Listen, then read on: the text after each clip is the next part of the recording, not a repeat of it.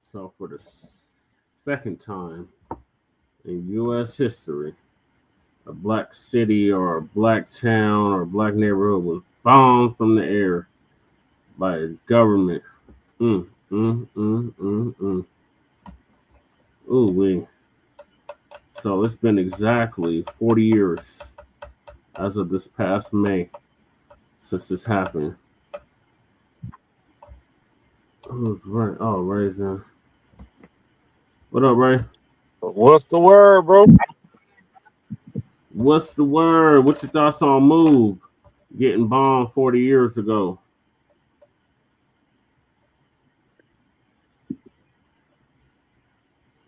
Is there something? Is there something new?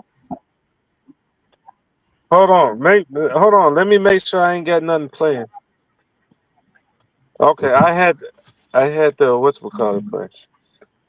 My bad. Here I come, Jesse. All right. No, okay. No, I had the what's we call it playing in the background. Yeah, man. When they bomb Move, so people think that we're not colonized and that we're not like it ain't shit going on. Our own government bombed us. Yep. Our own government bombed us, and then they think, oh, they got they corrupt governments over there in they shithole countries. Mm-hmm. We've got a first world government that's corrupt. We've got a first world corrupt government, and we still fight against that. So I don't care about they third world shithole governments where you gotta pay to cross a bridge or whatever, like trolls, because that's all Yeah. they are, trolls.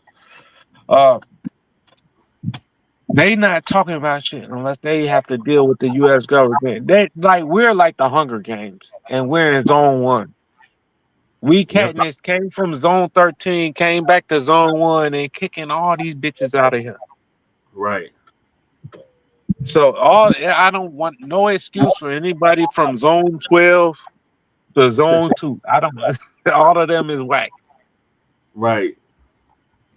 We didn't endure it at all, and we still prevailed. And we still here.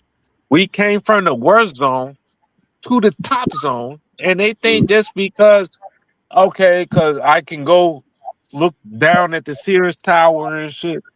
Just because niggas in New York, just because you know what I mean. yeah. We can go skiing in Denver and shit like that. Yes, we built In this the shit. Yes, we can go skiing in Denver.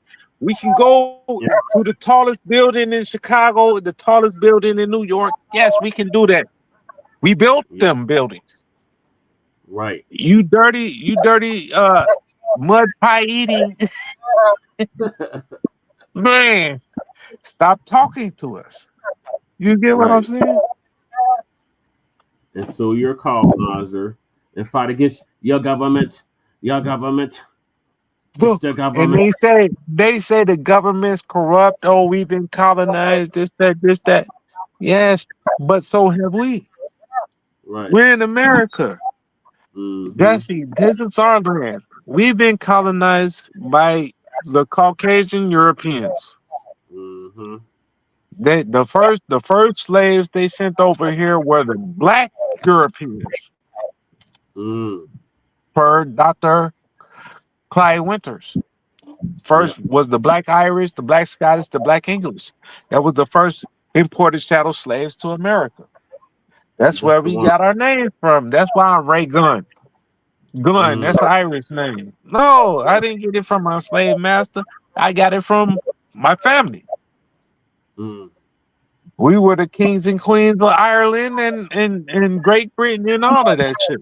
They'll tell you. Chase Williams, Chase McGee Look will tell you that. just look at Cheddar Man. Cheddar Right. Man looks. Chase McGee. You was playing that last night, right? Yep. Chase McGee and then the 19 white men and all the, you know what I mean? Mm-hmm. Like Clyde Winters, he was talking about like there's foundational black British, there's foundational black Scottish. Bro, you saw that Scottish dude that was going in on these fake Africans. They're Yeah. like we're Scottish too. No, I'm indigenous Scottish, and y'all is tethers. No, Yeah. you remember that one? He Yeah. said y'all are tethers. Y'all are not indigenous Scottish, because the indigenous Scottish are the Americans. Right. The indigenous Scottish are Americans. He said that.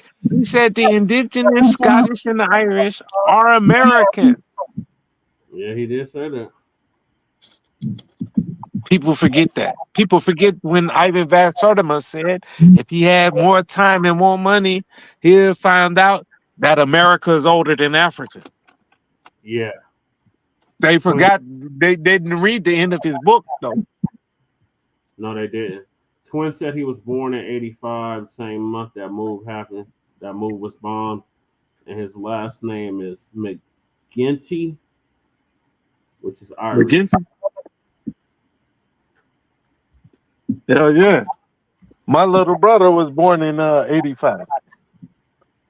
And his friend was born when he was born. Oh, his friend was born in 84. Okay. I'm 81 myself. We I'm all born in 81 myself. Yeah, you're younger than Lady Che, but she always reminds us. In 10 days younger. No, not even 10 days. Oh yeah, she was born on the first like a joke. Yeah, she's an April Fool's baby. I just be joking with her. She was born on the Khalifa said hi and said, "Thank you for naming me Khalifa." Man, I need one. Okay, I don't want none of them cats. They're gonna be pulling out my beard hairs and whatnot. What was the other one? It was named that after Tupac, right? Amaru. Yeah, Amaru. Mm-hmm. Amaru and see? Yeah, he grabbing onto me right now. I'll be telling motherfuckers, look. Hey, look, I named the Colorado governor's cat. Well, I gotta start with Mayor. Did you hear what I said though? Yeah. I'll call it out. I named the Colorado governor's cats. You sure did. And they both American names too, ain't they? Yep. They didn't know that. These are FBA cats. Yeah. Right? Hey, you can bring them on the plane. Yeah, I could. I sure could. All right, so was that your final thoughts on Move? On Move? Yeah. Wow. Well, Move. If that's the old Jesse Jackson shit, I don't trust it. But if they moving on like reparations or whatever, I'm down with it. But they haven't said what they down with it, have they? They was down with that Pan-Africanism. And they said that the animals weren't pets, that they were just they were members of the family and they need to be treated as such, that they need to be put in cages and all of that. They fought the police. They refused to settle in court. They refused to take plea deals. Well, Move can take the same reparations Amaru gets. Yeah. Move gets the same reparations Amaru gets because they got the same lineage. Yeah. Yep. You get me? They're the same stray ass cats. Yeah. So Move, man, them Africans get the same shit Amaru and and them, oh man. Khalifa. Right. Khalifa get the same shit Amaru and the Tethers get. Like, I'll be so pissed off at their ass. They be lying. Yeah, they do, but that comes from a lying, scamming culture. I know. But every time I hear their accent, I'm so mad. Like my friends used to say, "Man, I had an African accent and everything," and I'm like, "Man, I'm so mad I did because that sounds like a lying ass accent." Yeah, but she was in Ghana for what, 4 years? Yeah, like 3 years. 3, 4 years, yeah. Right. My daughter was out there for 10. You know what I mean? Like Mm-hmm. I came back. Oh, hey Jesse, what up, man? We to go to the store. We to go to the store. You know what I mean? Like I talk to you with the African accent, like cool as hell, right? Yeah. Man, what? We to go? We for go get some cigarette? Go get Yeah. a drink? You know what I mean? Oh, hey, don't tell Lady Tay. I got some stripper money for us. You get me? You're like, And oh my everything is man, soon come. Soon come. right? But What time? but then I. But like my buddy would be like, man, hey, good, you got the damn accent. What time is dinner? Soon come.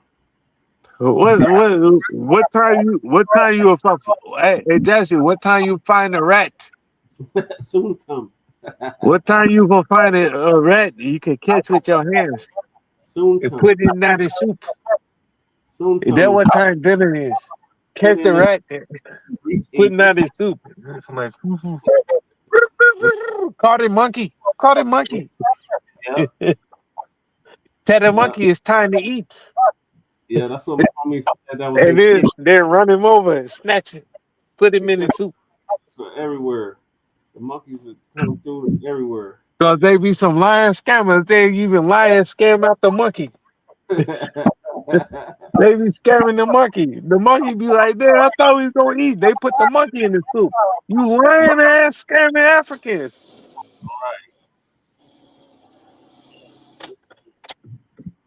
So yeah, Mo was born 40 years ago. This May, and like Crew said, we done You endured say all I that, take my chance with the Chinese. and we still have. Yeah, that's what. Hey, come in, Chinese. Come build our roads. Come build our The railroad. monkey say I take my chance with the Chinese.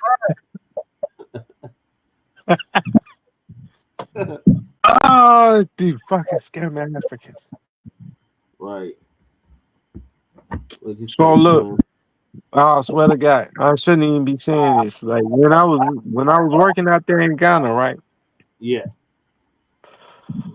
The motherfucker that was like the vice president of my dad's company, right? He's a Ghanaian, right? Mm, Like he's like the only person above him at my dad's company was my dad and his wife, right? yeah. Like this nigga worked himself all the way to the top of the company, right? Yeah. Just so when we doing business in America, now he got a reason to come over here, right? Yeah. With his pregnant wife. Oops. Oops. That's right. And he was so proud to be able to, oh, I can finally now. And I told my dad, bro, I'm like, Dad, I felt some type of way about him saying it. Yeah. Like, so you worked your way all the way up the company just so you could come over here on a business trip and have your wife drop a baby, Yep. anchor baby. Anchor baby. And I told my dad this shit, and I'm like, what? And he's like, I get you, son, because he's been listening to us, right? My dad's been listening to us. Yeah. He's a Pan African, but he's also listening to us. Yeah. And he's like, yeah, I get it. You know what I mean? Yeah. So Like, Jesse, I could come out there to Colorado. I could come over there to visit y'all. I could stay with y'all for a day or two, right? I got to go back home, though. You're right. You get me? Yeah. Or I got to give me an apartment next to you. I can't just come over there and just be living with y'all. Right. You hear me? Yep. What the fuck is these Africans doing? We don't do this shit. Right. Bro, if you come out here to Chicago, because I told you to come out here to Chicago, nigga, then, but you still gonna be on your own. But but you came out here because I told you to come out here. You didn't come out here leeching off of me. Right. You give me if I say, hey Jesse, come out here, then you with me as long as it takes. Right. You get me? Because it's not like you just came out, hey, good, I'm finna come out there. And now you just leeching off. If I say, hey, Jesse, come out here from Colorado, you with me? Yeah. Then it's as long as you take, right? Right. But if you just say, well, good, you doing good out in Illinois, let me come out there, and I didn't say nothing. Now you over here like, oh man, tether, Yeah. tether, get the fuck away from me. Right. That's definitely some tether shit. You know what I mean? Yeah. Alrighty. I'm gonna move to the next topic, and that is the bet that made Pepsi the black soda. Damn it, Khalifa. Khalifa knocked my phone over.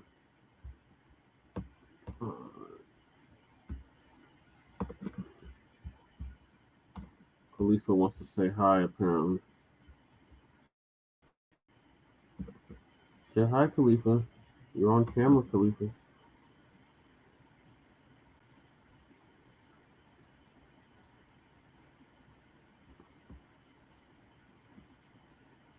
Come on, computer.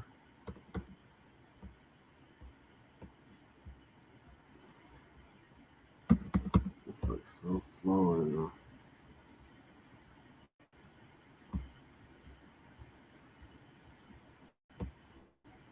So this from Country Boy again. What up, twin? What up, twin?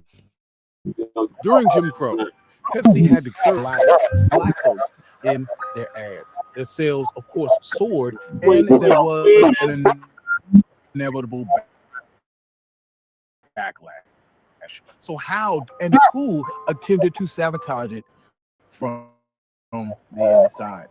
This is the story of how Pepsi became the black soda. I'm your host, Country Boy. This is One Mic Black History. If you like stories like this, you can find more stories like this at onemichistory.com. Without further ado, though, let's get started. Under Jim Crow, the simple act of getting a soda could be a reminder of your place. Many lunch counters and soda fountains were segregated or refused to serve black customers. Ads in mainstream media rarely served or nothing. Brands chased white buyers and pretended like black buyers didn't exist. During this time, Coca-Cola was king, and it was everywhere in white spaces. It had an image of the all-American drink, which basically meant white.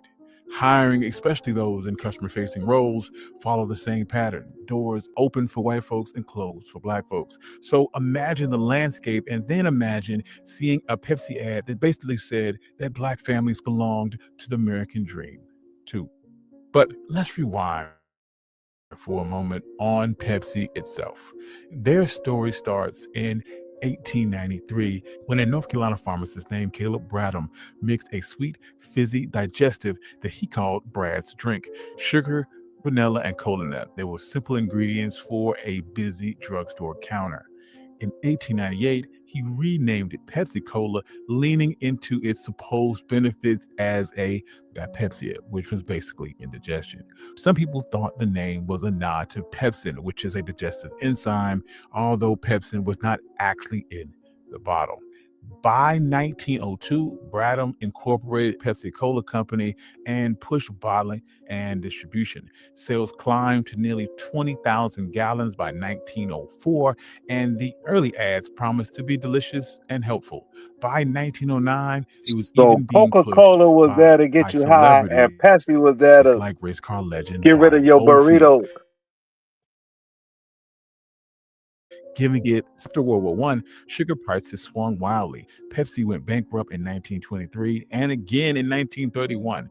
That was when Charles Guth, Coca-Cola was the there to get president you of high Lowe's, enough the to candy get you the company, took gas, over the and trademark, Pepsi was there to reformulated get the rid drink, of the gas. and made a simple Great Depression bet.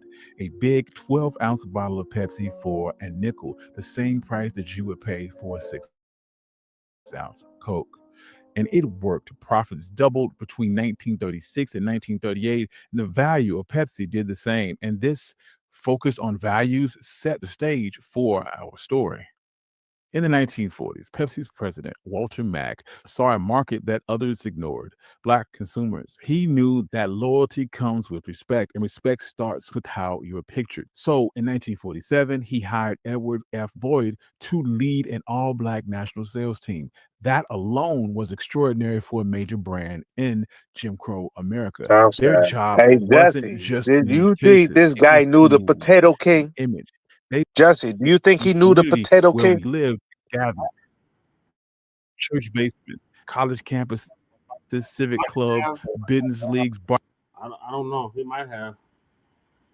They probably crossed paths, like they I was gonna probably play the lived Potato around the King same video. time. Huh?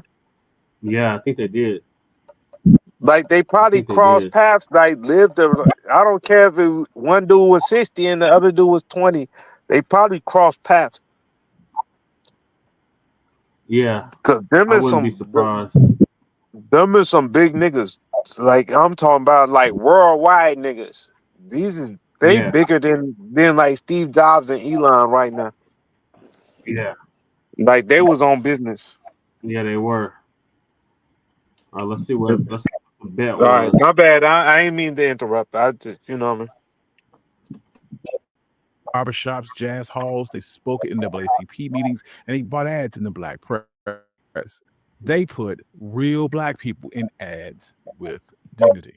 Their signature move was the Leaders of the Field campaign. Instead of minstrel characters, you saw Black professionals and pastors, nurses, owners, students, Black people of excellence who needed no translation. They highlighted towering figures like Ralph Bunche, a diplomat who would go on to win the Nobel Peace Prize. The message was simple and radical at the same time. Here is who we are, here is the life we lead, and yes, we drink Pepsi too.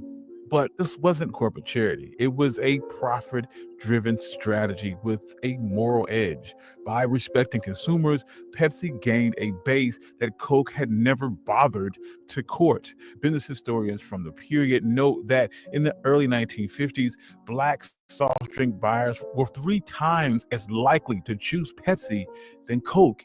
Representation mattered, and it turned into receipts. Boyd's team did the slow, smart work that makes the campaign real. They built their own photo archives of Black families and professionals so that the art department couldn't hide behind "we don't have those images." They recruited endorsements from cultural giants like Duke Ellington because jazz bands reached audiences that Madison Avenue ignored. They trained store owners on how to sell to Black customers, not as an afterthought, but as a priority. All this is well and good, but this is Jim Crow America, and all of this came with a cost. The Pepsi team traveled the country built to humiliate them. They stayed in segregated hotels and restaurants, colleagues who wouldn't ride with them in the same car. Some store owners slammed doors in their face. Some threatened violence. The Ku Klux Klan was not a distant rumor on these highways. Additionally, inside the boardroom, the pushback got coded and not so coded. As Pepsi's Black sales surged, whispers started. If Pepsi is their drink, will white buyers walk away? And in some places it did. White shoppers and competing salesmen often sneered at Pepsi, labeling it as the Negro drink. So as the team leaned into this, they went big into the Black press like Ebony and Amsterdam News, while keeping mainstream placements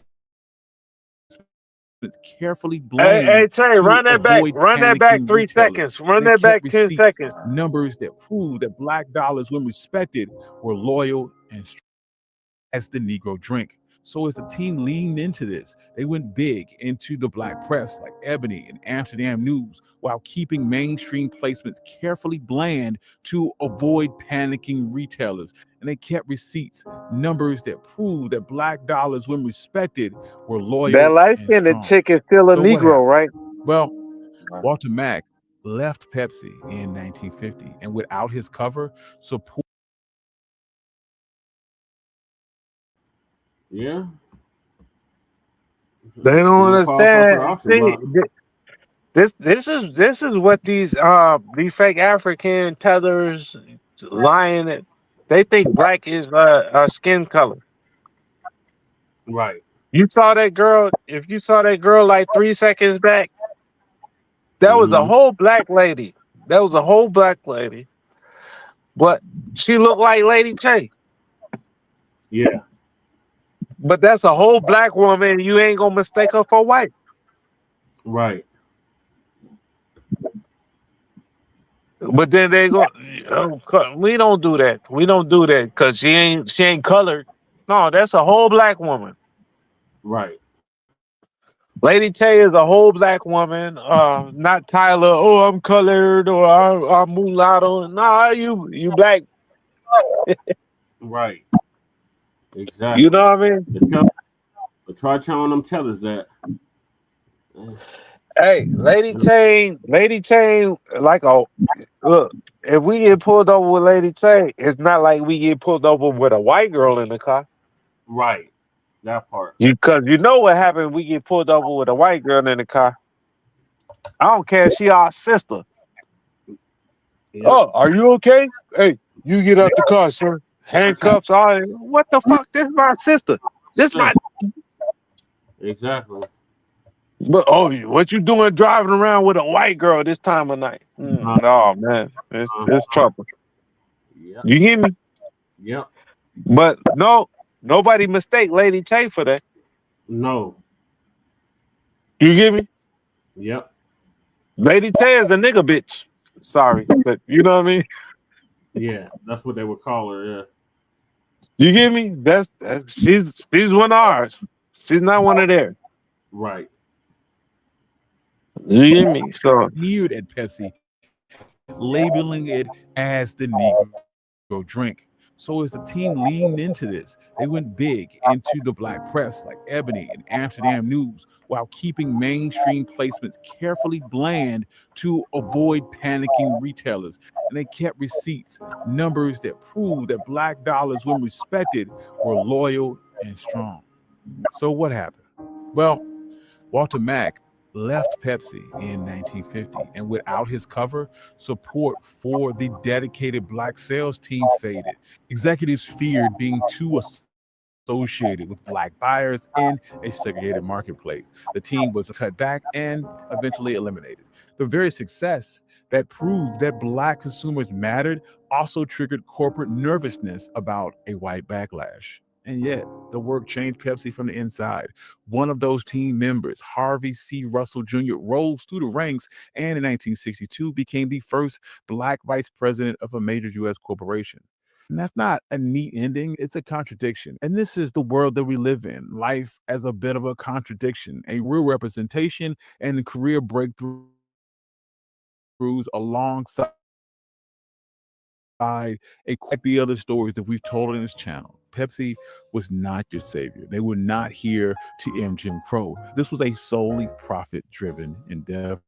The lesson here is that black consumers leveraged the power that we had, our choice, our press, our institution, to force a Fortune 500 company to see us. And Pepsi answered that call, partially out of principle, but largely out of profit. Both can be true. And when ads finally picture black people with dignity, it did something for this country and made the lie of Jim Crow that much harder to sell. Thank you. I'm your host, Country Boy. This has been One Mic Black History. I'd like to thank all my subscribers. If you like stories like this, you can find more stories like this. Yep. And right when he said that, I'm drinking on a Pepsi. Blah. So that's the nigga drink. No wonder I always like Pepsi. I couldn't stand Coke.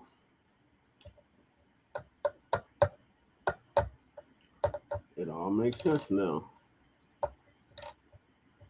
I started drinking Pepsi because my step grandfather Leroy, that's all he used to drink. And I said, why are you always drinking Pepsi? Hey, What?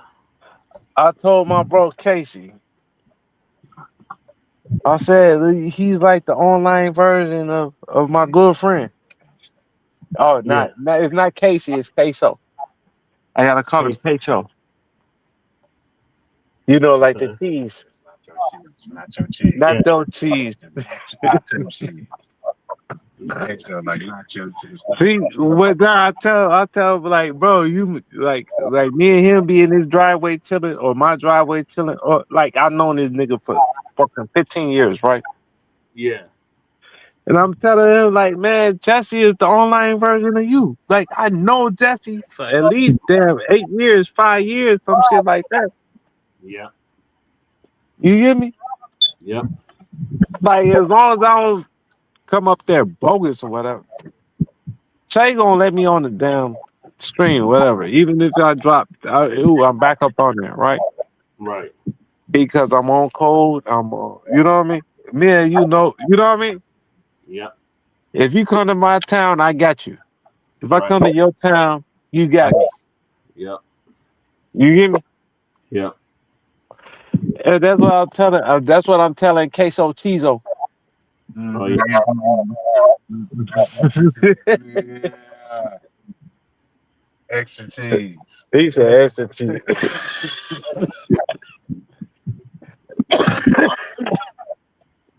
Hey, Yeah. but I think he'll like being over there where you at. Yeah. He got fucked up by that Michael Jackson got fucked up after that Pepsi commercial. Right, even Michael Jackson was doing Pepsi, not Coca-Cola. Yep. And he got burnt and he still did it. Yep. He moonwalked out that Pepsi shit. Yeah, he Man, did. I swear hey, Jesse, you ain't lying. Niggas drink Pepsi, not Coke. Right. Niggas clean their engine with Coke. Yep. Niggas don't drink Coke. Nope. I mean, bro. Niggas drink root beer. Just think of that. Just think of that Michael Jackson thing, though. Like if he ain't burned his head, bro, Yeah. he probably would have been bigger, bro. like that. How do you get bigger? Bro, I'm just saying, because look, because after that, that's when he started having the transformation and stuff, like in the skin problems. Like, bro, if that didn't happen, like he would have. I don't know. Think about it, bro. I don't That know. Hey, just think hey, that so in series of events, though. Queso and Jesse. I don't know. Series How of do you events, get? though, How do bro. you? That after that, Hey, I don't now he know. start having skin problems But and how stuff. do you get bigger than Michael Jackson already is? Because he wouldn't. It wouldn't have had no skin controversy, bro. So, Yeah. but how do you still get bigger than that? He still Because you Jesse. have skin controversy, bro. Jesse, you can wink your eye in Colorado and a bitch will faint in When Thailand. you have skin controversy, they How the fuck do you kind get of bigger waver than in your that? mind. It's like, what side are you on, bro? Like, because of Look, his skin color, bro. how do you wink your eye in Because Colorado? look at his hair, bro. Look at his hair. What was his hair, bro? Who had a hairstyle like that, bro? Come on, man. James Brown. James Brown. Okay. But look at James Brown. Look at his skin color. What? No question, bro.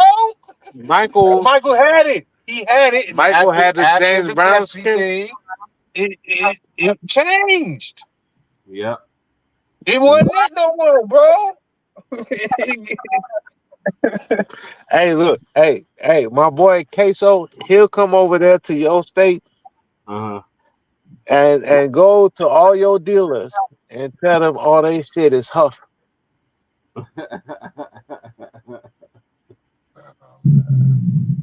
I'm telling you. Oh man. That's this guy. He'll tell you all your shit is Huff. I wouldn't say that in Seattle.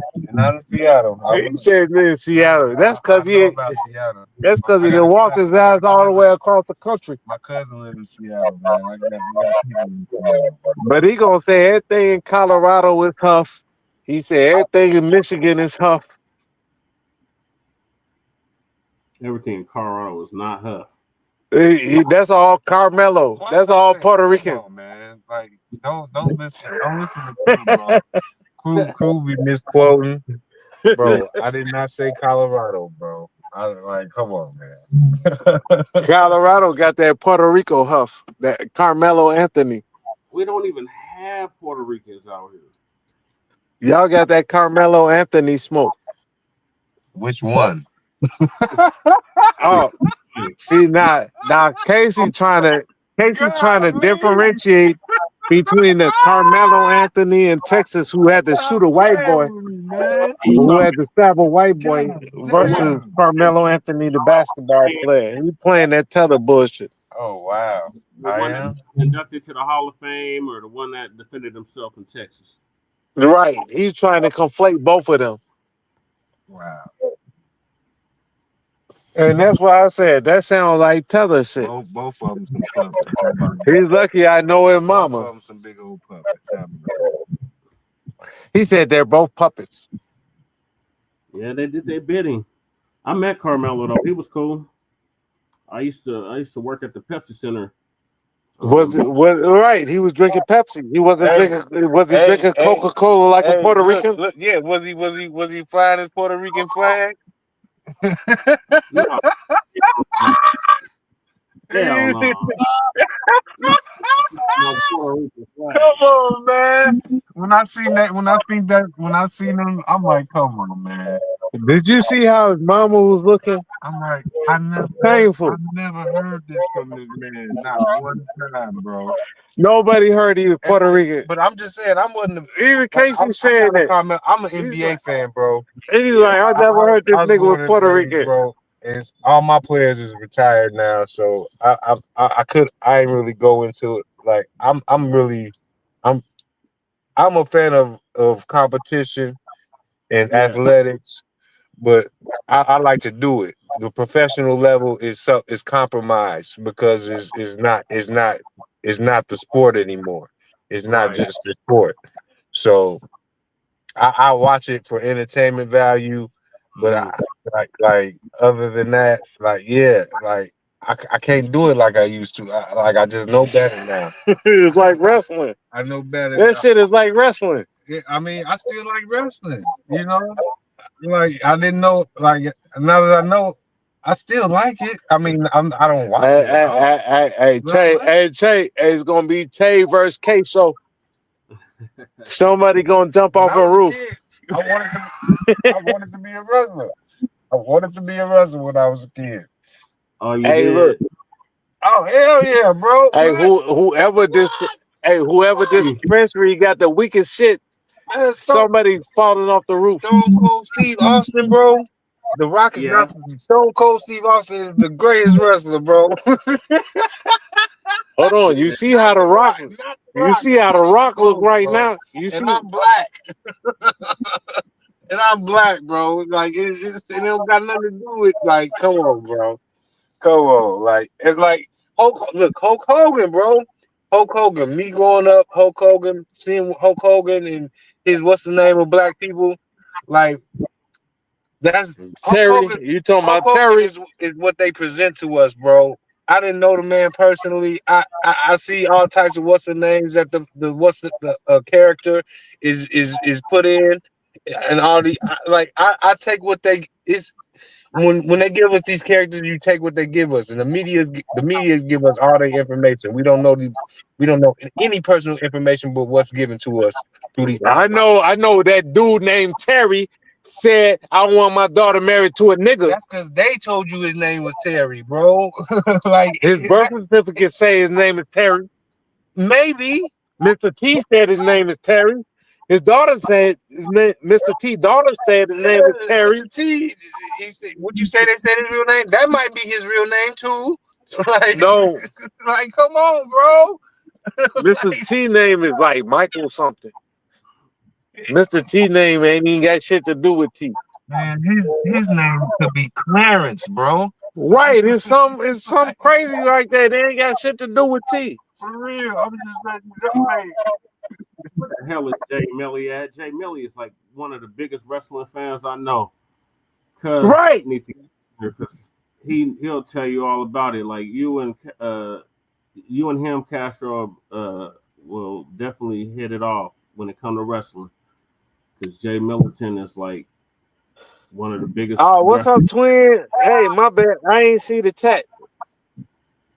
Yeah, twin in here. Mac 285 in here. What's up, Mac? What's up, twin? My bad. yeah, what the hell to the chat, goddammit? Yeah, he said, Queso said, what down to the chat. Hey, he be wanting to go live. But I was like, man, when we gonna go live? Yeah.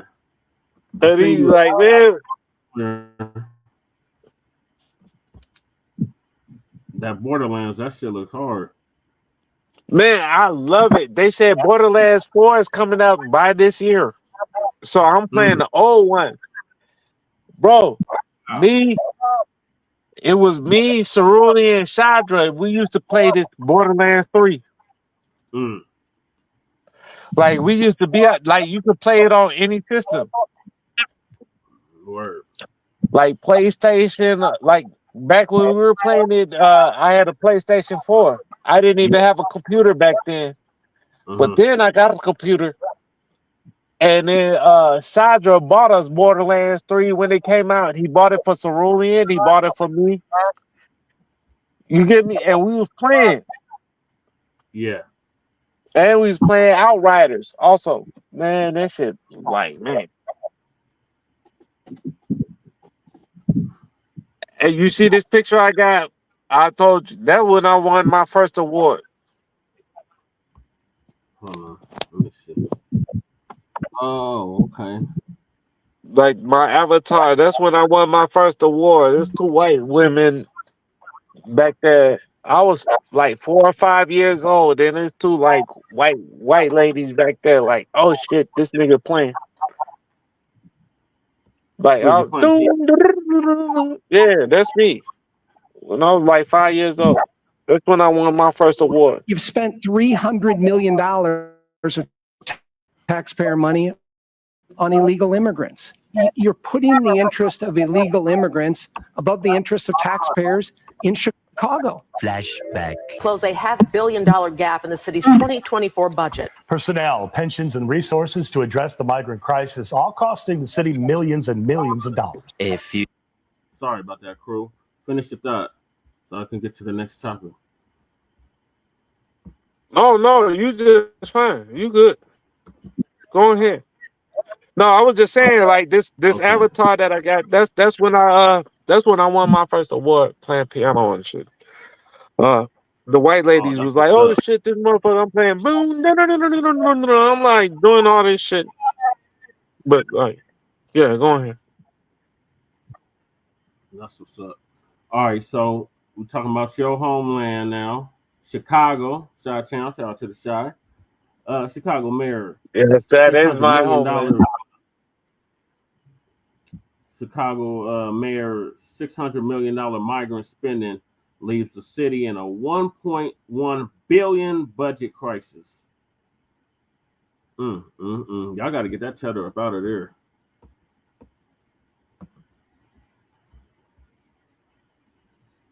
You've spent $300 million of taxpayer money on illegal immigrants. You're putting the interest. Flashback. Close a $500 million gap in the city's 2024 budget. Personnel, pensions, and resources to address the migrant crisis, all costing the city millions and millions of dollars. A few moments later. Right now, Chicago is facing a $1.1 billion budget gap for 2026. The city is grappling with a $1.1 billion budget shortfall. We have reached a point now where there's no return. A frank admission from Chicago Mayor Brandon Johnson. A looming budget crisis. Could we even worse than expected without new taxes or cuts to city services. So let's talk about what's going on in Chicago, because the chickens have come home to roost.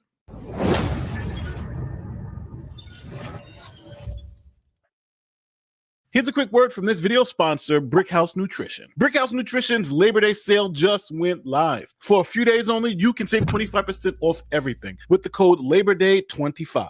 Start the fall off strong, kick off the fall feeling stronger and more confident than ever. Head over to brickhousenutrition.com.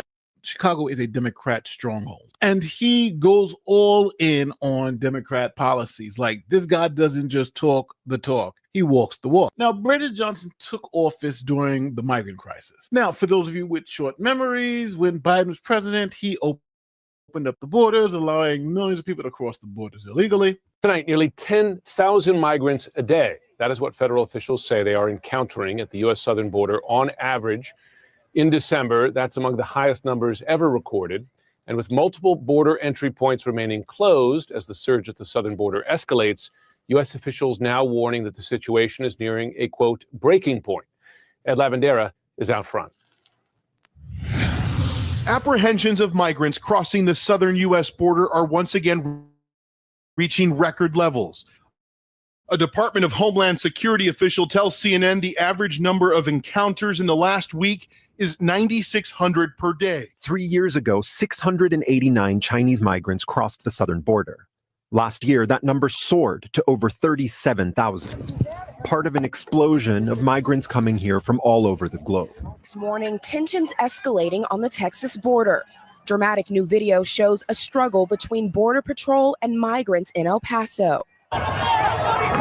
The video shows dozens of migrants pulling aside a razor wire fence, then pushing their way past a handful of Border Patrol agents. Now, even though all of that was happening, Brandon Johnson was all in for the migrants. We know the strength of a city is determined by how we treat the most vulnerable.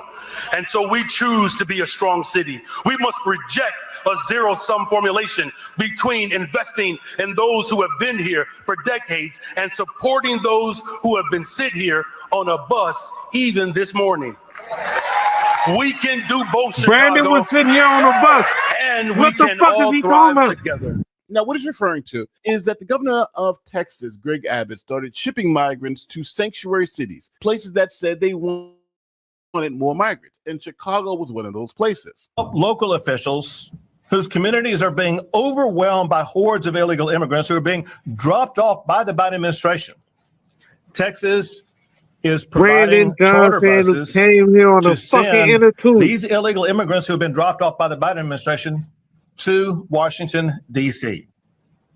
We are sending them to the United States Capitol, where the Biden administration will be able to more immediately address the needs of the people that they are allowing to come across our border. Well, it has happened again. Another bus of migrants has been sent here to Los Angeles. 39 asylum seekers arrived by bus at Union Station today, sent by Texas, including 21 children. Another wave of migrants arrived in New York City today. Merecemos una oportunidad. More than 4,000 Hey, have Jay, come since May. Hey, Jay, A you remember they metaphorical sent them message from motherfuckers Texas to Governor Kamala's Greg house. Abbott. Texas has sent another bus of migrants away from the state, this one arriving in Chicago last. If I remember, they were sending them Martha Vineyard. Bro, they sent them to the president, the vice president house, and everything. Like, oh, y'all want to send them over here? You take them. Mm-hmm. And then my punk ass mayor said, "Oh, come right on in. Here's how you can get from El Paso to Denver. Just take I-25 north." Until you bring them to their front porch.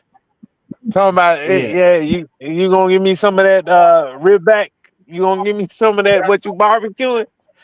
Oh no, yeah, I got to go to the shelter, but y'all ain't got no money in the shelter. Well, we'll figure it out. No, we're gonna figure it out right here on your porch.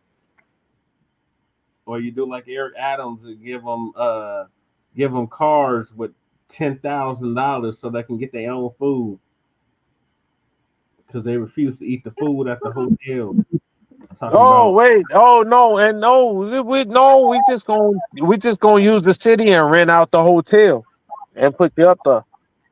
It was putting them up in the hotel, putting them in the jail, Hey, cause Jesse, you didn't know nothing about Chicago. You just wanted to come out here, right? I know a little And then something. one of these suburbs just said, we just gonna take one of these poor Colorado folk, and we just gonna take a year worth of city taxes Uh-huh. and rent out the Holiday Inn. Yeah. Oh, and we gonna feed you catered sharks all day. Oh man. That's basically what they did. And here go $2,000 a week. Yeah, $2,000. Because Americans don't even make that much money. But here you go. You get $2,000 a week walking around money. Yeah. That's just your walking around money. Mm-hmm. Because you're in your hotel for free. Mm-hmm. And we already catering you your sharks. Your sharks is already in the house. In your room. With your soap replenish every week, every 2 days. You ain't even gotta buy soap.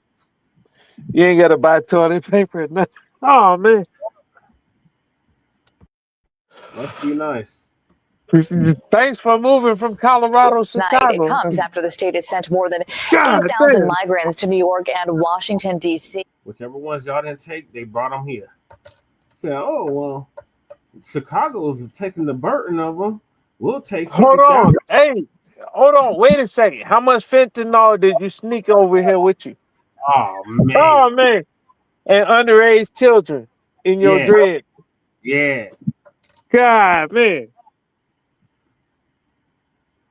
Now we got motherfuckers all strung out on blues.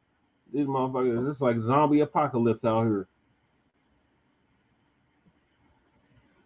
Well, at least you got an 8-year-old to play the violin. God. Look at that. That's horrible. They opened up the airport. O'Hare was taking them. Goddamn the Chicago Police Department. They opened up the damn precincts and let them sleep in the precincts. They was letting them sleep every goddamn where. They was kicking. Hey, you do not want to look. I could take the train from where I'm at right now to O'Hare, right? Mm-hmm. I gotta change trains once, right? Yep. But they would not let me stay on that damn train. No, you couldn't stay. Once it gets to O'Hare, I have to get off, have a plane ticket, and if I don't, I can't get back on the train neither. So now they're gonna kick me outside. Now I'm outside in the airport, way out there. Mm-hmm. You get me? Broke as hell, right? Yep. And this is me as an American citizen from Chicago. Yep. That's a damn. Oh, but these fucking. You hear me? Yep. These people. Mm-hmm. Oh, well, I can't get on the plane again. I can't get on the train again. Y'all, no, you gonna put me outside with that nigga? Yep. Oh no, we got a $3,000 apartment for you. Mm-hmm. Here goes a EBT card. Yep. So on your way. Oh no, hold on. Hey, you homeless vet. You nigger, you homeless vet. Come up out your clothes. Give this Ukrainian your clothes. You get me? Give him your clothes. You Afghani. Give it to the Afghani. Give it to the Ukrainian.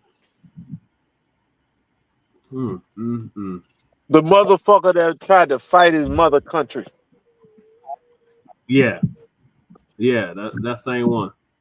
The one who came and they started declaring states of emergency. This morning, the mayor of Washington, D.C. has requested the help of the National Guard to assist with the buses of migrants arriving to her city. Massachusetts Governor Maura Healey has declared a state of emergency to address the state's growing migrant crisis.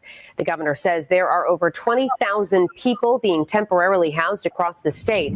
Our top Story, another bus of Do migrants she arrived today in understand that Los she called Angeles a and were state of taken to St. emergency, then the Anthony's National Croatian Guard Church comes for in, and that's processing. Trump? Back in New York, the mayor had a stark message this month. I don't see an ending to this. This issue will destroy New York City. Destroy New York City. Increasingly, Remember, he only said that after Biden said, I ain't giving you no federal funds. No, but listen, Tate, this is the Democrat state, right? Yep. And they want to call the state of emergency. Well, who comes in the state of emergency? And then Super Trump.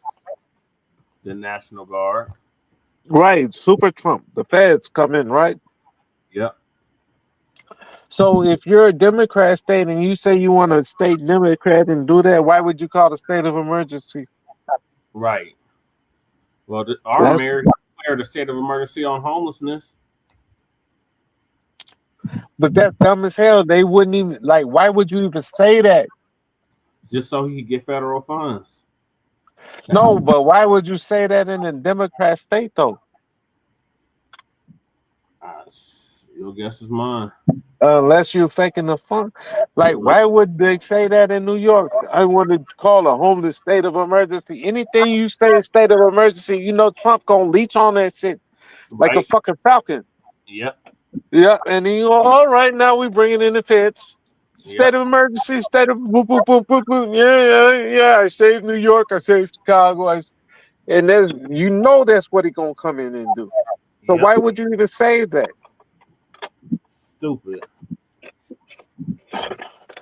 You know what I mean? That's like if you driving, why would you say, oh, well, I had a drink earlier? Yeah, stupid. You just asking to get arrested. Yeah. No, were you drinking earlier? I don't answer questions. I need a lawyer. Right. That's the proper answer. Right. Exactly. Talk to my lawyer. I need a lawyer. That's all. Were you drinking earlier? How many drinks did you have? I need a lawyer. Not answering any questions. Anyway, go ahead. My bad, Jesse. From the border, including cities like Chicago, where officials say resources are running thin. Now, with the migrant crisis also came an economic crisis, because how are you going to take care of hundreds of thousands of people who just come across the border? Let black people do some shit like that. Look, they camped out in front of the Chicago Police Department. Look, this motherfucker look like he at home. He's just having a good old time. Hey Jesse, hey Jesse, I've seen the YNs post up with their yakkers, with their pew-pews at nighttime in front of their headquarters. Ooh. You get me? And then you come in front of the police station? In front of that same place. That's the headquarters. The YNs pulled up late night with their mask on and posted and took a bunch of pictures. I'll send them to you. Okay. The YNs pulled up like that. And I'm talking about like the YNs. Yeah. And I'm talking about they took some poses like Instagram. Yeah. I'm talking about they was posing on the car and everything. Wow. But they was all masked up and everything in front of their headquarters. Yeah, but was they camped out like this? No, I didn't say they was out there all day, but they took pictures like they were chilling. Like they pulled up, like say me and you pulled up in the car, all masked up, and then we just posed all on my car in front of the shit with, you know what I mean? Our 30 boppers and all of that shit. We took our pictures within 1 minute and left. But we still took our pictures right there in front of Chicago Police Headquarters. Yeah. The YNs did that shit. Okay. You hear me? Like that shit was woo. Have no money, have no means of taking care of themselves. How is a city like Chicago supposed to deal with it? Well, they opened their purses. The mayor of Chicago spent over $600 $600 million taking care of migrants. And he was even called out about how much they spent by Congress. The immigration crisis has strained city and state resources. Chicago Mayor Brandon Johnson defending spending taxpayer dollars on maintaining a welcome. If he got called out, my punk ass mayor got called out, the mayor of Boston got called out, and Eric Adams got called out. Welcoming city while being interrogated by the House Oversight Committee in Washington today. You're the mayor of Chicago. Do you think that your residents or the residents of your state should be paying for that more than they should be paying for their own needs, their own roads, their own public safety? The people of Chicago elected me as the 57th mayor of the city of Chicago, and we serve all the residents of the city of Chicago.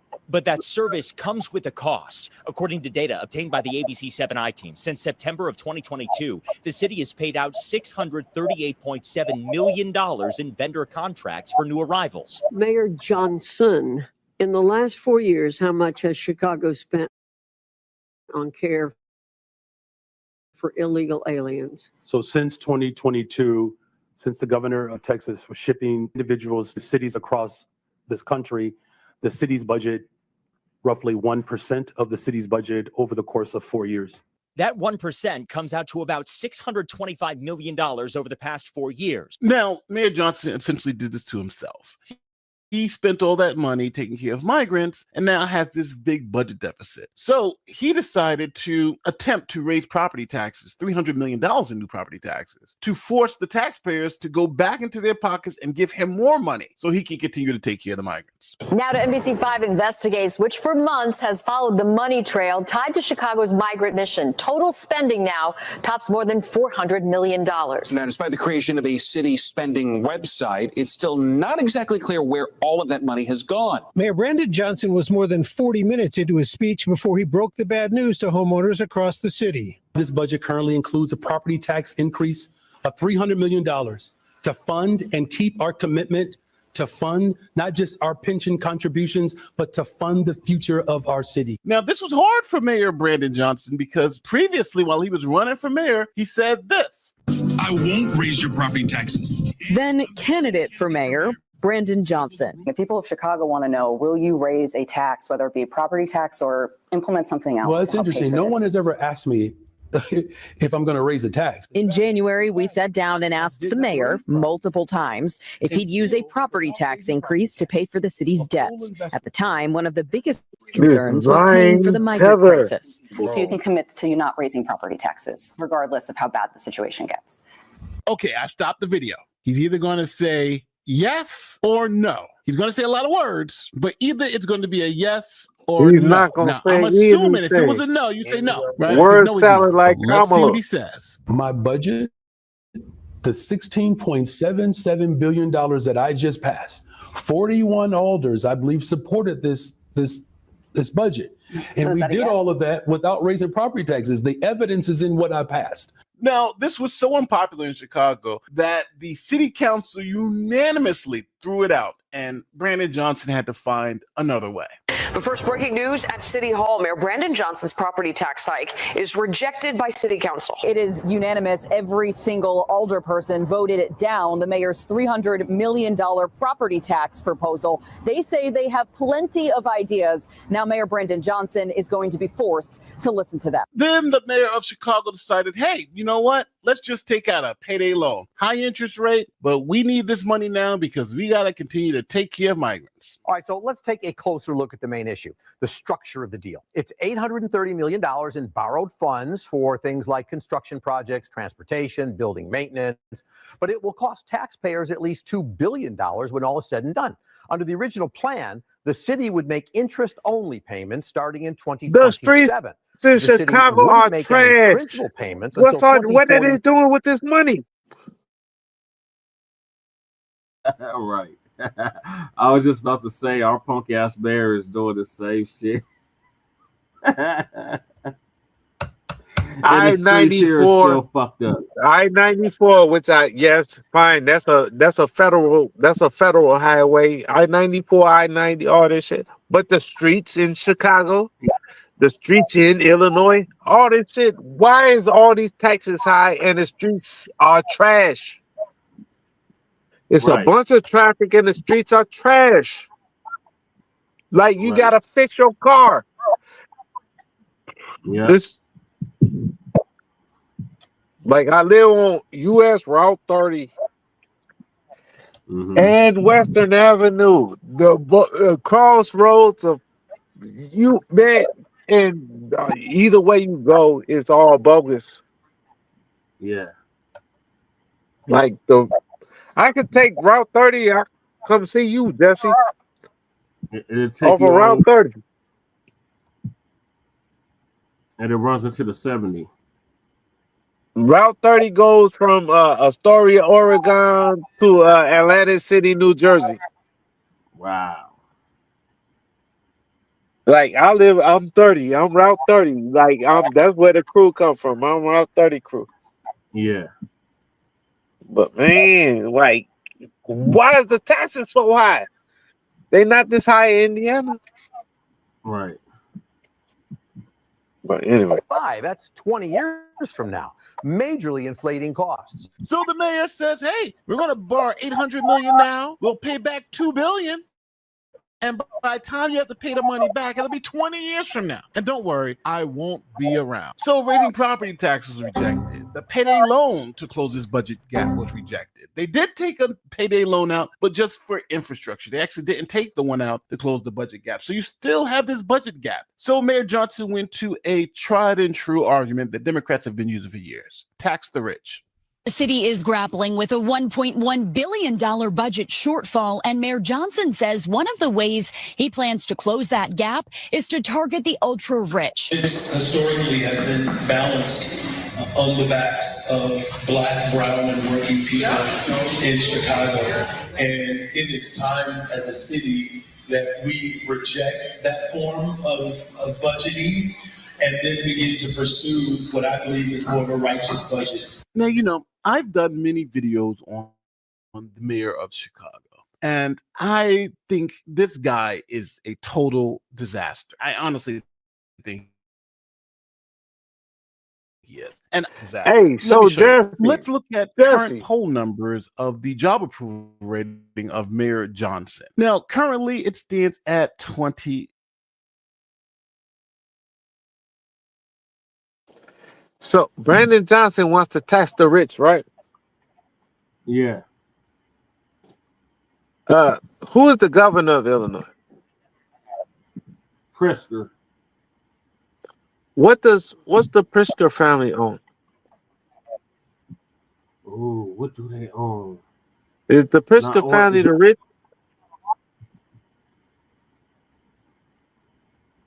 Is the Pritzker family all the fucking hotels? All the hotel chain. Yeah. It sure in the hell is. So if Brandon Johnson says tax the rich, who is the Illinois governor? Is he the rich? Is he one of them billionaires? Yep. Oh, do you see where this shit can sound like Borderlands 3? Yep. Who gonna tax who? Right. Okay, you nigger in Chicago. You gonna tax what? Right. So let's see how that works. Mm-hmm. Yeah, I don't see that working out.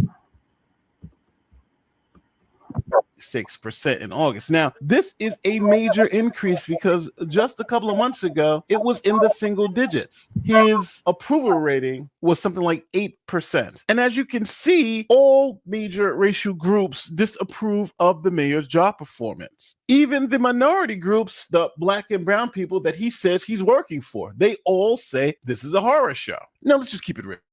Brandon Johnson was a social studies teacher who became like some commissioner So on some if board everybody and ran that's for mayor. And he played everybody into that's that, with I'm Brandon Black, is I'm going against to give him, away all and this then now money. he got to I'm go going against to the fucking Pritzkers. make the rich people Oh pay man, extra money, and that's essentially. Didn't the teachers union endorse him? Didn't Chicago's teachers union that's endorse him? all he is a teacher. He doesn't have nothing else besides the teachers. Right. And now he want to go against the Pritzkers, the hotel chain. Yeah, stupid. Like, man, there's a way to do it. Like, hey, Tate, like, you know, you run for office, Marcel run for office. We know what we're going against, right? Right. But you still got to know what you're going against. What the fuck? Right. It's like Brandon, BJ, he ain't gonna win this one. He ain't gonna win this one unless he got the grassroots behind I it. don't think Mayor Johnson would be doing. Right. Well, let's go, Brandon Johnson. Get the fuck out of office.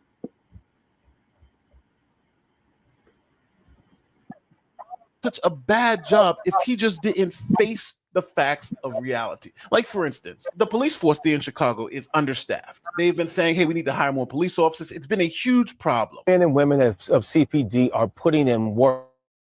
Yet the reality, the department is down a significant number of sworn officers. We are down. We're down close to 2,000 officers. So now Trump is saying, hey, I want to send you help because crime's a problem in Brandon Chicago. can't even run Chicago previously PD, though. saying, hey, we have an officer shortage. We need more police. The federal government saying, hey, we'll send you some law enforcement officers. We'll send you some police to help augment what you're doing there so you can lower crime. And because obviously it's Trump who's a Republican, Brandon Johnson wants none of it. So he's confronted with that reality on Morning Joe. That seems to be a contradiction, right? Well, you need more cops. And the guy says, we'll send you more cops until you guys can figure it out. And now you're saying you don't want more cops. We and they won't don't help, but need before you more say they will help, cops in watch what happens. Chicago. Just look at it. I'm We curious. do not need more Would you cops in also Chicago. like to get federal funding We're to fine. help put 5,000 more cops on the street in Chicago? Would that help drive down crime? Okay, so I'm pausing it right here. No, Just because you heard won't Chicago arrest the screaming, we motherfuckers lost that's actually doing this shit. 2,000 cops, sure. No one's just said, hey, federal funding can give you 5,000 more cops, right? You get the 2,000 you asked for and 3,000 more. He knows this. So the answer is an obvious yes, right? Yes, of course that would help. That would help solve a lot of our problems. But let's see what the mayor of Chicago says, because but remember, he doesn't know about his daddy Hamlet car. I'm Hamlet car. Ball car. I understand that. You've talked about the other things you want. Would 5,000 more police officers on the street in Chicago be helpful to go along with all of those social programs that a lot of cities are engaging in and having success with? The answer is yes. Yes. It's not going to hurt. It's going to help a lot. Let's see what he says. Well, look, here's the best way I can put it, Joe, is that in the 90s when I was in high school, we had 3,000 more police officers and we had 900 people being murdered every single year in Chicago. It's just not policing alone. Of course, we want more detectives. I know it's not policing alone, but do you believe that the streets of Chicago would be safer if there were more uniformed police officers on the streets of Chicago? I believe the city of Chicago and cities across America would be safer if we actually had, affordable housing. Look, okay, I'm not saying that we don't. That's not the question I asked. I don't believe that we should narrow it down to just police officers, Joe, is what I'm saying. That is an antiquated approach. I'm saying we've invested in detectives. Mr. Mayor, are you hearing what I'm saying? Would an additional 5,000 cops on the streets in Chicago help complement those programs to make Chicago safer? You gotta laugh because first it was with 5,000 more cops help reduce crime. There was 5,000 cops be good for you. That was just like, all right, let's just cut all the BS. Let's see if the mayor of Chicago would even concede that 5,000 more police officers would help. We're not even talking about reducing crime. We're just talking about just helping, period. Would it help to have 5,000 more police officers? Let's see what he says. Look, we are working hard to make sure that our police department is fully supported. Of course we know the answer, but if you are in a party that supports defund, dismantle, no bail laws, reimagining the police, sending in the social workers instead, you can't answer that question. Basic, simple, common sense. I'm not a fan of Sean Hannity, but he's right in this instance. The mayor literally can't say that having 5,000 more police officers would even help the city, even though his police chief and the rest of them are it would for not 2,000. help the city. He says The city is not even won't even help. You can't even concede that point. So at the end of the day, Chicago is in a horrible situation. They got this guy running the city. Is a $1.1 billion deficit to them paying that $700 or $600 billion, whatever the number is now, for migrant care. That's more than half of the deficit right there. Now, I'm not saying they would be in a great spot without the migrant crisis. They'd still be in some trouble, but you cannot tell me that this man hasn't essentially destroyed this city. So tell me where I'm wrong in the comment section, as always. Now, there are a lot more issues with Chicago. We're talking about pensions. We're talking about, there's a lot more involved in the budget, but you can't tell me that just an extra $700 thrown to the trash is not going to affect the budget in some way. And now when you're 1.1 billion in the hole, you could have spent that 600 to 700 million in a better way. Tell me when we're in the comment section, say, Nate, you're too political. What are your thoughts, Crew, since you're in the shy? Man, so everybody, like what Jay-Z said, you know, when I heard that when I was back home. Yeah. I'm sitting here with Queso. I bet I'm in Chicago. Who the bro? Gary, Indiana, the suburbs, Chicago Heights, all this shit. Bro, I'm just fine. My mom goes to the grocery store. All our grandparents go to the grocery store. On 87th. Mm-hmm. You get me? On King Drive. Everybody goes to the grocery store. Yeah. Everybody pumps their gas. Everybody does what they do. And guess what? Nobody gets robbed. Nobody gets shot. Right. So, I mean, this is Chicago on King Drive. Right. 83rd and King. This is the South Suburbs. Harvey World, Chicago Heights, all this shit. This crazy shit, right? Yeah, Dalton. And it's an old lady pumping gas right now. Yeah. So now what? Hey, Jesse, hold on. Wait, did you wear your vest?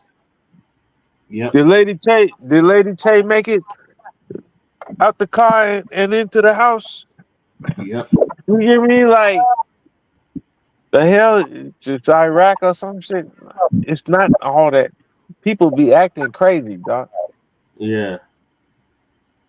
Chicago's not even top 10, top 20 of the craziest cities. Now we can go to the Quad Cities up to Iowa and shit. You know what I mean? Yeah, Davenport, Moline. Right. Up north. Rock. Or we can go down south by what's that? Well, shorty, sorry, she got shot by the police in the face by the stove. Springfield. Right, down south in Illinois. Yep. Peoria. Right. And they act like, man, Illinois is the South. Stop playing with us. Right. Illinois is the South. We got the North South and the South South in Illinois. Mm-hmm. You'll get killed Southern style and lynched, or you'll get killed police style up north. In Chicago type shit. You know, gang. Yep. Either way, Illinois is that's Indian territory. It's hostile Indian territory. Yep. It sure is. Oh, you gonna get done. Oh man. And then people talk, man, I swear. But I love where I was raised, bro. Yeah. I want to take a trip. I'm gonna come see you, but I'm gonna drive south. I'm gonna go to Cahokia. You going to Oklahoma? Oh, you So going no, I'm gonna go down south to go to Cahokia, but then I'm gonna drive west, and then I'm gonna come to Colorado. Okay. See, I've been to Tulsa before. Remember, I took my sister out there when she moved out there. Yeah. So, like, I've been out there. So maybe I'll go south and go grab her and come pick her up to come see you. Yeah. But like, I just want to just take some trips, man. You can take the 40 to the 25. But I want to go down, so I could go straight from Chicago to you, right? Yep. Well, 80. I could take 80. 80 will take you to Cheyenne, and you have to hit I-25 to go south to Denver. Right. So I could do that, or I could just go south and then in the E-way, Southern Illinois, like a Tennessee or some shit. That'll meet up to 80 or some shit. Oh, Route 66. You could take Route 66 too. See, and both of them in Illinois. Yeah. And I mean, like, hey, Jesse, like they're like, if you come over here to Illinois and go to like one of these places of Route 66, Yeah. they're like the movies. Yeah. Like I'm talking about like the movies. Like you see this shit, and you bring your camera and be like, oh shit, this is that movie I was watching. Right. And then it's like, hurry up with your camera, because it's like the movie you was watching is still in sundown town. Let's get the fuck up out of here. Yeah. You know? Especially if you end up in Anna. Fuck Anna. Ain't no niggas allowed. Right. No, but I want to go to Seattle. Seattle. Yeah, Cairo? that's what y'all call it. It's called Seattle. Oh, I thought it was Cairo. No, that's what it's spelled like. But the Okay. people, from what I hear, the people from there call it Seattle. Okay. Seattle. You get me? Yeah. But that's crazy, right? Yeah. Like, I want to go down there and see, but I'm going to have my whoop whoop on me. Yeah. To make sure I get up out of there. Right. If they tell us, hey, y'all can't stay over here overnight. How come? Because y'all can't. All right. I'm finna. Right. I'll be back in the daytime. You could take 55 to St. Louis, and then I know. All of that shit is right here, like where I stay at. Yep. 294, 394, 90, 94. I can get to Detroit. I can get to Cali. I can get to Atlanta. All this shit. 65, like 10 minutes from me. Yep. 65. I could take 65 south down to. You know what the difference, right? Between the highways. Odd and even numbers. Yep. You get me? What's crazy is 94. It still goes through Detroit, right? Yep. But it still goes north from Chicago, right? Yeah. But it's still east to west. But it still stops in every city. Right. Well, I go up to Milwaukee. It goes to Detroit. And then it goes to Detroit. Yep. It goes to Detroit, Chicago, Milwaukee, and then still goes west, and then still goes east. Yep. My shit. I'm Route 30, right? So that's where I came up with crew, right? Yeah. So I'm 30 crew, right? Okay. That's what my rapper, like everybody I rap with, we're the 30 crew, right? Route 30 crew. Mm-hmm. That shit goes from Astoria, Oregon, to Atlantic City, New Jersey, coast to coast. Route 30. All even numbers go east to west. All odd numbers go north to south. So 65 goes south. Yep. Just like So I'll take 80 to 65 and I get to Atlanta.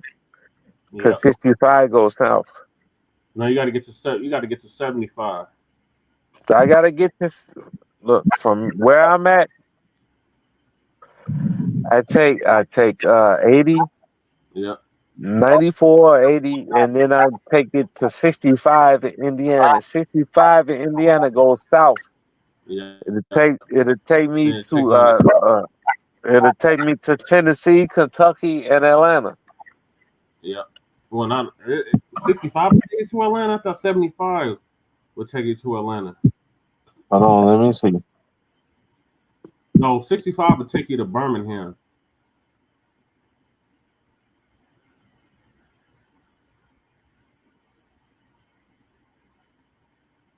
Yeah, if I'm not mistaken, 65 would take you to Birmingham. You have to get on 75 to get to Atlanta. Yeah, it ain't gonna get me to Atlanta. You have to get on 75. So you have to go to Naptown. Yeah, it'll get me. Yeah, it'll get me to Louisville. And yeah, you're correct. You're very correct. I know, nigga. I used to study maps. Oh, I-74.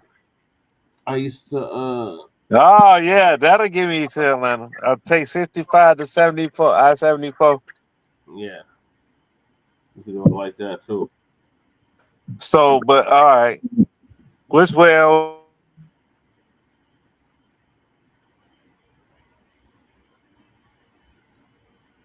Like I helped my mom get from Saginaw, Michigan, back to Denver when I was 8 years old.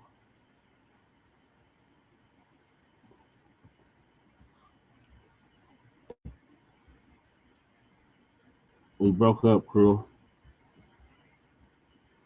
I can't hear you now. All right, I'm gonna move on to red state crime. Democrats claim that red state crime is out of control.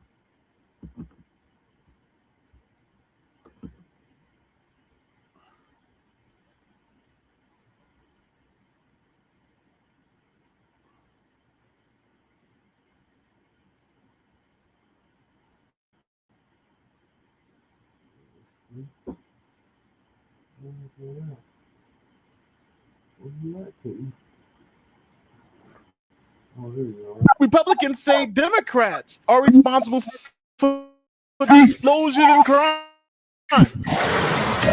From coast to coast, crime is exploding in Democrat-run cities. Lawlessness in blue cities continues. Portland and Seattle and Chicago, there's all hell is breaking loose in New York, where people are regularly shot, beaten, and robbed in public. Every city, it is out of control. Chicago has become a sanctuary for violent, depraved criminals. San Francisco devolved into a hellhole. LA County, this is a lawless hellhole. Dangerous, filthy hellhole. I am getting out of this hellhole. Your safety is in peril with Democrats in power. Now, Democrats say it's Republican states where all the crime is, not Democratic cities. Republicans love to blame crime on Democrats and liberal policies. But here's the thing. Among the 10 states with the highest murder rates in 2020, 8. Yeah, 8. You see them on the map. 8 voted for Trump. That's according to a new report by the centrist group Third Way. I want people to be safe. That's not the Republicans' argument, because, of course, if you look at real crime statistics, which they're not interested in examining, the states with the highest crime levels are states run by Republicans. That's just a fact. So which side is lying? Are the Republicans lying or the Democrats lying? Let's break it down.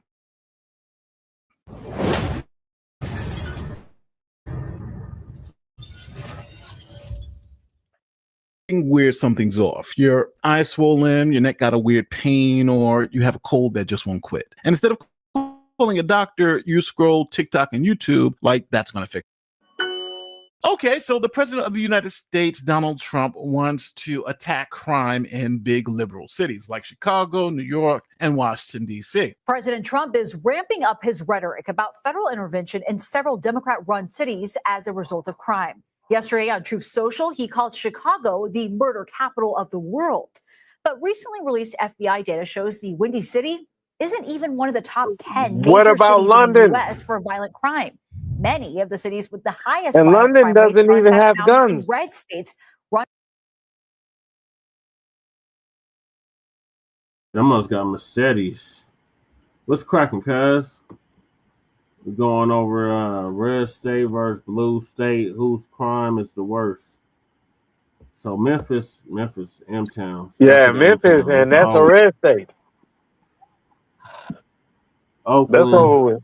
That's a Detroit. That's a red state. No, Little Michigan. Rock. No. Detroit, Michigan is a blue state. No, the state of Michigan is red. Michigan is no. No, it's a blue state. You're right. Little Rock, Arkansas, red state. Baltimore, Maryland, a blue state. Cleveland, Ohio, red state. Kansas City, Missouri, red state. Milwaukee, Wisconsin, red state. Colorado is a purple state, but right now it's blue. Colorado is a red state, and Denver, like Colorado is like Illinois. Colorado is a red state, and they got that fucking blue city that fucks everything up for everybody else. Yeah, pretty much. So we got Pueblo. Pueblo's pretty bad. I've been down there. It's pretty bad down there. St. Louis, I've been to St. Louis. It's pretty bad in St. Louis. Hey, Jesse, it's like we got so much of a population up here by Chicago. Yeah. Like it throws off like the rest of what the rest of the state is. Yep, it sure does. You know what I mean? Like it's Southern Illinois, like even where Shorty and rest of so like where Shorty got popped by the police next to a stove. Mm-hmm. That's not even Southern Illinois. That's Middle Illinois. That's not even Southern Illinois. Nope. Like that's Middle Illinois. Mm-hmm. Like, man, like if you imagine if you was there during slavery or during Jim Crow, whatever, right? Yeah. You got Kentucky, you got Missouri. Yep. You know what I mean? All that right there by the river. Yep. Well, Missouri. Man, a motherfucker snatch you up right there and just carry you across the river. Yeah. Well, Missouri, that was a fugitive slave state. That's what I'm saying. But Illinois wasn't. But you were there at the river with two more slave states. Yeah. Yep. And then you had Anna.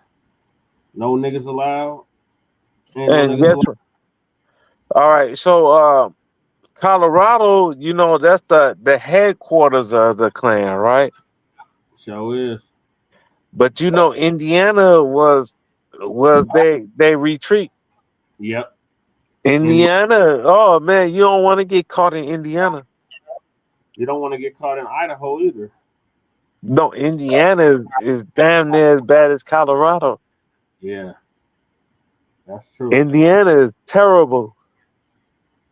Yeah, Little Rock ain't that big because you said Little Rock ain't that big, and in the top 4 reminds me of Little East Palo Alto. Yep. Shout out to Twisted Insane. Yep. East Palo Alto in the Bay. That was the murder capital during the 90s at one point. Yep. It sure was. Oh, we lost crew. He'll be back.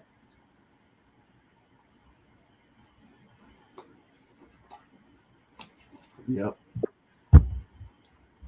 All right, welcome back, crew. Hey, my bro asking me. Hold on, shoot it to me. Hey, look, he telling me about all these motherfucker cars they found in the Chicago River. Oh. Shoot them like text it to me and then I'll play it. Hold on.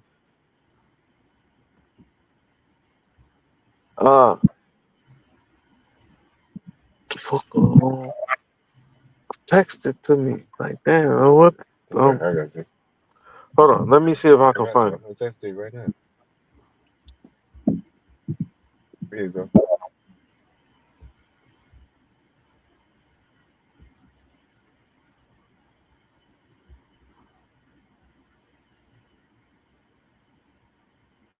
How do I'm gonna share my screen then?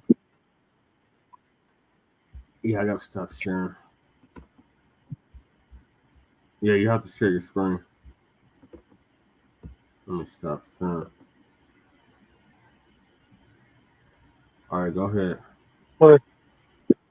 That's it? Hit the plus at the bottom. Are you on the computer or are you on your phone?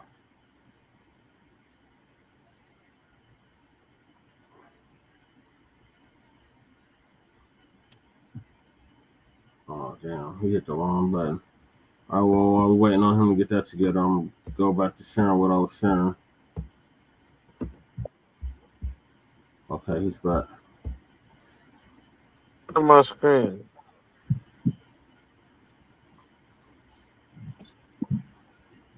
All right, Hey, Jesse.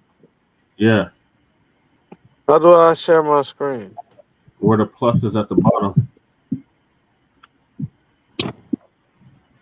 You see the plus with the TV? With the... Damn it. I keep hitting the wrong button.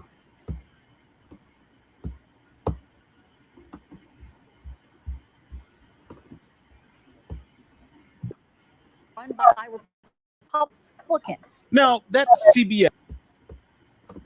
All right, try it again. Let me stop sharing. All right, share your screen.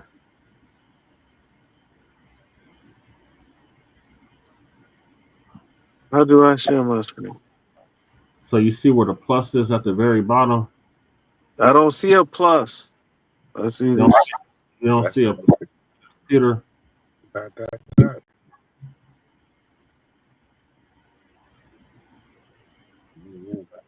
At the very bottom where the mic and the video is at.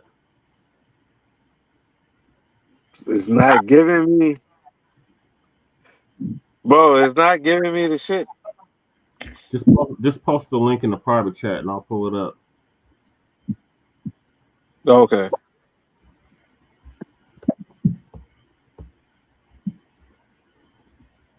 Probably because it ain't updated.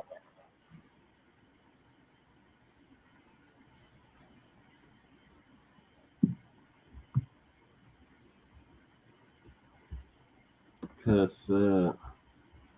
he's on his Oh, phone. I thought you were on this phone. What the hell is this shit? What the fuck was it? You're on your phone, huh, crew?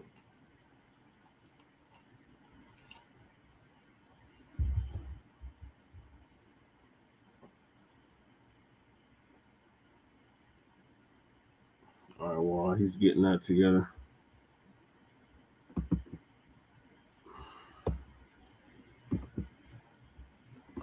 Yes, and they're supposed to be neutral. But if you didn't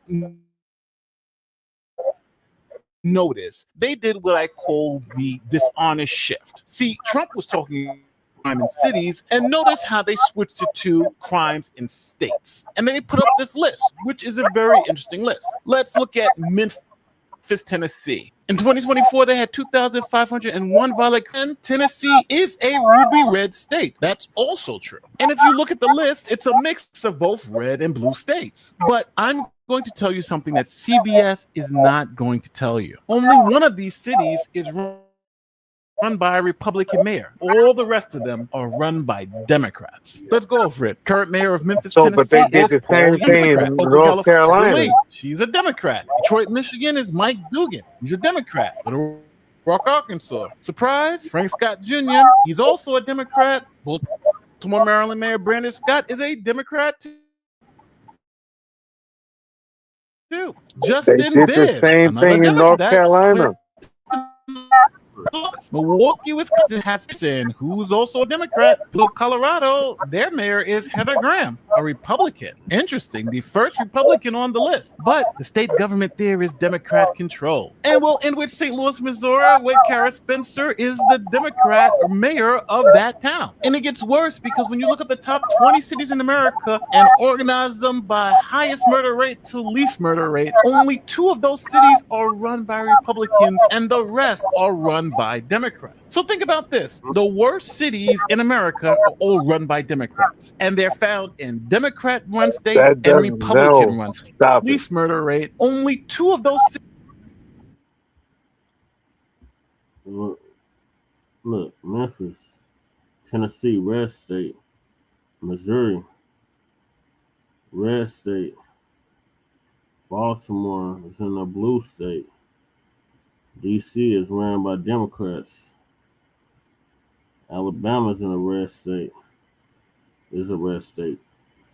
Virginia, blue state. Philadelphia, blue city. St. Louis, red. Kansas City, red. Are you telling me St. Louis, Missouri is red? You telling me that? You telling me it's not a Democrat city? St. Louis, Missouri is not in. It's not a Democrat city. St. Louis is a Democratic city, but the state is a red state. All right, so now let's keep it correct then. St. Louis is a blue city. Yeah, St. Louis is a blue city, but it's in a red state. Right. Just like Chicago is a blue city in a red state. Even though Illinois usually goes blue. That's because all the population's in Chicago. And they be lying. That's why Pritzker is on his Ozempic. Yeah. You know, he's going to the feds just like all the other former governors of Illinois. Yep. Yep, that's typical. And he just took his Ozempic so he can try to fit through the bars. Man, you ain't seen Pritzker? Are run by Republicans, and the rest are run by Democrats. Hey, Queso Cheese said, oh, Pritzker is skinny now? I said, no, he's not skinny, but he ain't big. Look, he took his Ozempic. He's still a fat boy, but he been Ozempic like Fat Joe? Right. Fat Joe got fat again, though, ain't he? No, he ain't even talking about the same Fat Joe. Yeah, but no, Fat Joe. Let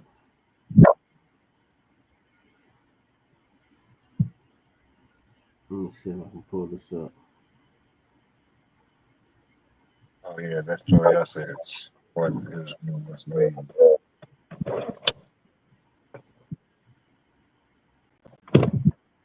Let me try to pull this up. Wait, when somebody presented to me, everybody, man, they found out I was like, Andrew like it, but that ain't what the story said. I just watched it. It's kind of sucks. About the cars. That's because all the cars they found was all whack. Let me see if I can pull this up. That was Che and Queso driving them weak ass cars. You stupid.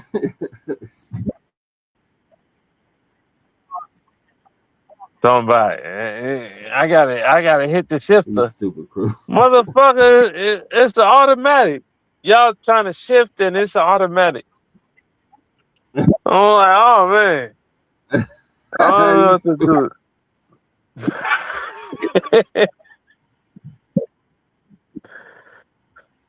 Talking about where's the clutch? Nigga, ain't no clutch. For about 6 or 7 years.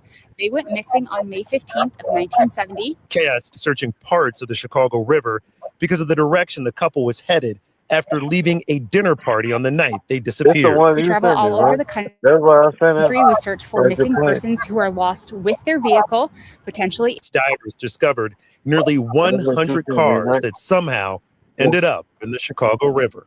Every time we've gone out to clear more vehicles through our diving, we have located more vehicles on sonar and getting back to that one car, we'll find another one on the way. So right now we're up to 97. I have a feeling we'll probably reach over the 100 car mark. Chaos Divers, which does this free of charge for the families they help, and they raise money through donations, is still on the hunt for that yellow 1969 Oldsmobile 442 that the couple was driving in. They'll search until Monday, move on to another cold case. So Oldsmobile 442, are you serious? Are people still And driving no, those? and then they said they're gonna stop. They said they're gonna stop searching on Monday. Yeah, no. Okay, so my boy I was telling you about who is heavy in the wrestling game, he's on right now. Jay Militant. Yo, what down? Salute. Salute Jay Militant. What up, everybody in the chat? Yeah, up late. Demonstrating. That's what's happening. Casey think he knows something about boxing and he called me. Oh, I'm sorry, Queso. He said I called him Casey instead of Queso. Hey Jesse, I'm sorry, Jesso. My damn name crew. That's like it's calling you Rayo. Tay. So Tay. So you know what I mean? Yeah. Damn. All right, let me get back to the original clip playing.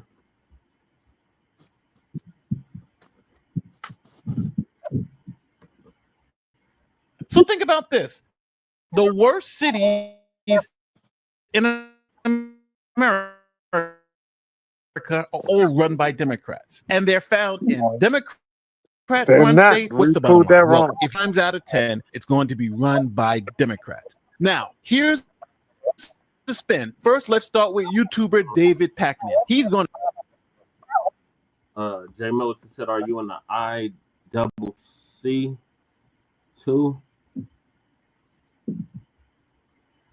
Huh?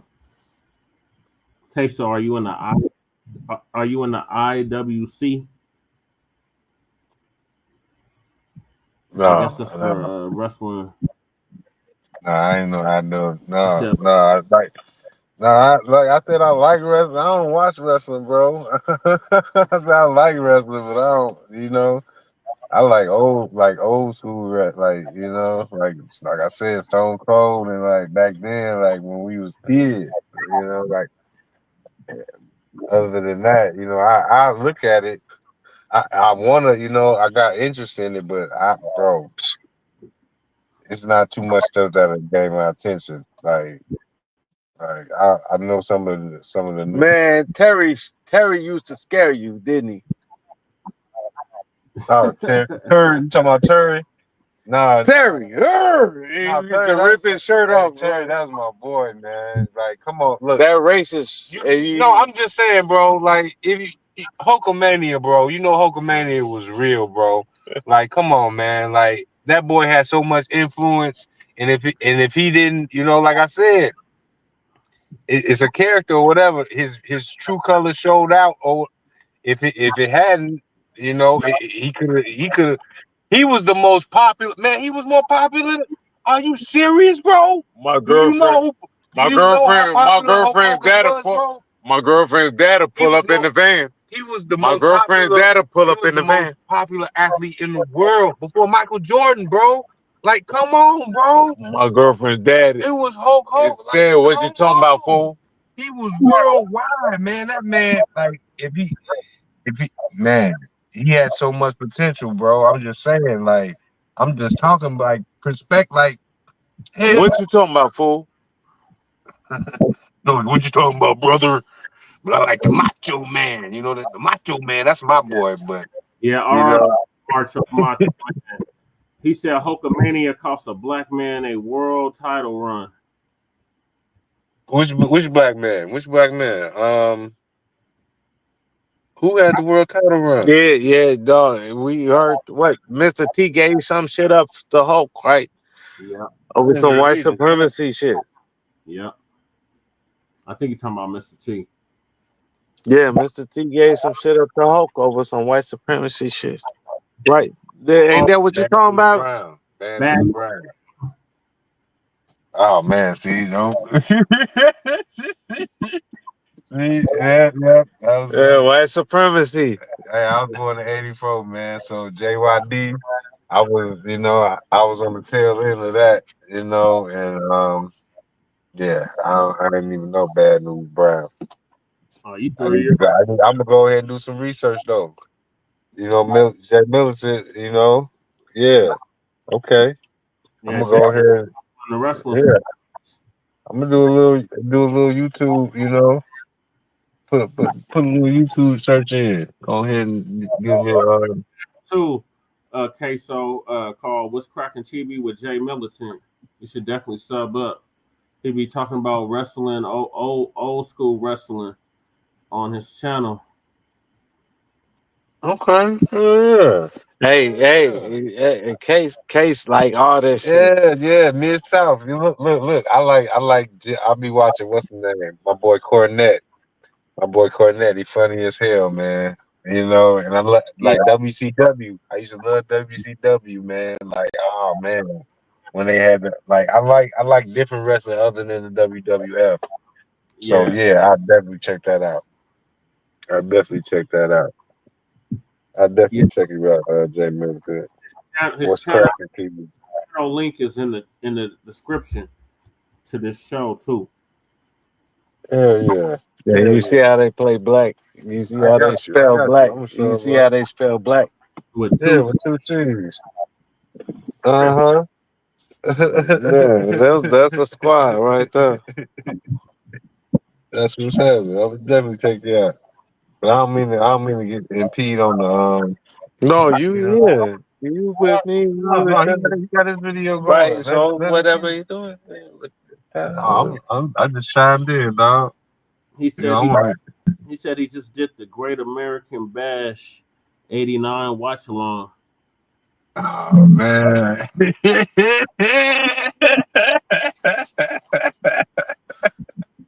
I wonder who was on that boy. God damn. Probably some Dusty Rhodes, American Dream, and man, who was in WCW back then, man? Hold on. We got good actors called Dusty Rhodes. And they still ain't dusty Nigerians. Hey, these motherfuckers still use toilets and still don't be musty, even though they be resting it all day. Dusty Rose, I bet you Dusty Rose still ain't musty. He said Terry Funk and Ric Flair and Sting versus Ric Flair ain't musty. Hey, motherfuckers be loving Ric Flair. Bro, Ric Flair is that motherfucker. What you mean? He done slap the shit out you. Ric Flair, let's slap the shit out you. Bow, bow, bow, bow. Eddie ain't musty. Eddie ain't musty. He don't smell like a trotro in Africa. Hey, you know what? You know who I like? I like Jay Lethal, man. Jay Lethal so cold, man. Hey, and you know, he said, what's cracking TV? He said he do we do MMA or something too? Or like what about Mike Tyson, Jake? Man, I like boxing, bro.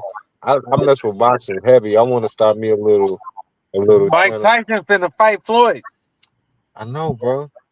Tank finna fight Jake Paul, and Tyson finna fight Floyd Mayweather. It's finna be an exhibition next year in 2026. What? Yeah. And look, I think, because Floyd been going at it with Roy Jones Jr. because Floyd said he better than Ali, and Roy took it. It's gonna be the Grinch versus Green Eggs and Ham. But Roy already fought Mike Tyson, and they fought to a draw in the exhibition. The only reason you gonna win. Floyd late. I just think Floyd late because Floyd he should have fought. He should have fought. What he's late because Jake Paul already fought Mike Tyson, and Jake Paul finna fight Tank. Like he should have fought Tank. Hey, it should have been Floyd versus Tank. Hey, watch this. Hey. But he late. He's getting Tyson. He getting Jake Paul's leftover. Hey, watch this. Hey, Jesse. What? The only reason I can talk shit to you because I got a girl that live in the top floor, and that's as high as your altitude. Shit, you a mile high. Right, so I gotta take the elevator. It takes 3 minutes for the elevator to get upstairs, and my ears pop 3 times. Did you get sick at the same time? If you come out here, you're gonna get mountain sickness. I don't look out the window. Hey, I'm just talking shit, lying. But no, that's what I'm saying. Like the downtown shit. Yeah. Them buildings. Yeah. You get me? Like them down that shit, yeah, that's about as high as what you'll be on a regular floor. Yep. You know what I mean? He said Floyd needs the money too. They all need the money. Well, I mean, I don't know what. I don't think any of them need the money. Look, I don't know what they. I know. Look, when it comes to them characters, like I said, they present whenever they're presented to us. It's on a media outlet now. Social media is popular. Before it was in magazines. Period. You know, newspaper. Like however they got new TV. Like this is how we get information about these people, bro. So, like, unless you know them personally, I mean, I know they living more comfortable than we are. How are they living more comfortable on a? Floyd Mayweather don't have to go to work. Like he don't have to. Wait, because he got a rocket ship. Because he can fly to the moon, right? He may have his own business, but like he can fly to the moon, right? Like he a gym and he was a good boxer though. Like Floyd, like don't get me wrong, but how it is now. I'm trying to get you to. So Floyd can't fly to the moon, right? What are you talking about? Because he got a bunch of money, he can't fly to the moon. Cuz came out here last year, got that mountain sickness. He said fast. Because the moon ain't where. Huh? The moon is probably out right now. Oh, but why? Is it what the sky? Yeah, it's in the sky right there. Why? Where is? That's where the moon is. So where? How do we get to the moon? Take Elon Musk. A good question. You get to that light out there. He said that light out there. Yeah. Man, that light is an anomaly, boy. It'd be 3 of them sometimes. And then it don't be, it don't supposed to be up at the same time as the sun. Then it be up at the same time as the sun. It'd be up in the middle of the day. Yeah. Like, yeah, man. Like, man, it's crazy. You know, and then they tell you, like, you know, you go to school and they tell you, you know, they program you to believe, like, hey, man, believe what you want, bro. I just, when it comes to what, I just know the stuff that they tell us, they don't tell us the whole truth about nothing. They don't tell, you know, so, hey, when it comes to truth, that's not what's being told. It may have some of it, but if it ain't all truth, what is it? Hey, look, I'm finna collect some pork and it's gonna turn to some giraffe and zebra. Oh my God, bro, you stupid. We don't need no bush meat. Oh, I don't fly through Detroit. Here we go. Let's go to another news headline. A meaningful news headline. Wow. We gotta finish this clip up. Go ahead, bro. I told them to spin this like a top and tell us why it's really Republicans' fault that Democrat cities and Republican states are nightmares. We might be better served understanding that and also looking at areas rather than just cities. What Republicans do is they shift the focus to cities rather than areas. And that allows them to play on these bigoted racist ideas that the city is filled with these scary minorities who are going to rob you and sexually assault you, and sort of like the Willie Horton ad type of attention away from to remember Willie Horton. That Republican-dominated areas have violent crime that on a per capita basis is just as bad as a lot of the cities. Cities have more people and have more population density. So we're not talking about cities, we're talking about areas. Now, to be fair, that was in 2020 when he said that. But people actually buy that as an argument. A city is an area. So I don't know what he's all this time. I'm wondering, has anybody ever been stabbed by a meth head? Like to talk about cities, which are areas, but we really need to talk about really, so it's highly important. As you heard, he touched on racism. They're only saying this because of racism, not because of the stats. I absolutely say it. You can't deny the stats. Matter of fact, let's move forward. Here is MSNBC continuing on with the only reason why they're saying this is because they're really racist. See, even though the stats say crime is crazy, but it's racist to actually point out crime. It's even better when you have your very own propaganda cable channel running stuff like this all day, every day. Dystopian, nakedly racist video, preferably grainy, security cam footage featuring Have you ever been stabbed exclusively by Black people a committing meth-headed crime in big cities? It is like a escape on an apple. The entire Portland, Oregon has been to the ground. It's gone. Nothing left.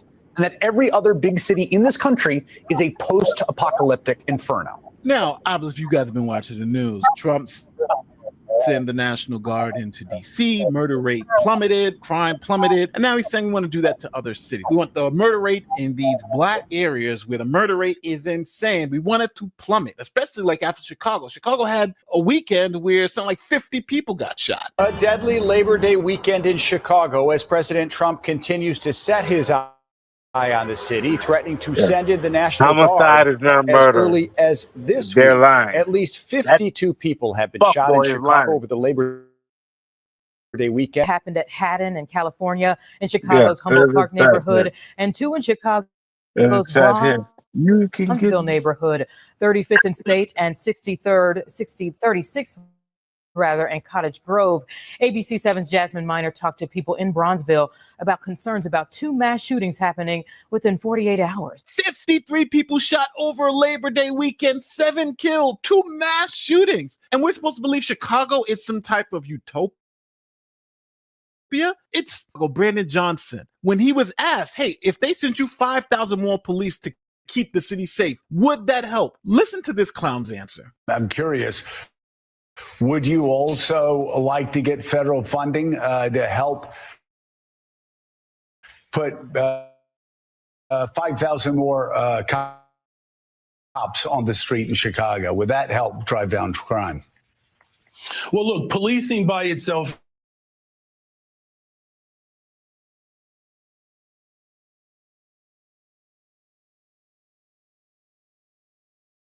cities are engaging in and having success with.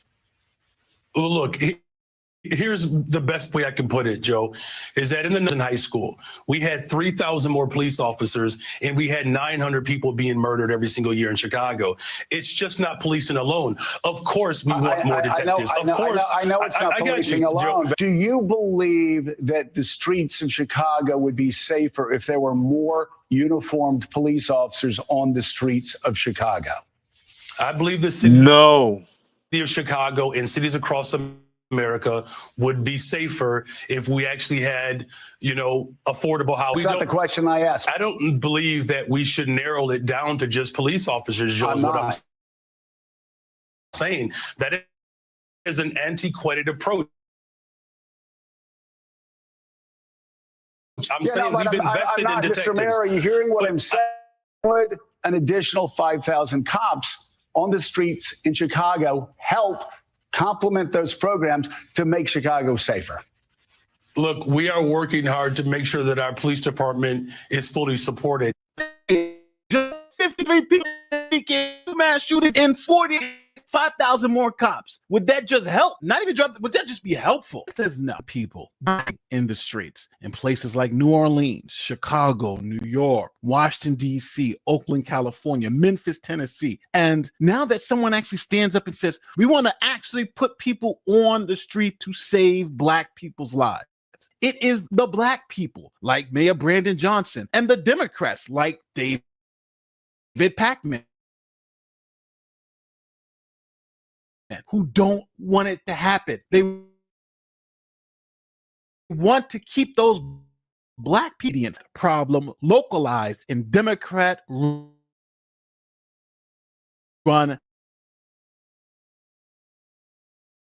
Over 90% of the crime is happening in places run by Democrats who defunded the police, who went light on crime, and now they're trying to pretend that none of that has an effect. The local leadership, it's the mayor, it's the police commissioner in that city who controls how to respond to crime. It's the district attorneys in those cities, the ones that say, we're not going to prosecute crimes anymore, that control the crimes in those cities. So if you think I'm wrong, let me know in the comment section, because I'm going to tell you, every stat you look at, from the FBI to the local crime reports, are saying the same thing. The worst crime The in the nation. FBI stats are bogus. Period. And this nigga should know My name that. He's a lying fucking. Oh, God. Oh, fuck this nigga. Yeah, he lying. He lying because they didn't defund the police. That's a damn show. I'm in Blue City. They ain't defund the police. These motherfuckers just voted to get these motherfuckers erased earlier tonight.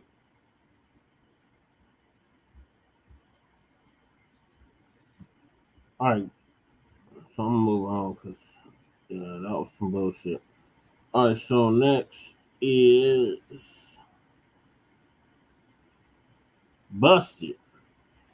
ICE vehicle stolen by a tow truck driver.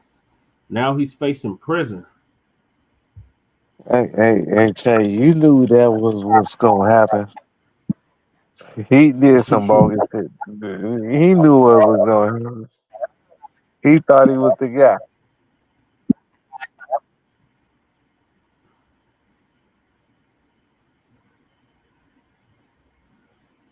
Come on, computer. Yeah.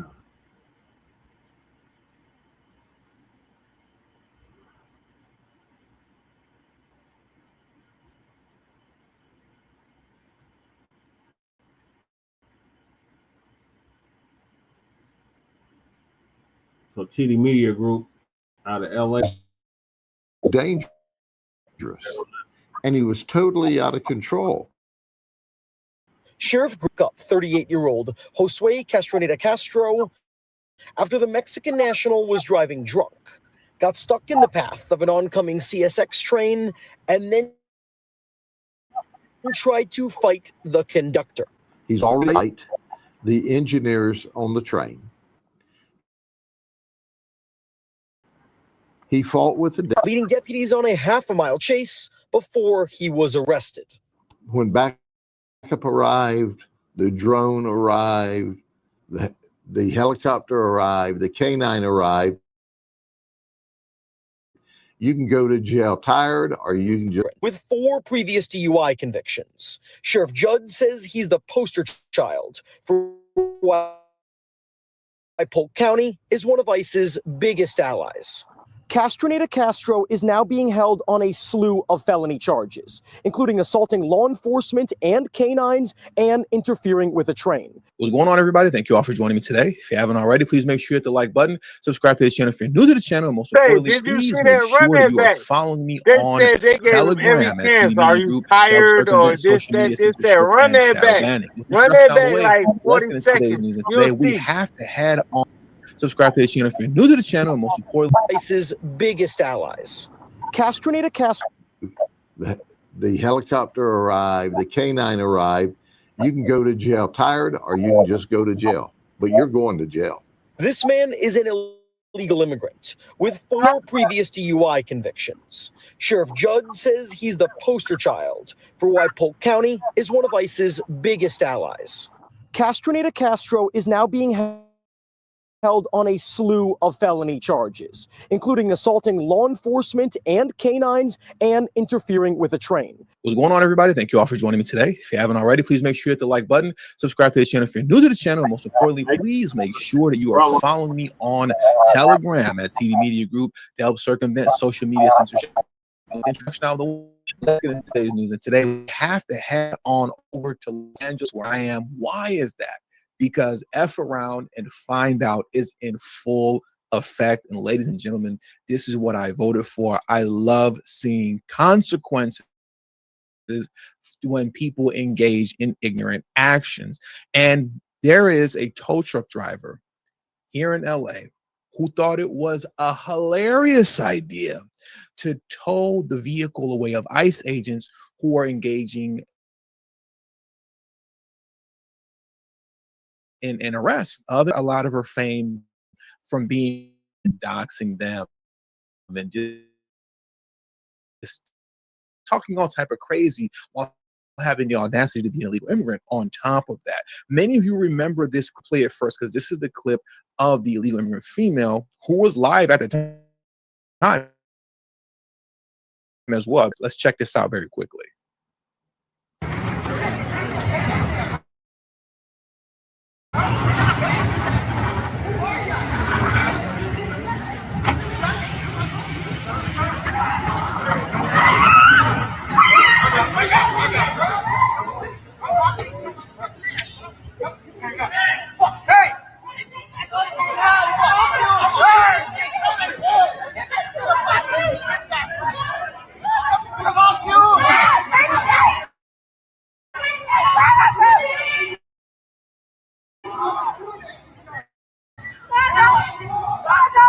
Why these folks think that these folks think resisting arrest is going to help them?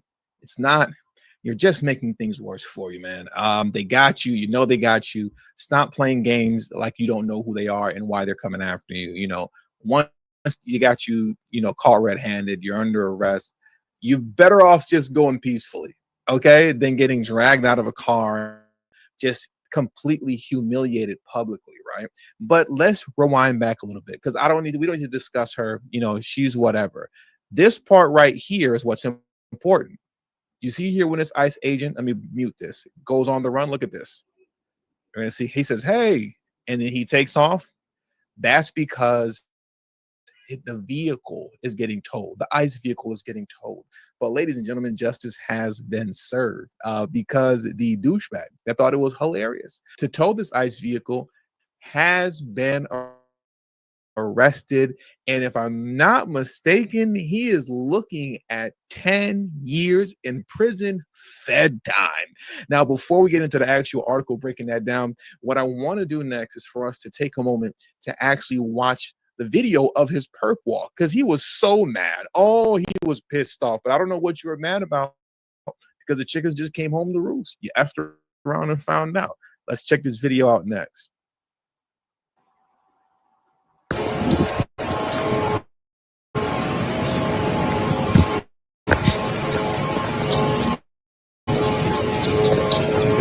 Come on, man. Why are you playing games?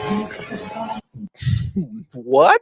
Let me make it full screen so you guys can see it better. He had a lot of nerve. He said, "Come on, man. Why are you playing games? Why were you playing games? Why were you playing games? And what made you think that it was a good idea to tow an ICE vehicle in the middle of an arrest? Why were you playing games?" Let me make it full screen so you can see it better. This is completely ridiculous. It is amazing how these folks believe that they shouldn't have to suffer any consequences for their ignorant actions. This is the entitlement that DNC lunacy produces. Once again, let me replay it again, full screen.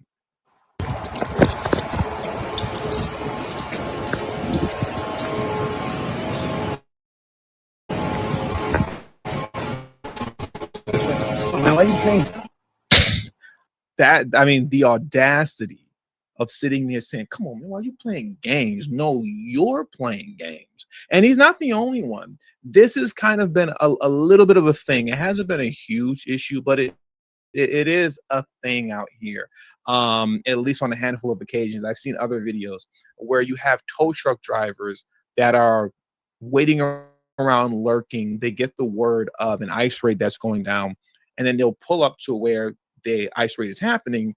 And because most times, really every time when law enforcement is engaged in some sort of an operation, the police show up, a firefighter show up, they never park perfectly, right? They're double parked, the cars or vehicle is diagonal in the middle of the street. These law enforcement vehicles, because they're, obviously it's an emergency and they're trying to get to wherever they're trying to get to help someone who's in distress, make an arrest, to stop a bad guy. They don't have time to change in the meter before they carry on with whatever operation or whatever arrest or situation that they're handling, right? They typically park however they park, they get out of the car and they do what they have to do. If you're not towing police vehicles if you're not towing firefighter trucks, if you're not towing ambulances when they're in the middle of their operations, why are you towing ICE vehicles? Just an obstruction of justice because you're stupid. Play stupid games, win stupid prizes. Stop letting Democrats pump your head up with nonsense, thinking that you can carry on without consequences following behind it. Because Trump is in office now, and there will be consequences. And I want to get into what the consequences are here. Give me a moment to pull this video down, and I want to get into an article that quickly breaks down his situation. Okay, so check this out here. Tow truck driver slapped with federal charge after hauling away ICE vehicle. He can laugh behind bars. A tow truck driver in Los Angeles is facing a federal charge of towing an immigration and customs enforcement vehicle on August 15th, and he could be behind bars for a decade if found guilty. Bobby Nunez was allegedly laughing and filming as he towed a vehicle belonging to ICE agents. So once again, come on, man, were you playing games? No, it was fun and games when you were laughing while towing the vehicle. So don't cry now. Isn't it amazing how everybody loves to cry and shed tears and want to beg for mercy and say, please stop playing games or don't deport me? You know, once they've been caught, you shouldn't have been playing games to begin. We're in the middle of an operation to arrest an illegal immigrant and had their emergency lights flashing as they boxed in the target's vehicle with their own to prevent her escape. And I quote, apparently, he thought it would be funny to interfere with our immigration enforcement operations. But now he can laugh behind bars while he faces justice. Nunez is looking at up to 10 years in federal prison if convicted. Acting United States Attorney Bill Asaley posted to X on Tuesday. And as we round this article out and bring it to a close, it reads, ICE agents are currently facing a 1,000% uptick in assault since this time last year, the Department of Homeland Security said in August. And obviously this is all DNC fueled. But you got to think to yourself, once again, just concerning what's DNC fueled as it pertains to nonsense. You know, who are you actually protecting, right? Is this about the American people or some sort of a foolish pride, right, that you have? Thinking that you're doing right by, quote, your people as far as units go, because obviously this individual is Latino. The woman that was being arrested was Latino. But when you look at the ICE agents in California here in Los Angeles, honestly, I would say the majority of them are Latino as well. And, you know, they face a lot of criticism. Hispanic ICE agents, they're told by their people. But when you do a situation like this, look at this here. Let me zoom in just a little bit. This guy right here, who we're going to get into as we bring this video to a close, and killed a woman. And he killed a woman who just happened to be Hispanic. But he's not the sellout. This guy right here, he's not a sellout. Not this guy here. I want to.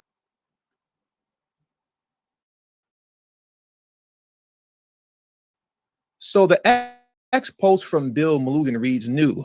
DHS confirms that a suspected DUI driver who veered his Maserati into oncoming traffic and crashed head-on into a car in Nashville, who, get this, had his temporary protection status revoked a decade ago. His TPS status was revoked over 10 years. T and TPS stands for temporary, not permanent. He should have been gone. But when you say that, somehow you're now a bigot, you're xenophobic. No. TPS, your TPS status revoked. Then masked men are going to take you home for you. Okay, so that should have happened already, but because it didn't, Now a woman lost her life, and that is very tragic. DHS tells Fox that Julio Cesar Herrera Gonzalez, a Honduran national, was granted in 2015. He also has a vandalism conviction. So now he's here committing crime. His TPS was revoked and he's committing crime while here. That's great, but still allowed to roam the streets. As a result of the crash, he has now been charged with vehicular homicide, vehicular assault, DUI, and driving without a license. And he's driving without a license. He's driving dirty. Okay. ICE has played online jail records. He is being and is not eligible for release, which is good. But unfortunately, too little, too late.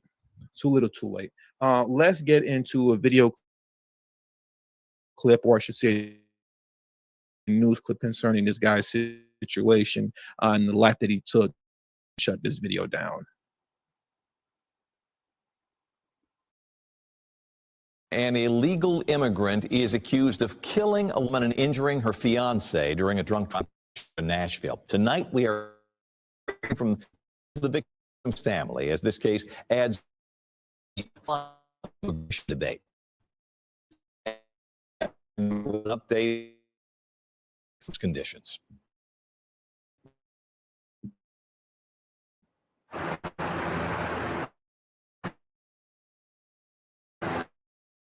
Scott, tonight here at victim is fighting for his life. It's never acceptable. Sarabia Barahile would light up any room. David Sarabia tells me beyond words.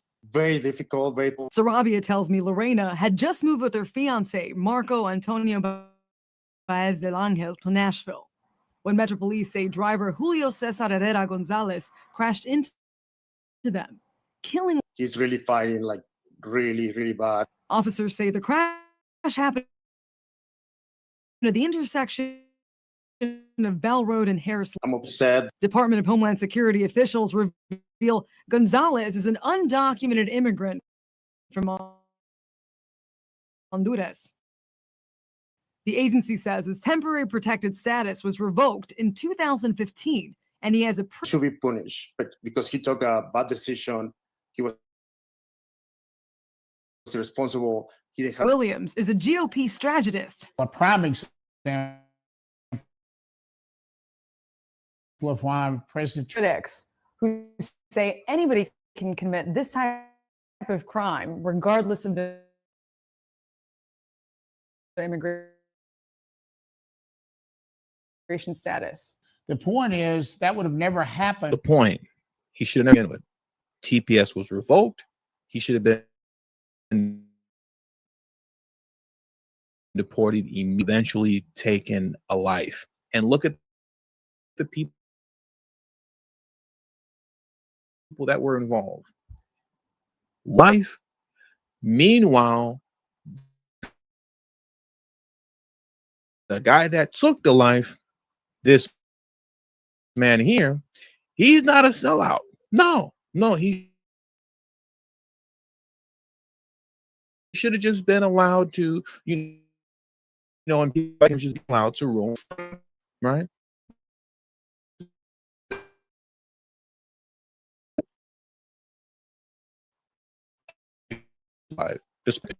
He's not to sell out for a life of his own that he took, but he's not to sell out.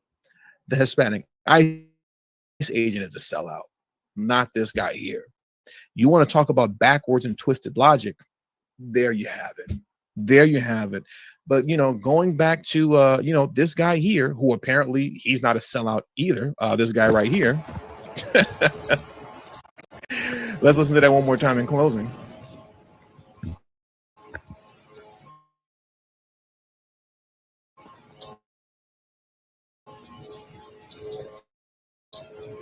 Come on, man. Why are you playing games?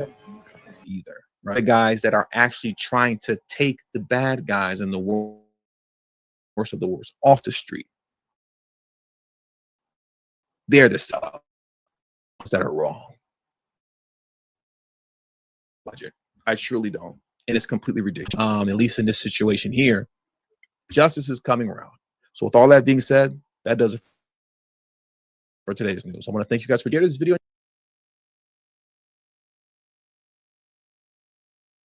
And do the same for Frontline Black News.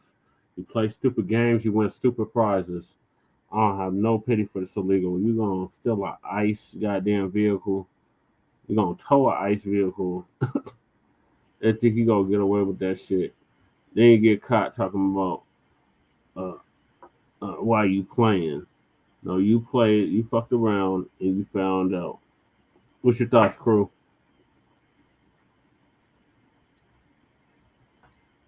Hey, I ain't got no thoughts, man.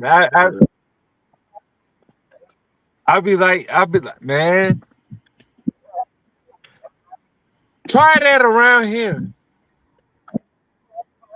Right. Like basically, so basically, like they can't do that around here. Everybody be flexing, everybody be doing everything. They can't really do that around here. They can't do that in Chicagoland. Now I'll come out there in the mountains, and I can't even do that out there in the mountains. Nope. The mountains are to the west of us. No, I'm saying, like, even though I'm tough out here in Chicago, right? Yeah. It's a whole different thing in the mountains. Yeah. Oh, hell yeah. Like, my gangster will work out here, but it ain't gonna work out in the mountains. Right. Your mountain gangster ain't gonna work in Cali, and it ain't gonna work in the middle. You know what I mean? Your mountain gangster works in the mountains. Yeah. But it ain't gonna work in Chicago. Right. You get me? Like, LA gangster ain't gonna work in the mountains. Right. Like, people better understand where they at. Right. It ain't where you from, is where you at. But like, people better understand where they at. What you think, Case? What's your thoughts, Case? I ain't got no thoughts on it. Okay. All right, so moving along, it's probably gonna be the last topic before I pass the hell out, and that's that goddamn tether, Zurich or Frankic. What is his damn name? Frankic, Zanu, being Hey, Jesse, I told you, man, I used to like Africans. They told me I used to have an African accent, right? Yeah. I really cannot stand their accents. Like, I think they be lying. Every time I hear an African accent, I think somebody's lying. Yeah. Like, I'll be like, somebody's lying. Hey, so look, I just got a question. So when you hear crew, do you hear an accent? I hear a slight accent, but it's an American accent. It's not an African accent. It's an American accent. Wow.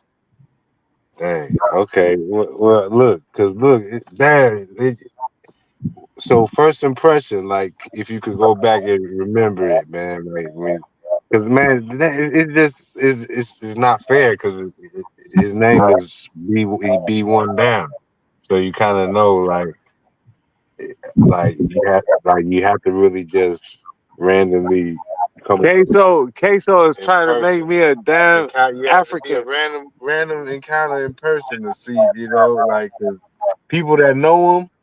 Yeah. People that know Crew in real life, they talk about his African accent. They say you want to be an African, bro. Like they get down on him because and that's the opposite. That's how ironic it is because that's just he just so B1. Yeah. And and he's so aware and he's so trying to let people know the difference between all of that, because there's a lot of confusion when it comes to that stuff. We gotta go pick up Jesse and Lady Tay. Yeah. And he definitely be on that straightening. You know, I don't know too much about Lady Tail like people we listen to. Lady Tail like Lady Jane. Huh? Lady Tail like Lady Jane. Okay. But we gotta bring the 3500 though. If we gonna ride them all in the car. 3500 for the car? No, we gonna ride the F-3500. Oh, okay. If we go, if all of them gonna be in the car. 3500 for the car? You know what I mean? Hey, I ain't talking shit. Got me a dually truck. That's what No, I ain't gonna say. Look, you the one said we need a dually. Hey, Jesse. What? I was trying to be nice, right? Yeah. I said, look, if we bring all our girls, Queso Chizo said, oh, now we need a dually. I said that was because of your girl.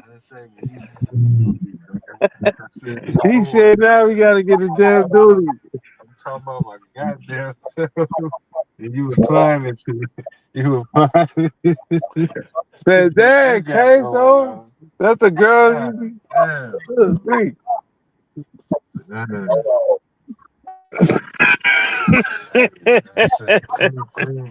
Crew in rare form, boy. He in rare form, boy. I'm telling you. This boy is he on display, boy.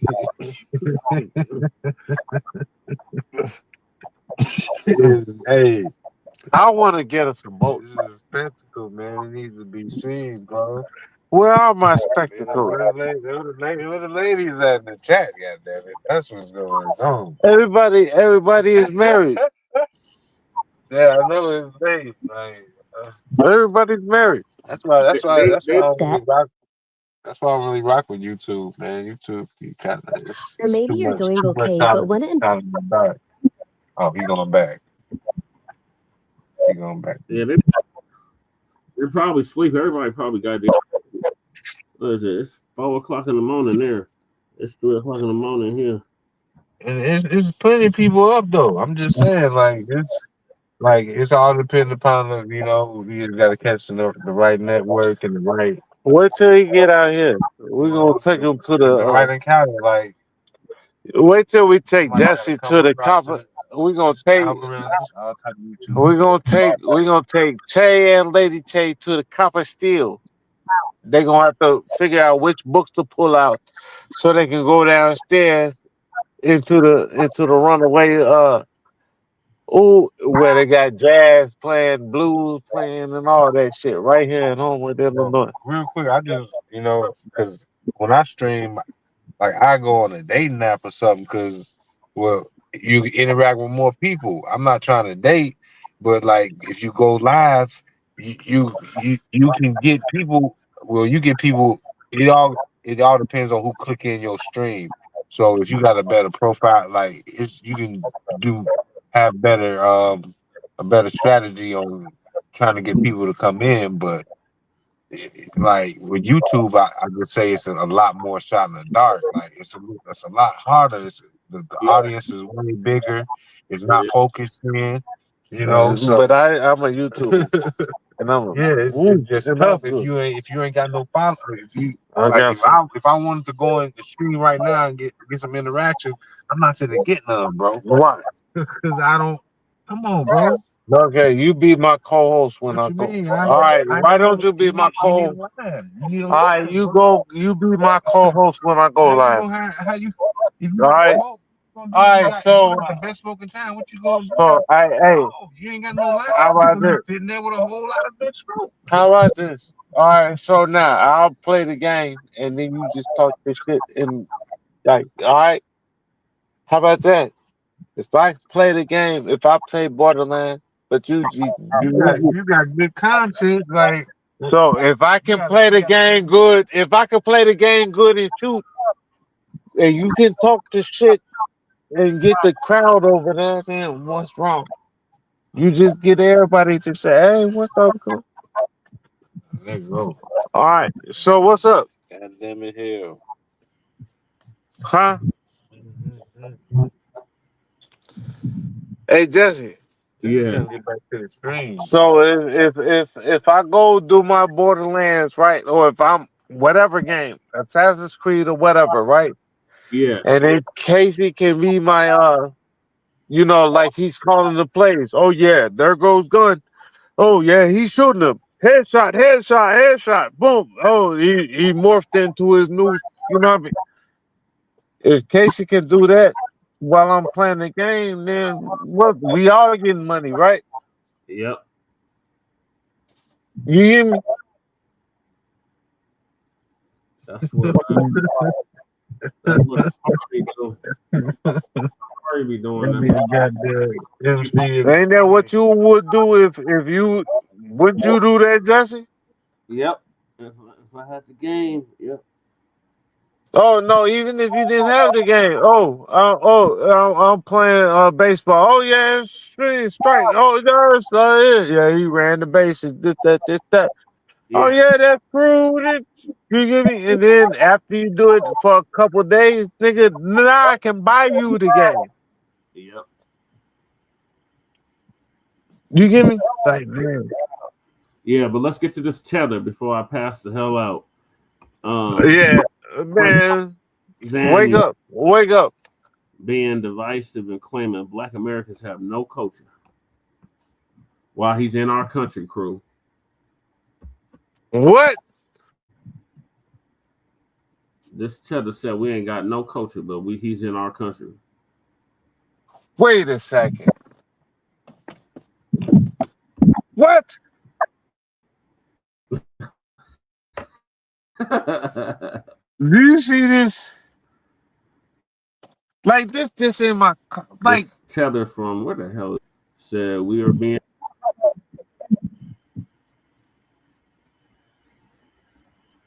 say we ain't got no culture. Had covered the slab. Yep, that's what he said. That's nuts. All right. We're here. Let me get this up on the screen here real quick. And hope y'all weekend went very well. We are here. All right. Make sure I turn that down. All right. So today is September 1. A great fast forward because he's just talking. Let's get back to work, right? All right. I just want to say that up front. All right. And hold on. I'm trying to read something you said. Yeah, we have high respect outside of America. All right, let's get to Mr. Franck Zanu here. And I know some of y'all be coming in here and kind of catch up. So y'all catch up later. Before we play this, let's get a little background on him before we even watch the video. Right. So we time wrong. Well, we was gonna start the video. Hold on. That's not what I wanted to go first. All right. This is from his actual website. Because before we talk, we like to get some information. And in class, that's what we do. We put everything on the board. All right. So this is from his website on the section that says Meet Franck, right? All right. So a thought-provoking, inspirational speaker. All right. Franck Zanu. Let's see. Hold on. What's how you say it? Adjusegbe, I guess how you say his last name is different. He's intense, explosive, analytical, and deeply thought-provoking. He is a life coach, inspirational speaker, and a human development consultant. He does not motivate. He inspires you to have and motivate to act. All right. Zanu's approach to working with people is unique, while he is empathetic, intuitive, and objective. The most distinctive thing about his approach is the way he challenges you to see the issue in a completely different way. He is successful at turning the issue upside down and turning your perspective inside out. So you see things from a brand new perspective, energizing you to action and instant results. Okay, I get great pats on the back for yourself. His path is painted with many colors, professionally and culturally. He is a U.S. citizen born in the Republic of Benin, West Africa. I need you to remember that into your memory. You know, different. I tell the different AIs I use. I say, hey, remember this, what I'm about to tell you. Put that in your database. And like, okay, got it. Okay, so remember, he is a naturalized U.S. citizen, and he was born in the Republic of Benin, West Africa, Benin in particular. Just kind of think about that a little bit, all right? Before we get to start playing what he said. It's a he has worked as a reporter for the New York Tribune and a photojournalist for the Washington Times, stationed in South Korea, Japan, Malaysia, Bulgaria, and other African countries. He has served on many boards in the U.S., including as vice chair of the International Institute of Connecticut. And not too many of us is up there in Connecticut, so yeah, I can see him being up there. Chair of the Mayor's Youth Initiative Project and commissioner of the City of Bridgeport Fair Rent Commission. Okay, but just remember in your database, he's a naturalized citizen, but he is from Benin, West Africa. And if you know your history of the transatlantic slave trade, even if you watch the movie, the Woman King. So let's go it on and get to the video in question. And we're going to get this video up so y'all can see this. And like I say, just remember what we said earlier. Okay, so let's cue this up. Right. So with time, it became Ebonics. Nobody has anything. They are now still using two English. They can remember their history, culture, traditions, customs. So you have no foundation, is what I'm trying to say. African Americans in this country are the only groups. They have no culture. It depends on who you meet, where you meet them. But currently, there's not an African American culture. No. Yes, there is. What is it? Name two value systems in the African American. Values? I swear to God, Name boy, two taboos in the African he American wouldn't make it out here. If he said that shit out here in Chicago, he wouldn't make it. System. Okay, forget it. Name two customs in the African American culture. Look, I'm being serious. No, but I mean, I'm thinking about it. Yes, there is no value for freedom if you don't understand what it is. The concept of free. You have to have a foundation. The only reason this nigga can wear his bullshit ass socks they give it to you. is because no culture. FBA did that shit. You've been here, born here. Who is this fuck boy? Why would you be surprised if I say African Americans don't have a culture? Or twerking? My uncles would have beat his ass. But I feel like African American culture has definitely culture. What is it? Okay, fine. Like hip hop, not hip hop. I mean, I don't want to. My uncles would have beat my ass if I didn't beat his ass. Don't make things up. I'm not making it up. Okay, I feel like then educate me. You feel? Oh God, he'd have ran out of town. You should know because he's running this girl like this. They would have. African American. That's correct. Do you see why you were being specific with that? Because anybody who encounters you already knows you before. If they know you are Haitian, at least two things come to their mind. What is that? If they've been to Haiti, they can look at work ethics and they say, yes, Haitians, I know them. Service industry, they Creole. Right. And they can say, oh, I love Haitians. Because they saw the culture in abstract before they encountered you. So people go over the bridge of your culture, your tradition, your customs, and that helps them to know how to address it. Exactly. I see. No, you will soon know too, in addition to seeing. So I'm saying to you, any people who ask for these things, which are abstract, freedom, for example, independence, for example, and civil right, for example, voting right, for example, you must have a foundation on which these things are going to be. Census. This is our way of life. The do's and the don'ts involved in our culture. Even you have to create an artificial culture. Is that why why the civil rights movement is considered dead? It's dead and useless.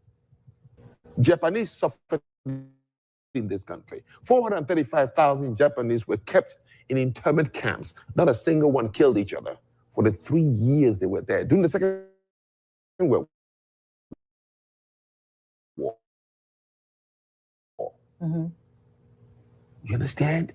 Not a single one became a daddy, they were focused on their culture. It has self-determination, customs, traditions. Something guided them to survive. Anything they ask for in this country will be balanced on a children. Well, they say Haitian people have resilience. Oh, please. Every human being has a resilience in some way or the other. Resilience to survive, to stay alive. Correct. That is why you can see the things people ask in this country, the Irish, the Italians, the Jews. It took a while before the Jews got recognized. Exactly. But as soon as they got it, they balanced it on a foundation, culture, some tradition. These things called what do's and don'ts. Everybody has to recognize it. To the point, if you violate it, I'll call you out. If we can afford, we kick you out of the community because we don't want you to destroy it. But they all went different roles. There's Malcolm X asking for something different. Martin asked Malcolm X didn't ask for anything. What did he ask for? Segregation. He was talking to his people. Oh, to segregate themselves. Yes. So you can see one group of people who suffer the same experience, yet they don't have a doctrine. And that without a doctrine, which is always balanced on a tradition, on a foundation of culture, without it, anything you ask for is going to be useless. So African Americans are going to complain until the cows come home as to why they're not getting what they're not getting in America. It's simple. You don't have a foundation.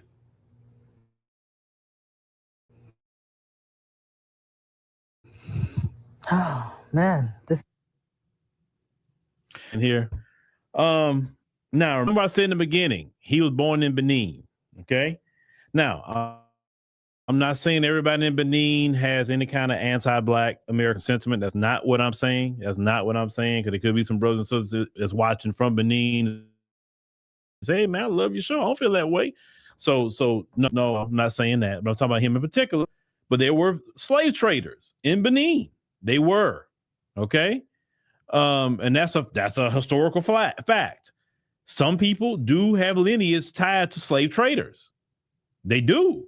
I'm not saying he do, but I'm just saying it's a reality. It happened, right? It's history.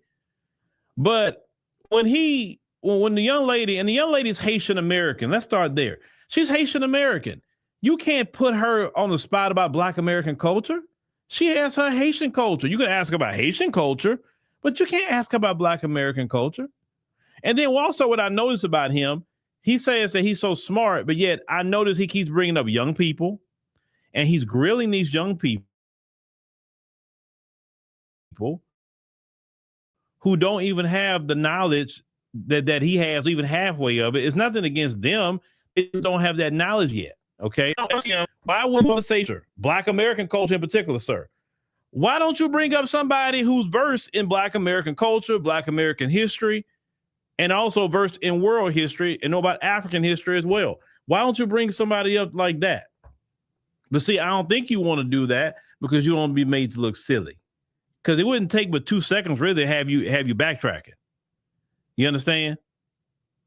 Because when you mention about, well, what is your culture? What is it? Should show something in your culture. First thing I'll be like, you see me? What culture is revolutionary fighting and breaking free from oppression. That's part of my culture, literally. That's part of my culture. The whole world mimic my culture when they want to get something done. Feminists mimic my culture, right? LGBTQ mimic my culture. Other communities like the Nigerians, the young Nigerians, when they was trying to fight against the SARS police force, right? They was doing them wrong out there. What did they say? Oh, we took our inspiration from the Black Lives Matter movement. All these different groups that ever fought Okay, they look at us constantly. Hey, what did Black Americans do? What did Black Americans do during George Floyd? What do they do here? That's why they beg us to come out and fight for them. That's part of my culture. And you would not be sitting there with a pompous attitude about Black American culture. You're naturalized in this country because of Black Americans, because white people did not want no African here. Here, no Africans, no Black Caribbean. They didn't want you here. It was our culture of fighting, our culture of defeating white supremacy in the door to be sitting in the United States of America, sir, having a life you would not have had where you was at, obviously. And then usually people like you don't want to go home. You probably just go visit, but you're not going to go back to your homeland. You want to stay here with us. Then the young lady said hip hop, right? He dismissed that. Well, if he was so smart and he understood the definition of culture, part of culture is what? Your achievements, the arts, different value systems,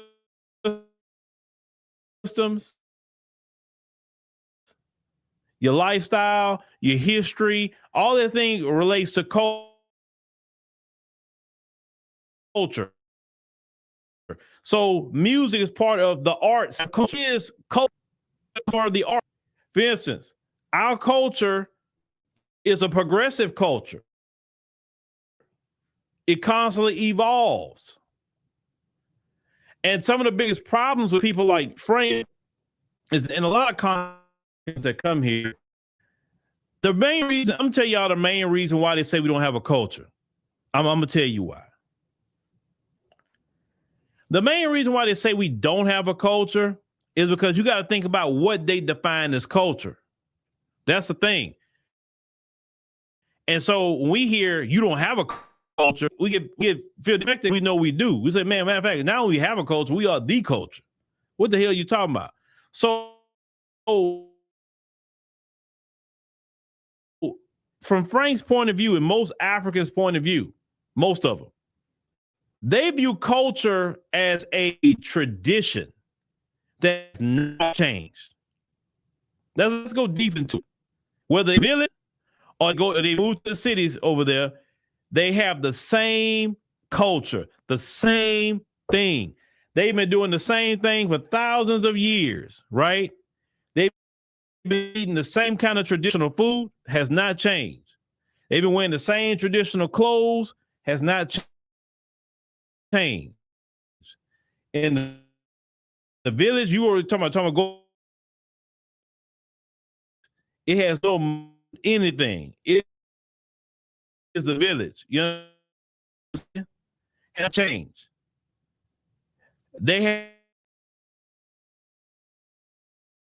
the same clothes, the same hairstyle, the same, no adaptation. There's no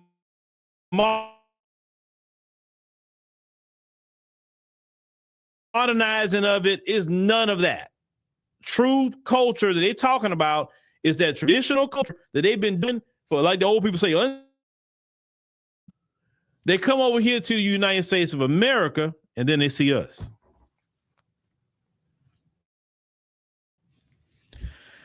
They see us. Yeah, Dr. Randy Short would be a great guy for him to talk to. Yeah, definitely. He eat his lunch. People who have a culture that's constantly the same. Give example. If you look at the era of the 1970s, let's say he arrived, let's say you come in the 1970s. In the 1970s, black people wearing afros, turkey, you know, black X movie, you know, the bell bottom, everything that black people were doing, that was black culture in the 70s. Then remember, they are traditional Africans that stay in the same culture. Their culture isn't progressive. Then we mmoved to the 1980s. Black thing for 3,000 years. they don't understand how you go from the 1970s to the 1980s, and now lingo has changed.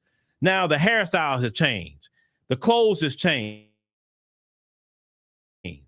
Now hip hop is starting to take off, a new genre of music for us, right? We not even fooling with disco no more, right? We put that.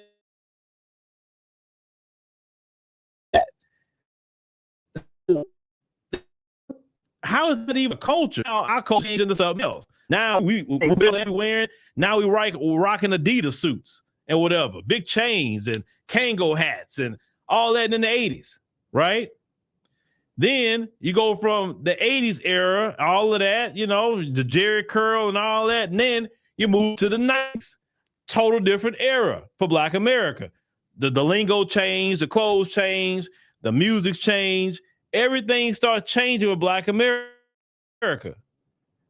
You understand what I'm saying? We don't have a culture because they don't understand progressive cultures. Now for us, as a progressive culture that always move and always change, look, we can look at their culture and say, well, your culture's boring.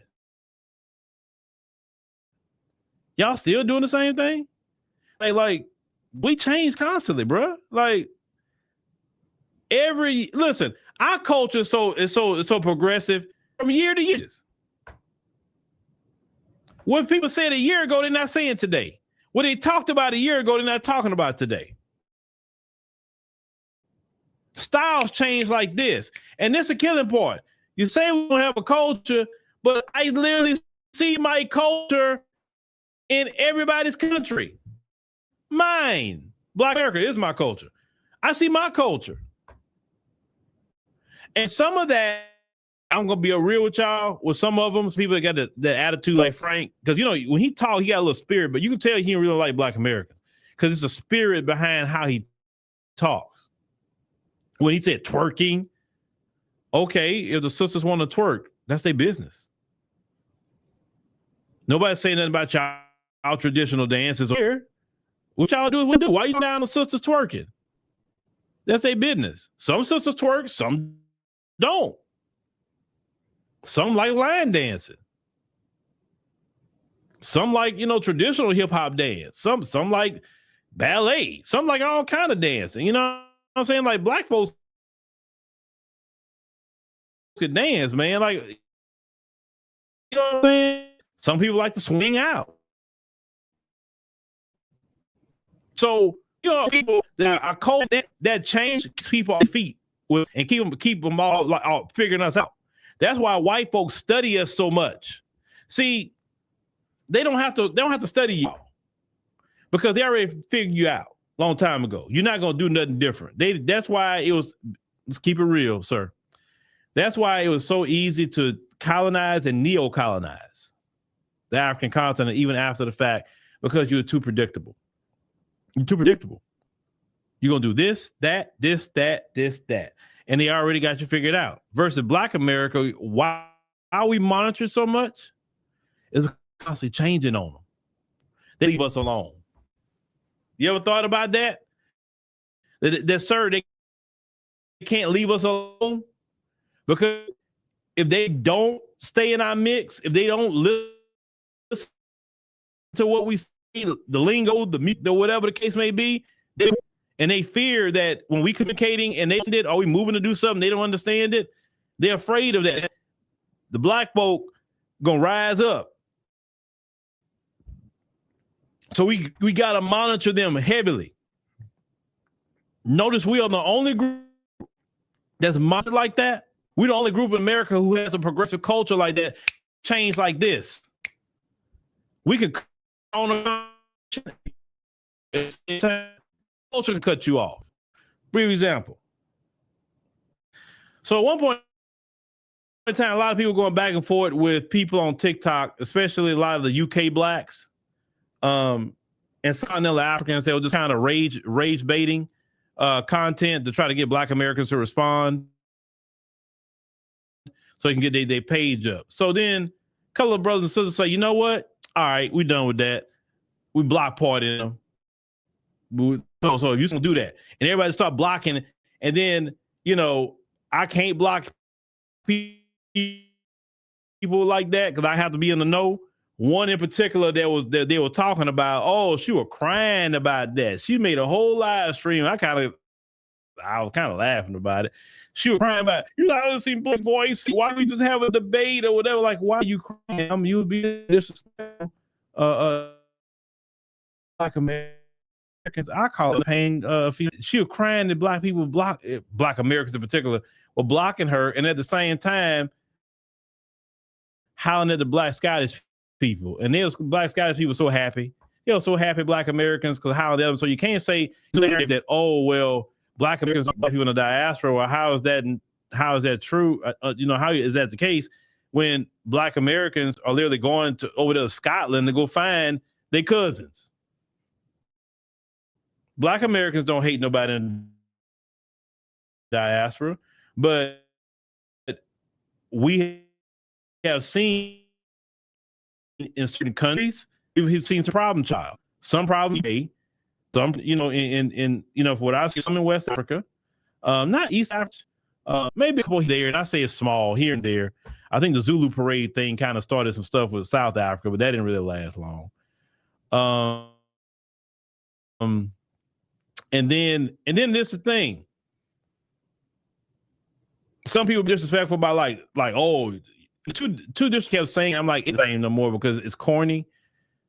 They will say, oh, well, I wasn't a slave. Like, do you know your history?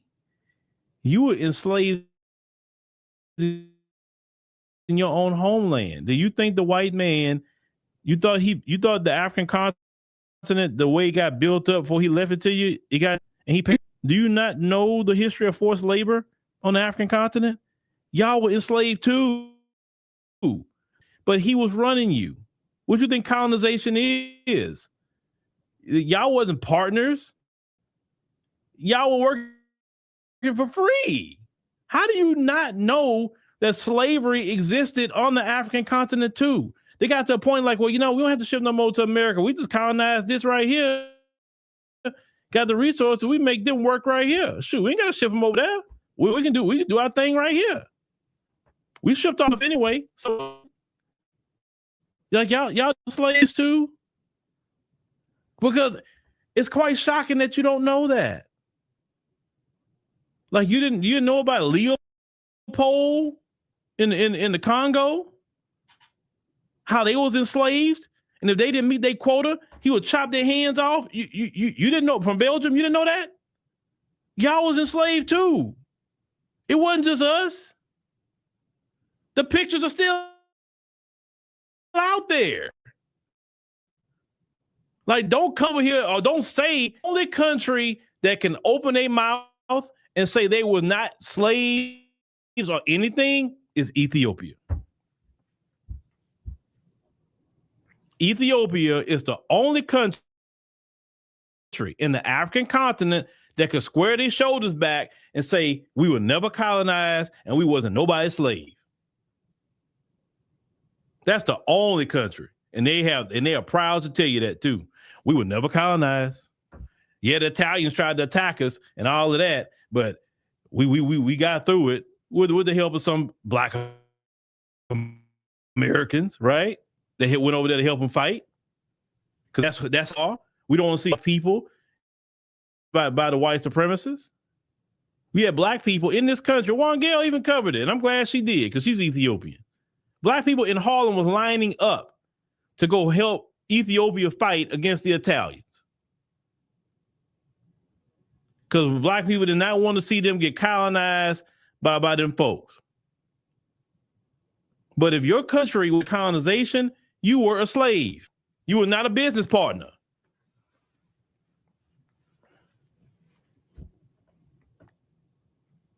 And y'all talking about Ethiopia, man. Look, every time I go to Ethiopia, man, I love it. I love Ethiopia, man. That's a great country, man. And I was so happy when I went back because I was so happy how they upgraded the Bole International Airport.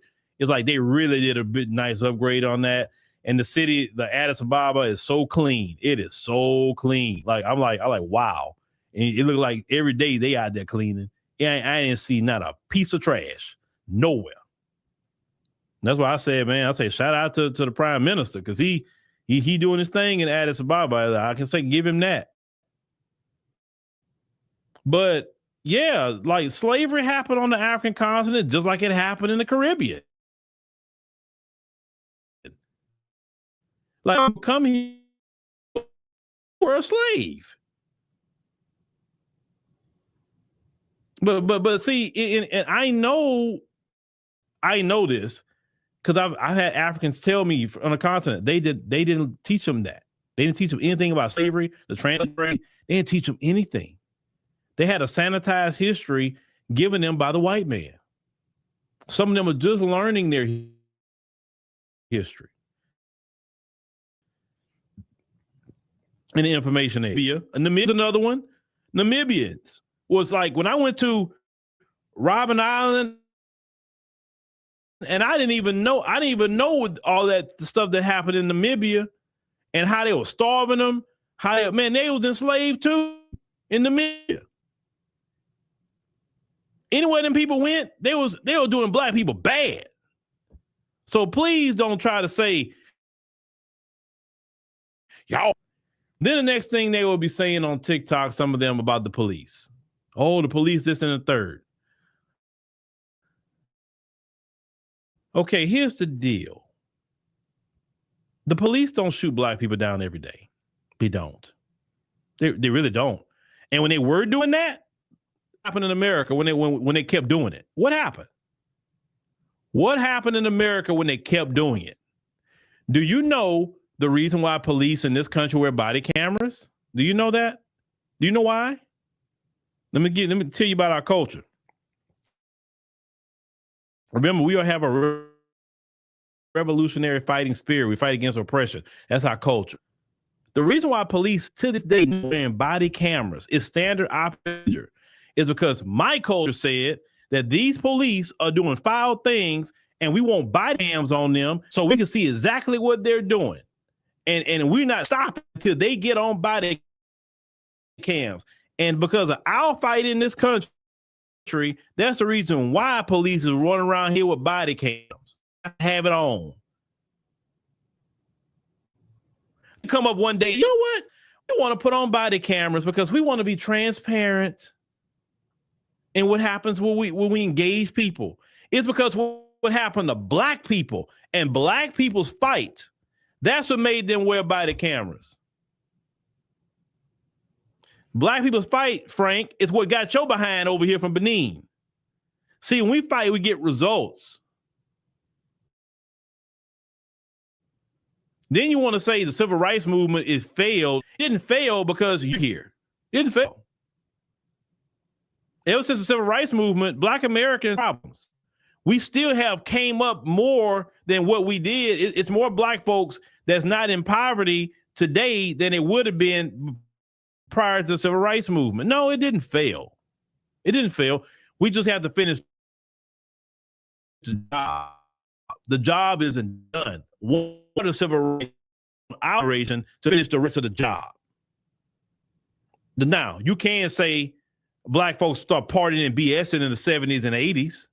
You can say that. But it hasn't failed because you're here. Any immigrant that's here proves the civil rights movement worked. You're benefiting off our fight, our culture, our struggle.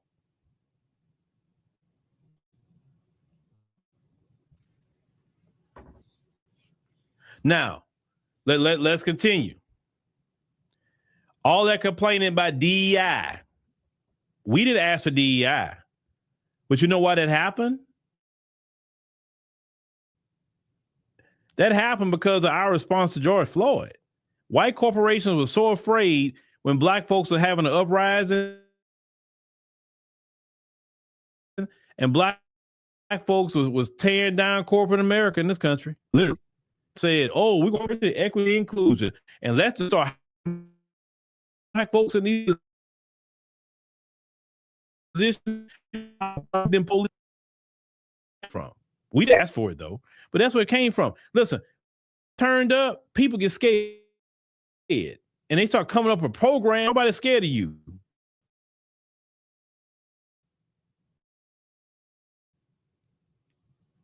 You let the Chinese and everybody else come in your homeland and don't do them. They'll go in your homeland. Listen, we covered it. They go in your homeland and slap you up in your country.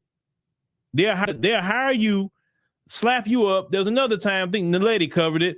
You got Chinese literally kicking and punching y'all.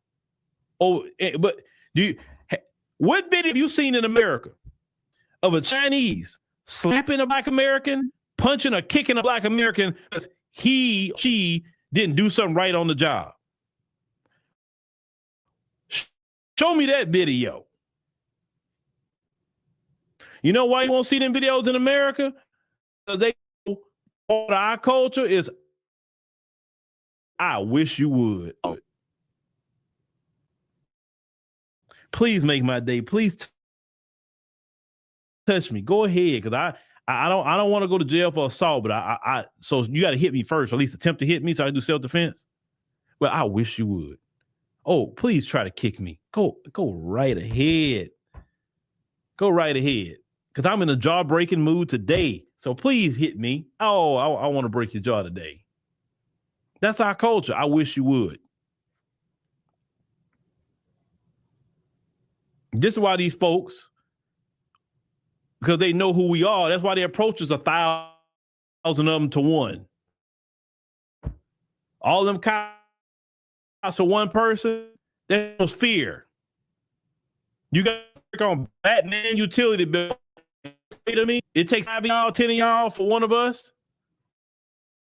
That's fear. That's not police work. Nobody you, sir.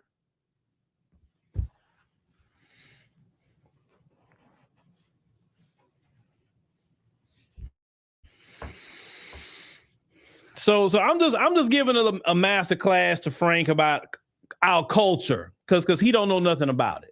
He don't know nothing about it. That's why he talked the way he talked. Now, I think he mentioned baby mamas. Okay, baby mamas is worldwide, bro. Baby mamas is in everybody's community. There's no community throughout the earth that don't have baby mamas running around and deadbeat dads. Trust me, that's in every community. So I don't know why you would even mention baby mamas or twerking or notice try to talk down to our lowest 10% of the community. Notice they never compared himself. He don't ever compare himself to somebody equal to him or above. He never do it. Or people like him, they never do that. You notice that? They always got to look down. And let's call it what it is. I'm just keeping it 100, Frank.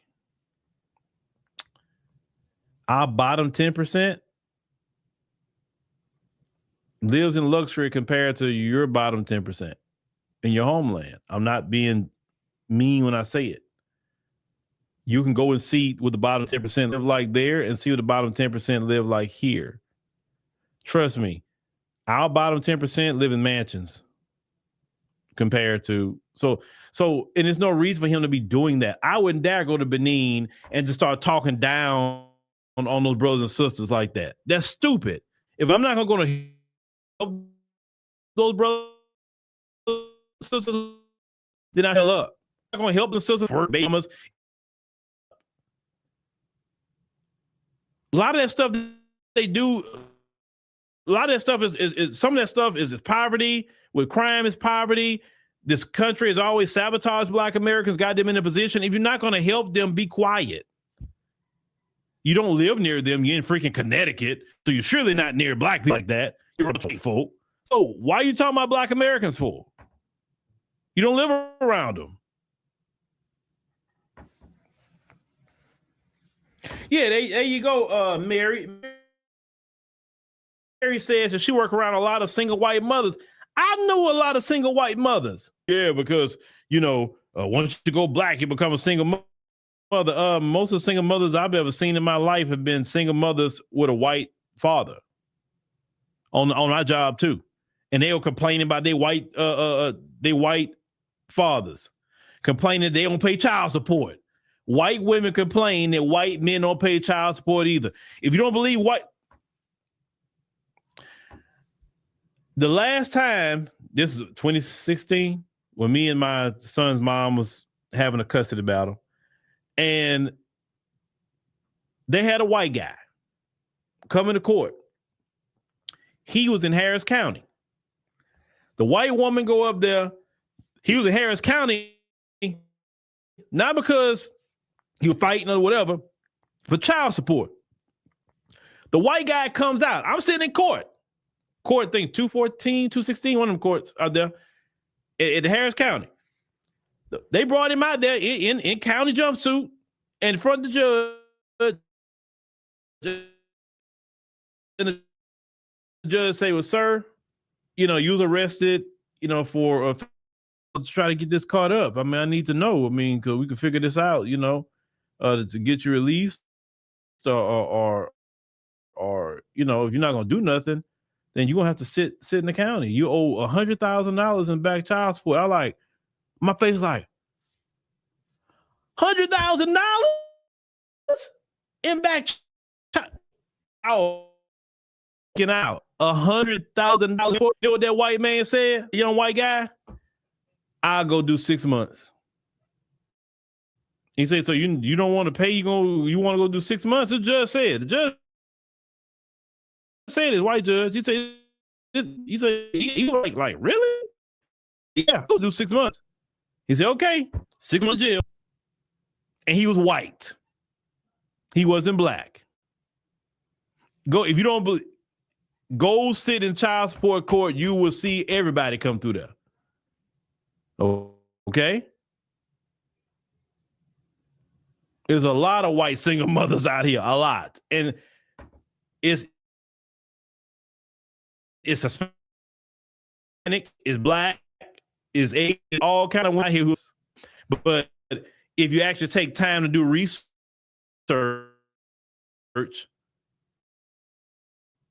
you'll find that out. See, unlike maybe people I take my time to research things like that to find out about human psychology, because I'm really big into human psychology now. It's like I just have to know what makes people tick. I see patterns of people. I just have to understand.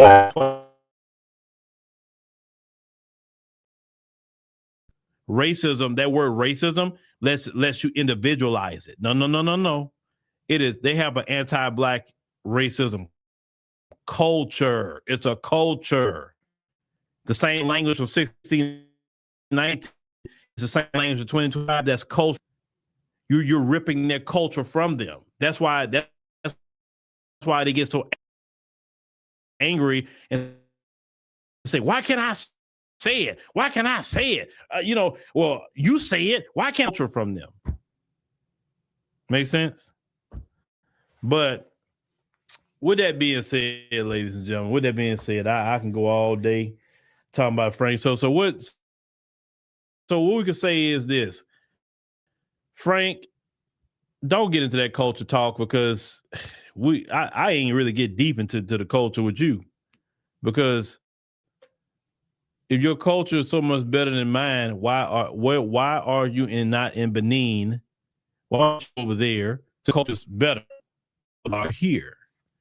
If your culture is better, because cultures according to you, make you superior. So can you show me your superior culture in your homeland? I'm directing it at him, not the Benin, not them, because they didn't say anything. I'm cool with them in Benin. I ain't got no issue with them.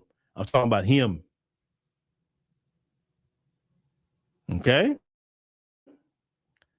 But yeah, don't do that culture talk, man. You'll never win that. You'll never win that. That young girl, that's why you bring them little young kids on that show, because you know good and well they can't even go there with you. They know that. Man, it's kind of like, that don't even make sense. It's like a person that's supposed to be a experienced fighter fighting a kid that just got started. Of course you keep him up. You ain't got no experience in the ring. All right, y'all. All right. Well, thank y'all for joining us on the stream tonight. We really appreciate it. Make sure you click the subscribe button. Make sure you click the like button. That's also very important. Check LaSherica AI here, and we have a new report, that we created. Well, at least I created, and I think Layla would be that one's name, and people liking the new one over there too. I've been trying to create another, not LaSherica. I think this was it. I think because you got to have at least two, because I was noticing in the background, LaSherica dominates over there. I said she got to have somebody dominate with her. So I'm slowly trying to figure all that out. But like I said, the AfroWire stuff is very fun for me. I'll be honest, it's very fun. It's like possibilities. I always say that.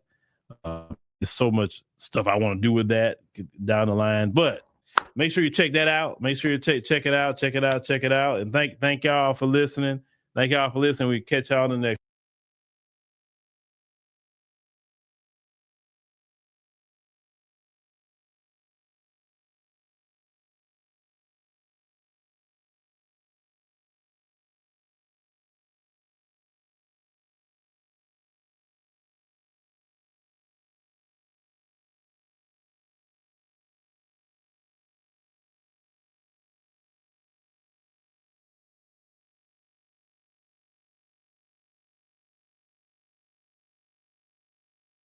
About this and shout out to everybody. I'm not here to diss nobody, but that's the main question that we should be asking. Why did she get in this car willingly? This man's car at 2:00 in the morning. You don't know him, and he's a border hopper, an illegal immigrant. That's what I'm asking right there. Hit the like button. It ain't nothing. I got you, Virgil. I've been meaning to hit you, man, but hey, man, we're going to chop it up today, man. Shout out to my loved ones out there. Now, she hopped in this dude's car at 2 a.m. in the morning, at the wee hours in the morning. He was an Uber driver. Nah, I don't think he was an Uber driver. He looks like a construction worker. He looks like a warehouse or some type of construction worker. I don't think he was no Uber driver.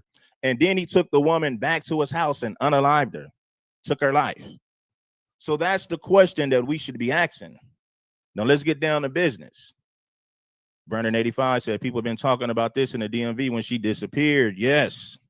Shout out to Brandon 85, man. Shout out to all my DMV people out there. You know, hit that like button, man, and support the show. And I've been talking about a lot of these stories, right? I've covered a lot of these stories, man, with these illegals unaliving, women here in America. You got Lincoln Riley. What's her name? It's a long list of victims, man, just like her, man. And she ain't the only one, man. Y'all remember that stripper who got unalived by that Uber driver in Indiana? She got off of work like 2 or 3 in the morning. He unalived her and dumped her body in the woods. So this right here is a common thing with these illegals who just entered this country. This is a common thing. Now, some people listen, Virgil. You else would you hop in a vehicle why else would you hop in the vehicle with this illegal immigrant if you're not selling cat? Then you got to think about the time. It was 2 a.m. in the morning. Why would a 19-year-old hop in a ride with this illegal? Make it make sense.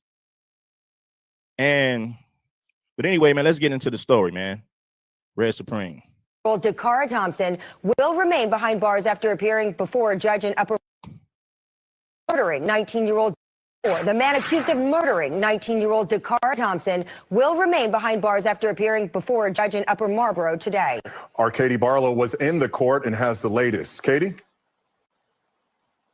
Hey guys, it was an absolutely packed courtroom this afternoon when Judge Katina Stewart took the bench. I was behind the victim's mother, Carmen, and it was mostly family members and supporters of the victim, 19-year-old DACARA Thompson, who police say was murdered and then thrown over a bridge off Route 50 in Annapolis. Now, 35-year-old Hugo Hernandez Mendez, who is the suspect in this case, ICE says is in the country illegally and living in Bowie, Maryland. He appeared remotely in a prison jumpsuit from jail, and that's where he's going to remain for now. Now, During court today, Hernandez Mendez's lawyer waived the bond hearing. That means they agree not to challenge his detention. But Judge Stewart went out of her way to emphasize that she would not order his release anyway, based on the current allegations. And that's because there's no set of conditions that would be reasonable or assure the safety of the community.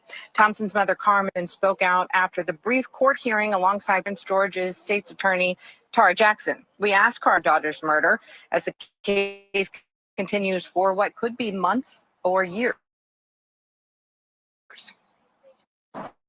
That's a tough question. That's a tough question because we know it's going to be extremely hard.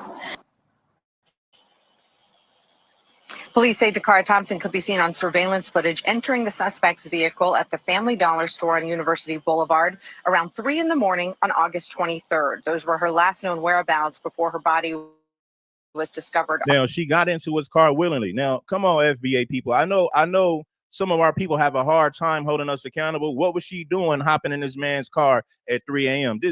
This dude is an illegal immigrant. Seems like there was something transactional to me.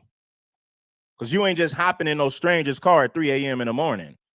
Nah, that's not what you do. Unless there's some type of transaction. Unless there was some type of,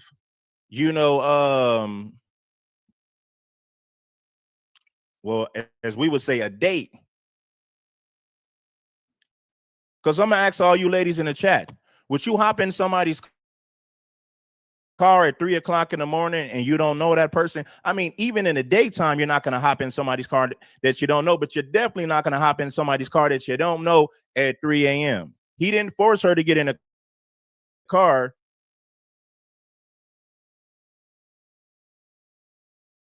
She got in his car willingly. She wasn't forced to do it. So now, police identified consistent with one that Thompson wore. Question. That's a tough question because we know it's going to be extremely hard. We just ask that everybody pray for our strength through the process.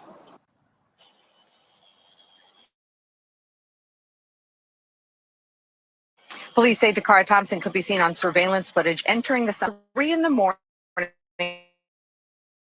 on August 23rd. Those were her last known whereabouts before her body was discovered around 50. Now, police identified what appeared to be blood stains, women's lingerie, hair from a wig consistent in his hand when searching Hernandez Mendez's residence. Now, the state's attorney says that there will be next in this case, Hernandez Mendez again back in court on October 8th for his preliminary hearing. Katie, what did the state's attorney say about his status as someone in the country illegally? Well, we asked about that. She said that's not her primary concern right now, and that her focus is on justice for the victim and for the victim. Now, he does, listen, he deserves to be in jail, so we're not excusing his behavior. I hope that he rots in hell. I hope that he spends the rest of his life in jail. That's a fact. But let's talk about prevention, ladies. See, I'm about solutions, right? Now, how do we prevent this from happening? Ladies person. If she would have never hopped in this dude's car, she would still be alive. She made a critical mistake, but then again, why was she hopping in his car? Was it prostitution? Did he spend some change? Did she sell her body for a piece of change? Now, it'd be one thing if he forced her in a vehicle, but it doesn't appear that he forced her in a vehicle. We have to consider that. Right? This crime was terrible and it was horrible. But at the same time, we have to cover things from every angle. Extremely limited in any information that I can provide today. But I'll say this, the goal of this office is to achieve justice. So all you foundational Black American brothers, man, we can say lock this immigrant up. Yes, we can say that, and he deserves to be locked up. But at the same time, we got to be real about this woman. Why did she hop in his car at 3 a.m. in the morning and he didn't force her to do it? Nobody wants to ignore that fact right there. But yes, he deserves to be locked up for the rest of his life. True indeed. For DACARA Thompson and for her family. And that goal requires that my office have the ability to fully investigate and to thoroughly review any and all evidence in this case in order to make a determination regarding the appropriate charges for indictment. In addition, this is not the legal status of the defendant, or frankly, of any other defendant.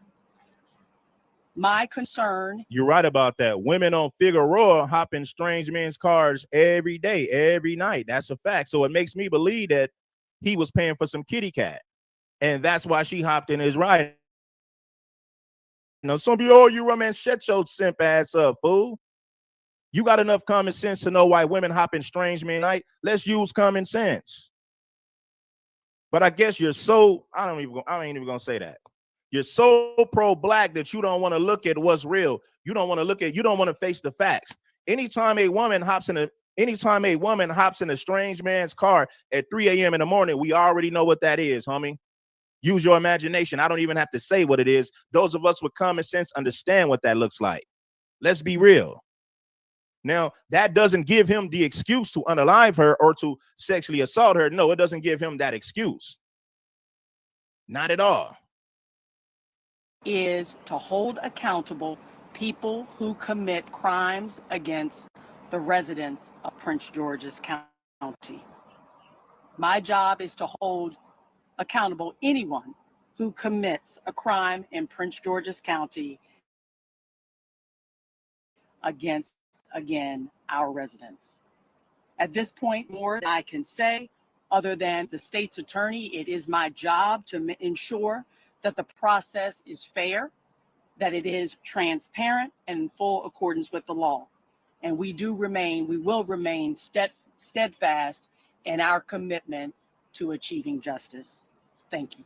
Are there any other suspects or any other people possibly involved in this? Again, this case is under investigation, and so I cannot further comment as to the nature of any other suspects or any part of the investigation.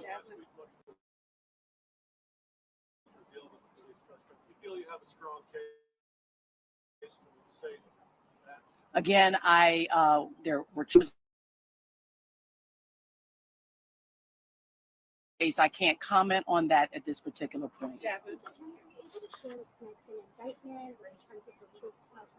In terms of what's next, our office again has to thoroughly review not only the charges that were lodged against the defendant, but the case and continue to investigate where necessary, along with all of our law enforcement partners, and we'll make a determination in short order as to the appropriateness of any charges and what those charges will be. And then we would present the grand jury for indictment.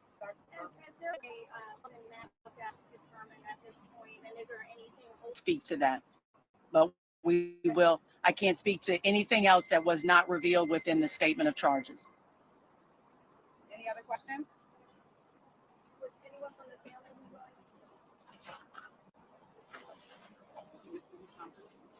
Would you get your name, please? Carmen Thompson. Carmen Thompson? Yes. And you are a... I'm Thompson being at the hearing today, and our hearts go out to you for your loss, first off. What do you want to say now that this justice process is moving forward? I thank the PG County State's Attorney's Office for the great service that they've been providing.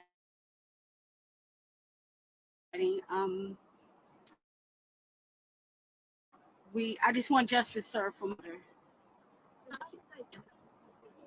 His family could be under these circumstances, so not so good.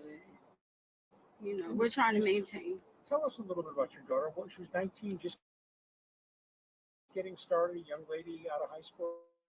This is the mother right here. It's a like button, y'all. Yes, my daughter, she had just 19 years prior to this unfortunate circumstance. She was working under Westmore's He had just completed a year-long internship in which she was very successful. She did a great job. She was a kind of an outgoing, soft-spoken, kind young lady.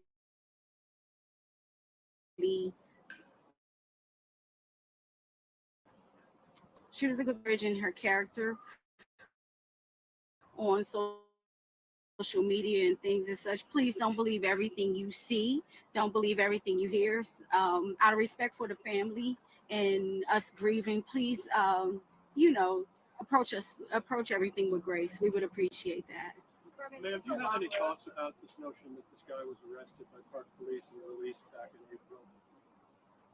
I'm sorry, can you repeat that? This man, Mr. Hernandez-Mendez, Yes. was arrested by the drug in April 25th, subsequently released. There was no check of his immigration status or anything like that. There were no warrants at the time, no detainers. But he was in federal custody, and then he was released, and he is in the country without right. Now there's violence. I'm very disappointed to put that out now, because we may not be here today if they did what they were. Indicating that position may have known this person or crossed paths with him ever in her life. Let me again say that I just want to be clear, and out of respect for the family as well, anything, any questions regarding the nature of the investigation would be harmful to our investigation at this particular, to make sure that we don't delve into. You asked a question earlier. As always, there'll be an autopsy that's performed as a part. The family often has to have a long journey after a crime like this happens. Yes. The trauma as the case moves forward and the victims have to outlive the crime itself. The family prepared for what's about to happen in the coming months. The grueling work of retelling the story, working with investigators, everything that's to come.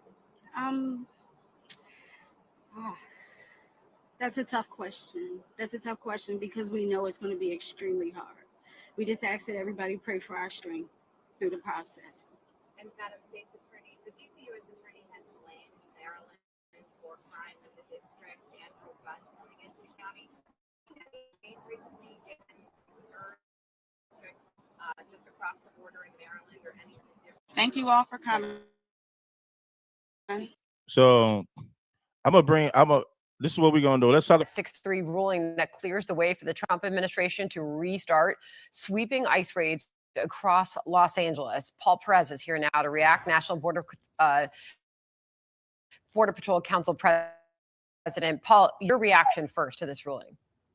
Yeah, this is great for our agents, but it's even better for the. Hold on, let's go. Let's go. Now, the News 4i team has been digging into details about Hernandez-Mendez's prior arrest by federal authorities, who has also learned about questions here about Prince George's County's police's sort of initial handling of the case and her report of as a missing person. Yeah, there are a lot of questions in this case. Let's start with what we know about Hugo Hernandez-Mendez and his past interactions with the law. And let's get into some of his past interactions with the law. Hit that like button, bless the show. I will drop the link. Let me see how many let me see how we looking like on those likes, man. How we looking on the likes? Let's get a few more people to press that like button and support the show. Now, the News 4i team has been digging into details about Hernandez-Mendez's prior arrest by federal authorities and why he was let go. We're going to bring in investigative reporter Tracy Wilkins, who has also Lewis County's police's sort of initial handling of the case and her report as a missing person. Yeah, there are a lot of questions in this case. Let's start with what we know about Hugo Hernandez Mendez and his past interactions with the law. An ICE official tells us he is from Guatemala and entered the country at an unknown date. But we know when he crossed the radar, federal officials, just as recently as this past spring, he was not kept in custody. Today at the press conference announcing murder charges, state and county officials said he had been arrested by the U.S. Park Police last April and charged with a DUI, but was... And listen, bro, she didn't deserve to die, man. Shout out to DMV Nation for pointing that out. Listen, I got love for her as a sister, but what I'm thinking about right now, we're dealing with prevention. How do we stop this from happening to other women? Not just black women. First and foremost, we're gonna speak for our people. We want to prevent this from happening to black women and women in general. But let's check this out. She didn't deserve to die just because she was selling box. You know what I mean? That doesn't give him the excuse to unalive her because of whatever interaction they had or whatever she did. And my thoughts, to be honest, looks like she was selling some of that cat, because the only women, and listen, the only time you get in a strange man's car late at night is if she's selling cat, or he was an Uber driver or a Lyft driver. And I don't think that he did Lyft. I don't think that he did Uber. And that makes sense why she would hop in his car. But man, let's get back into the content. She had no reason. The only reason she should have hopped in his car is if he was an Uber or a Lyft driver. Outside of that, fuck no. But it doesn't appear, it don't look like he was no Lyft driver to me. You know, it just, nah. Mendez. And his past interactions with the law. An ICE official tells us he is from Guatemala and entered the country at an unknown date. But we know when he crossed the charges, state and county officials said he had been arrested by the U.S. Park Police last April and charged with a DUI, but was released. We looked for those records, but could not find them in the court system. We asked Park Police for charging documents, but sources close to this investigation say Hernandez Mendez was arrested on the Baltimore-Washington Parkway in Prince George's County on April 25th by the U.S. Park Police, who patrol the BW Parkway. Now, that's a federal agency. Given the federal push to detain undocumented people in the country, there are questions now as to why he released a DUI charge. Here's about that arrest. Went to jail, arrested for a DUI charge. It's always the same story. You notice these immigrants always go to jail for something, and when they get out, they unalive somebody. They should have deported this fool. But instead of deporting him, they released him back to the community. It's the same story with all these illegals. They go to jail for something unrelated to an unaliving. They get out of jail, then they unalive somebody. That immigrant. By the U.S. Park Police, who patrol the BW Parkway. Now, that's a federal agency. Given the federal push to detain undocumented people in this country, there are questions. Now, here's what County Executive Aisha Braveboy said about that arrest earlier today. Well, I think that the U.S. Government has made status of individuals relevant. This was someone who was in their custody. And should be asked of the Justice Department. Now, we reached out to the DOJ and also Maryland U.S. Attorney's Office for clarification on why Hernandez was not held, since ICE tells us he was undocumented. But they told us they have no comment on this case. ICE issued a detainer for him, how it all started. Prince George's County Police have said that once they were notified about the case, they began investigating areas where Thompson was last seen. They produced a flyer that was distributed, but initially the department did not reach out to news outlets or publish Thompson to police about why. And it was explained to me that because Thompson was a healthy adult, her case was not considered critical. When we asked the chief about that today, here's what's his response.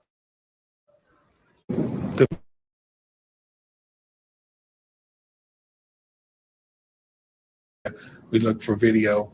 We did all of these things as a practice, critical missings. But the family did a lot of hard work, and they distributed information, and you all covered that. So the information was out, and the community had it. Blacc and Missing Foundation partners with law enforcement to help find people whose cases are sometimes mishandled or ignored. And their work has had a great impact on how cases of missing Black people are handled by police. They describe their work as changed how DC's police department example other jurisdictions. See what makes this case, she volunteered today. Now, it doesn't give him the excuse to want to alive her, but when you volunteer to get it, looks like prostitution. That looks like somebody was selling some cat, right? A lot of people don't want to hear that, but then again, like I said, everybody gets pissed off with the truth. Black people get pissed off when you tell them the truth. White people get pissed off with the truth. These immigrants, they get pissed off when you tell the truth about their community. Nobody wants to hear the fucking truth. The truth of the matter is that Mexican didn't force her in his vehicle. She volunteered to get in his vehicle. So it leaves it to your imagination. And if you have common sense, you can connect the dots. We know why women hop in strange men's cars at 2 or 3 o'clock in the morning. We know why. Regardless of the situation of that person being missing, everyone gets a flyer. And that right there, that public notification. How do we know that? What do you mean, how do we know that? There's a video showing that she volunteered to get in his car. He didn't force this woman to get in his car. It's on video.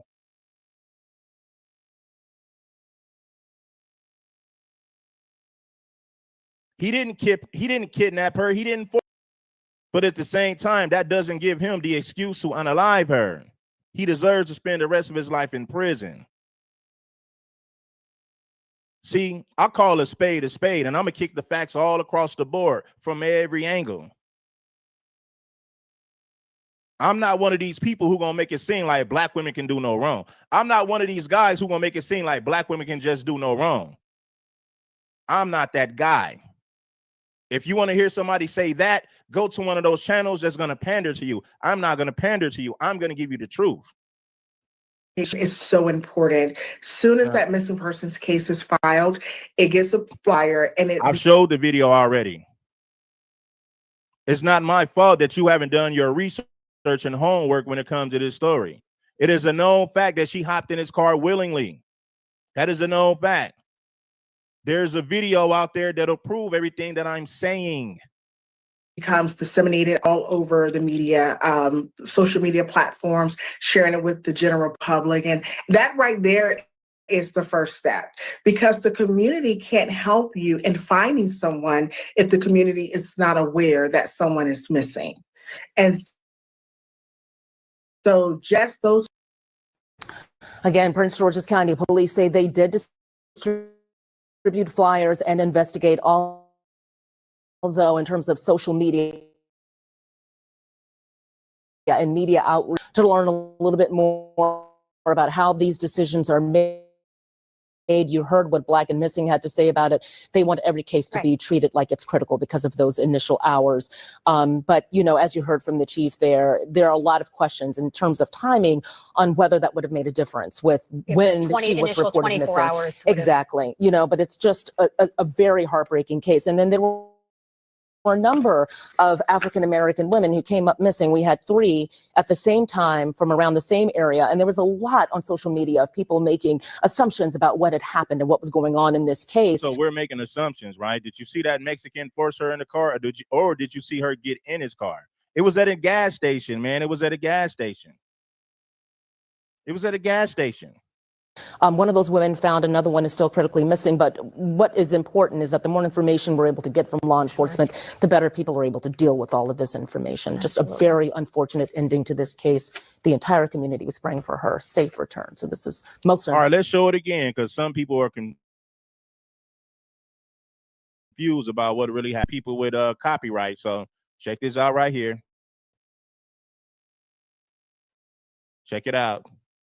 The man accused of murdering 19-year-old DACARA Thompson will remain behind bars after appearing before a judge in Upper Marlboro today. Our Katie Barlow was in the court and has the latest. Katie? Hey guys, it was an absolutely packed courtroom this afternoon when Judge Katina Stewart took the bench. I was sitting right behind the victim's mother, Carmen, and it was mostly family members and supporters of the victim, 19-year-old DACARA Thompson, who police say was murdered and then thrown over a bridge off Route 50 in Annapolis. Now, 35-year-old Hugo Hernandez Mendez, who is the suspect in this case, says, I didn't know he threw off for a bridge. So damn, who police say was murdered and then thrown over a bridge off Route 50 in Annapolis. Now, 35-year-old Hugo Hernandez Mendez, who is the suspect in this case, ICE says is in the country illegally and living in Bowie, Maryland. He appeared remotely in a prison jumpsuit from jail, and that's where he's going to remain for now. Now, during court today, Hernandez Mendez's lawyer waived the bond hearing. That means they agree not to challenge his detention. But Judge Stewart went out of her way to emphasize that she would not order his release anyway, based on the current allegations. And that's because there's no set of conditions that would be reasonable or assure the safety of the community. Thompson's mother, Carmen, spoke out after the brief court hearing alongside Prince George's state's attorney, Tara Jackson. We asked Carmen if her family is prepared to relive the horrific details of her daughter's murder as the case continues for what could be months or years. That's a tough question. That's a tough question because we know it's going to be extremely hard. We just ask that everybody pray for our strength through the process. Police say DACARA Thompson could be seen on surveillance footage entering the suspect's vehicle at the Family Dollar store on University Boulevard around 3 in the morning on August 23rd. Those were her last known whereabouts before her body was discovered off Route 50. Now, police identified what appeared to be bloodstains, women's lingerie, hair from a wig consistent with one that Thompson wore, and a fingernail that matches one missing from Thompson's hand when searching her car. We just ask that everybody pray for our strength through the process. Police say DACARA Dollar store on University Boulevard around 3 in the morning on August 23rd. Those were her last known whereabouts before her body. See, she entered the man's car, man, and he didn't force her into that car. He didn't force her into that car. Now, if you can show me a video of him forcing her into the car, I'll retract my statement. But as of now, the camera footage has proven that she volunteered to hop in this man's vehicle. He didn't force her. Body was discovered off Route 50. Now, police identified what appeared to be bloodstains, women's lingerie, hair from a wig consistent with one that Thompson wore, and a fingernail that matches one missing from Thompson's hand when searching Hernandez Mendez's residence. Now, the state's attorney says that there will be next steps in this case. It is very much an ongoing investigation. As to the court process, Hernandez Mendez is due again back in court on October 8th for his preliminary hearing. Katie, what did the state's attorney say about his status as someone in the country illegally? Well, we asked about that. She said that's not her primary concern right now and that her focus is on justice for the victim and for the victim's family.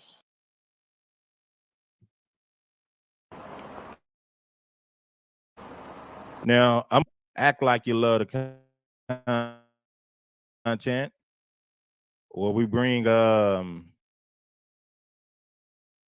reality and facts. may be linked to missing Prince George's County woman DACARA Thompson. That is a big story tonight at 10 o'clock. Shamari in Waldorf with the latest. Shamari. Well, Jim and Angie, moments ago, we tried to speak with DACARA Thompson's mother, and DACARA Thompson's mother and father. They don't want to discuss this latest development at this point. Meanwhile, this investigation is continuing. Tonight, Sky Fox hovering near a grassy area off of Route 50 in and out after Maryland State Police discovered the 5 o'clock evening. Now, Prince George's counties cannot confirm the body found is 19-year-old DACARA Thompson, but say it does look like her. Investigators are waiting on an autopsy result to confirm. Last week, they told us the last time they saw DACARA abandoned.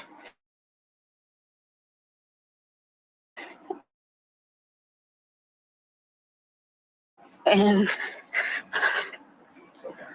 and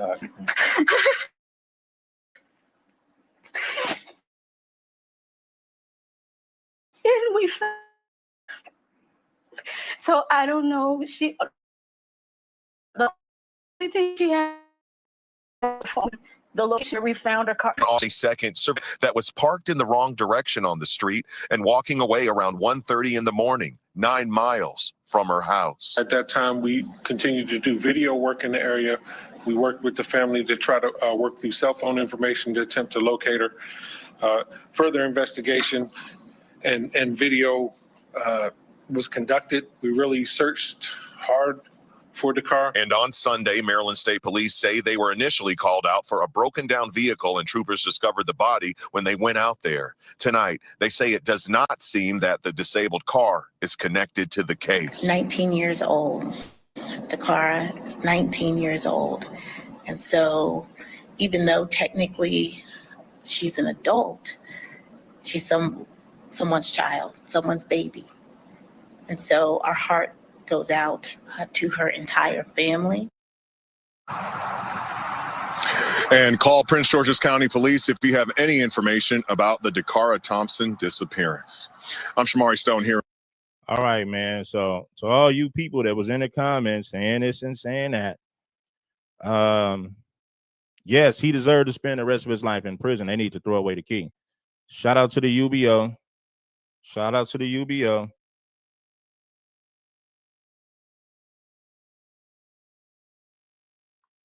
You know, shout out to Vernon 85. It is what it is.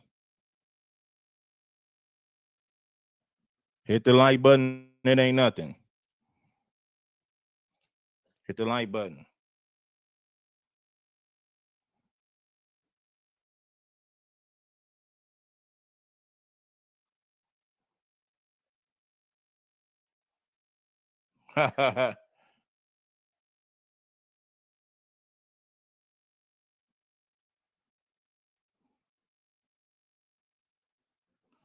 Yeah. Hit the like button. It ain't nothing. Where y'all at, man? So if you guys want to, if you feel like you want to add something to the show, add something to the show. Don't hesitate. Don't wait. Get up in here. That we're at this point where the search is over and justice begins. I want to thank our superintendent. I want to thank also Chief Preston, the men and women of the Prince George's County Police Department and its homicide unit. As I have repeated numerous, I want to thank for closing this case quickly. And now we will hand this case over to our state's attorney, Tara Jackson, to seek justice. But I did want to reflect on DACARA Thompson, young 19-year-old graduate of St. Shout out to Tracy for the Cash App. How come we only got 3 people supporting the show? How long we been talking? We've been speaking for 40 minutes and we only got 3 supporters. Now, out of 400 something people, we should have way more than 3 supporters. Now, I'm ready to drop the link. I want to hear from y'all, but we got to do better with that support. 3 people out of 400, 3 people out of 400. That ain't even 5% of the audience. That ain't even 5% of the audience. Charles High School in Charles County. She was living with her father. And part of the reason she lived here is because she was working for nonprofit Prince George's. As part of her service year option that she decided to participate in, and that this activity dedicated part of her young life to serving others, And I want that to bring home to all of you that this is a good woman who, for her community, will stand behind her family as we seek justice for her. I will now turn the mic over to our Superintendent Butler. Good morning. On behalf of Governor Westmore and the entire Maryland Department of State Police family, I'd like to extend my deepest condolences to the family and friends of Ms. DACARA Thompson, a young life that was taken far too soon. Shortly before 5 p.m. on August 31st, troopers from the Maryland State Police Annapolis Barrack were dispatched to the area of U.S. Route 50 between Maryland Route 424 and Interstate 97 in Anne Arundel County for the report of a disabled vehicle. Upon arrival, troopers observed a female lying unresponsive in a grassy area off the highway. Information obtained indicated that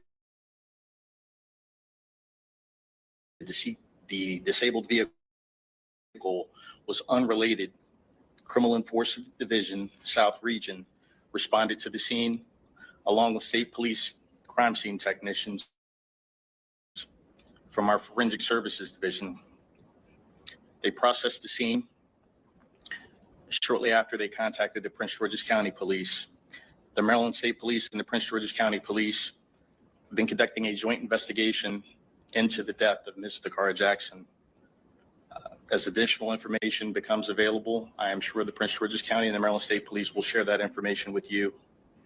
The circumstances surrounding her death still remain under investigation, so we will continue to answer those questions that we think the community and the family want those answers.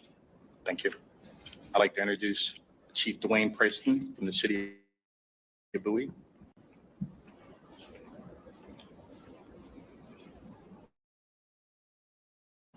Good morning. On behalf of I want to express my condolences to the family of DACARA Thompson. Members of the Bowie Police Department have worked in great collaboration with Prince George's County Police Department and the Maryland State Police. And unfortunately, the evidence led to this incident culminating in the city of Bowie. We continue to work in partnership without that as this case matriculates through the justice system, that justice will be served for the family. Thank you.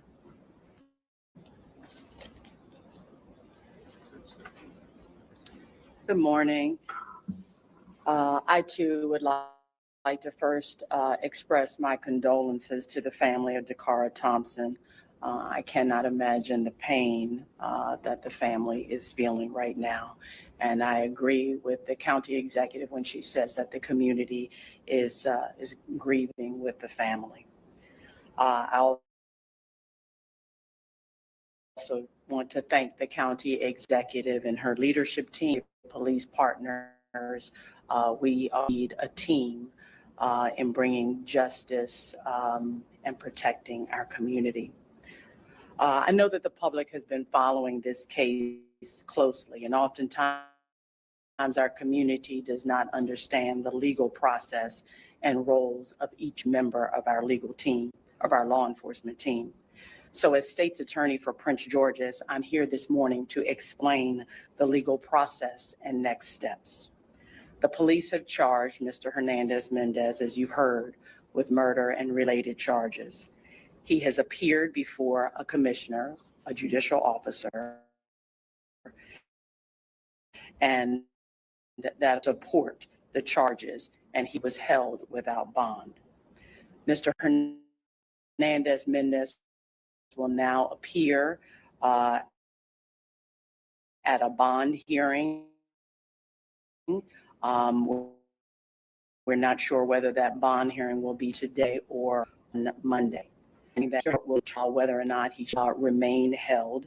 And in making that decision, look at the nature of the charges that are lodged, as well as the. Yeah, man, black women, I can be real with y'all. That Mexican didn't force her to get in his vehicle.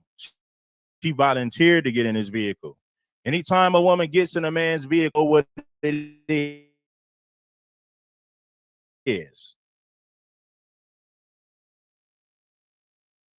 Now, if you say this man was an Uber driver and that's why she hopped in his vehicle, instead of him being an Uber driver, which I don't think he was, well, then we already know what it is because we have common sense. We're from the streets. We know what it is. You're not talking to a square. You're talking to a certified player, a certified game spitter. Anyway, man, let's get back to the content, though.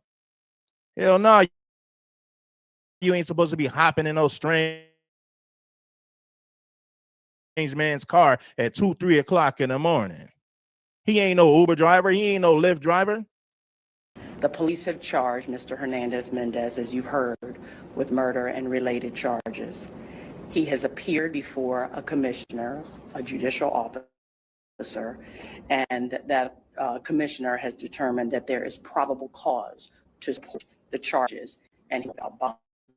Mr. Hernandez Mendez will now appear at bond hearing. We're not sure whether that bond hearing will be today or on Monday. And during that hearing, we'll determine whether or not he should remain held, and that look at the nature of the charge lodged against him, as well as the safety of the community. Says occur on day and not to. At this point, there really is not much more that I can offer other than to say in the weeks to come, my office will do a thorough review of the evidence, and we will determine whether or not Mr. Hernandez should be indicted, and if so, what he should be indicted for. It is important to remind our residents, and it's always entitled to due process, and it's my job as the state's attorney to ensure that the justice occurs, but that the processes are transparent and fair and in full accordance with the law. And finally, I just want to add that my office remains steadfast in working with our partners daily to make sure that our community is safe. Thank you. So the deepest gratitude for the men and women. See, I got to be real with FBA. This is why I got fed up with some of these people in the FBA movement. Not all of them, man, but we're not being honest, man. You know, I listen to a lot of people, these FBA people say, why did she get in his car in the first place? He didn't force her to get in. Why did she get in? How we gonna save black women from making the same mistake if we ain't gonna be honest about what she did?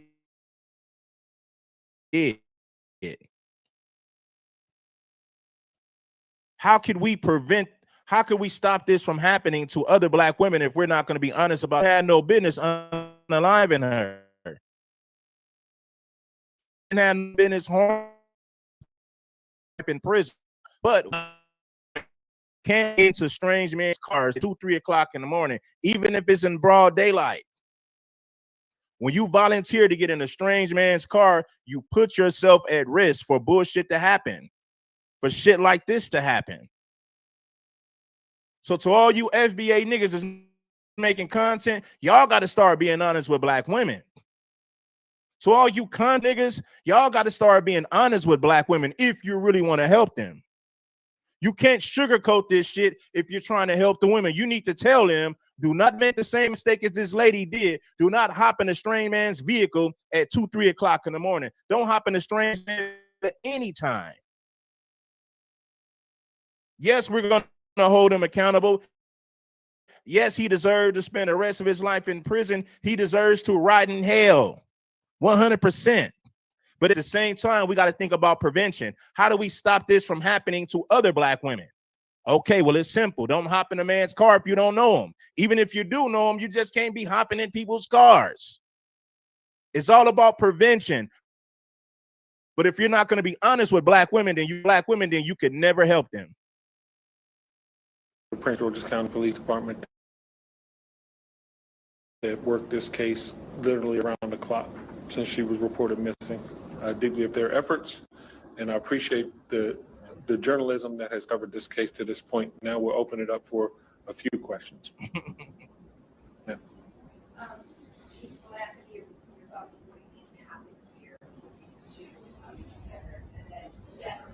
Nah, I'm sick of a lot of these niggas in the conscious community who are not honest with black women. They're just pandering to them. They're not being honest with black women about the mistakes they're making. If you niggas really care about black women, the first thing you should have said was, ladies, we love this sister. Rest in peace to her. We hope the man serves life in prison. We hope that he rots in hell. But at the same time, ladies, when you hop in a man's car at 2 or 3 o'clock in the morning, it looks like prostitution.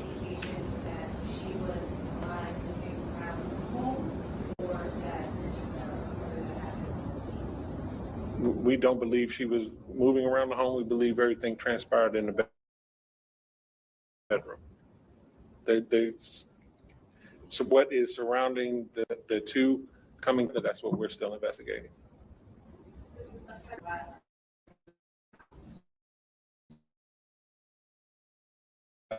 Not aware of that States Park Police in April. If it wasn't for that disabled car, would that area have been searched? Was that on your radar? That area is probably about 7 miles away from the murder location, but a good distance away from where she went missing.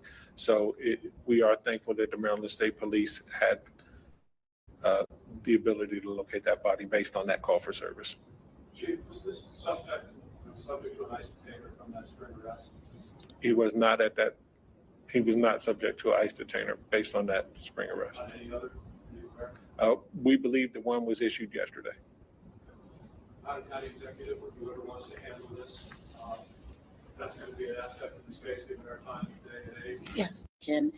In April of this year on a DUI charge.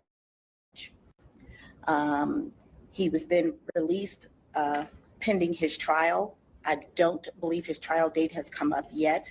And listen, since we're talking about prevention, another way that we can prevent shit like this from happening, you got to deport these people, get rid of these damn illegals. We've seen way too many illegal immigrants sexually assault women. So women, stop hopping in cars with guys that you don't know. But then again, a prostitute will hop in a strange man's car because she's trying to get fast money. But ultimately, you must listen to this. They should have deported this dude when he went to jail for DUI. He should have been deported. There was no reason for him to be in this country illegally. They should have deported him immediately. That's prevention. Another form of prevention is this. Black women, stop hopping in strange men's cars that you don't know. If she had that mentality, that would have saved her life. The moment that she hopped in this man's car,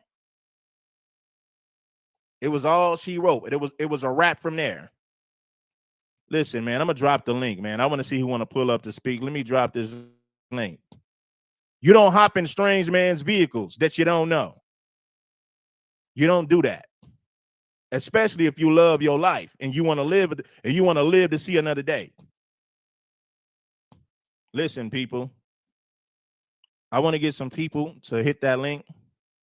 Make sure that you guys bless that Cash App. Make sure that you subscribe to the channel. Pull on up and show that love. I just dropped pull up up and show some love. I just dropped the link in the chat. Let's get some who really love this game. It's beautiful, man. What we know. What are your thoughts about that?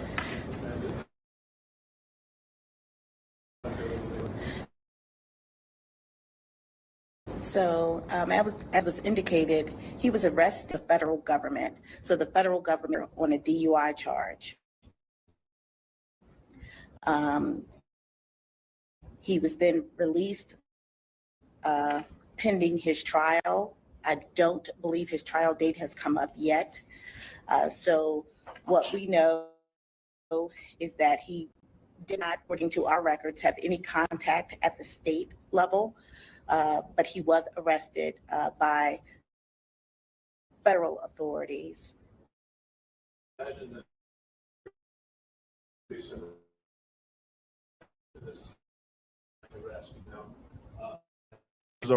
And they arrested by federal authorities and he's arrested by federal authorities, but yet and still he was allowed to stay in his country. That's crazy. Had any contact at the state level, but he was arrested by federal authorities in April. I imagine that there's got to be some. That he did not, according to our records, have any contact at the state level, but he was arrested by federal authorities in April. I imagine that there's got to be some reaction to this man's arrest now in the news nationally. What are your thoughts? Let me bring up Dre first, man. Dre, what's good, bro? Hey, what's good, Red, man? I'm just chilling, man. And like I said, right about now, because moments ago, they was really crashing out, acting a fit over these illegal immigrants. But now this incident happened. Ain't they one of them said nothing. The governor of Maryland, he fighting tooth and nail with Donald Trump about the National Guard, but he ain't made a press conference. He ain't said a word about this yet. None of them black Democrats in Maryland ain't said a word, man. That's just really, it's just really, at this point, man, they are so disgusting and despicable right now, man. It's sad and it's a shame, bro. And then they want to talk about Dr. Martin Luther King and all. No, Dr. Martin Luther King and these people turn over in their grave right now because y'all a disgrace to us. And at the end of the day, we got to hold ourselves accountable too, because we vote for these people and we put these people in office. Yeah. They do this with our permission. They play off our emotions. Right. They play the race card and they use the fear. That's how they keep us in. That's how they stay in power, and that's how they keep us in check. But I mean, like I said, I don't have nothing personal against them. It's their political behavior. Yeah. Is their political behavior and our political behavior as the masses as well. We have to do better than that. Hey, bro, I'm glad you mentioned that because I put that in the title, man. You don't see Democrats saying anything now. They've been fighting to keep these people here. They're hardworking and this and that. You notice they never cover the stories when these women get unalived by these illegals. You never hear these Democrats say nothing. You can hear a rat piss on cotton. It's so damn quiet. They ain't said nothing about this black woman. Now they claim to care about women's rights and the safety of women, but when women get unalived by these illegal immigrants, the Democrats never say nothing. Yup, exactly. And you covered another incident about this like in May, what happened in South Carolina. They ain't said a word. Ain't no black Ain't said a word. Creator. None of them didn't. Probably you, the TV. I think y'all probably the only three that really covered about this. Nobody else said nothing or spoken about this. That is sad, man. Yeah. It's like what has we have come to? Shout out to my boy Street Media TV, man. Yeah, Street he Media made TV. I'm right here. I'm right here. Oh, what's up, bro? Y'all? Go ahead, Street Media. You got it, bro. Go ahead, Street Media. Hey, I was just telling my wife, man. Listen, turn it down. I don't condone what happened to her, but come on, man. We from the streets, man. When I just don't understand when pointing out simple logic is like victim blaming, and they got her on video getting out of her car, voluntarily walking behind what's it called again? The what I say it was called? Not the Family Dollar at 3 o'clock in the morning, and having a conversation, then getting in this man's car. And I'm a father, man. I'm a husband. I'm an uncle. I'm all these things to Black women. I'm all these things. I'm an uncle, a father, a mentor, a little bit of everything. Like, so I gotta call for what, a protector? I'm confused. Like, we gotta, like, I understand it's sad, but can we be in the prevention business? Because this ain't the first time something like this, bro. Let's just take it back to the streets for a minute. Growing up, when I was in my 20s and stuff like that, you know how many times I met a girl at the club and took her home and banged her out or something? I could have been a crazy staunch killer or something. Women take chances all the time, man. Going home with me, the guy, and go on a date with him. Yeah. Right?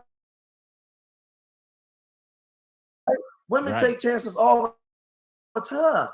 I mean, I was raised by women, so I'm not trying to hurt no women. But I know women that got unalived by going in cars with men, right? So now we established that part. This woman was 3 o'clock getting in the car with a goddamn Mexican, Guatemalan, or whatever. Who y'all think y'all talking to? I was born tonight, but it wasn't last night. She didn't get dragged from my home or from the car. She walked behind the thing to his car. So I'm just saying to a lot of you young girls, please, man, please.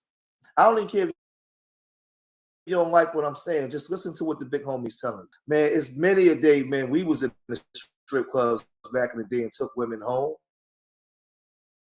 We could have did anything. She in the house with 5, 6 niggas.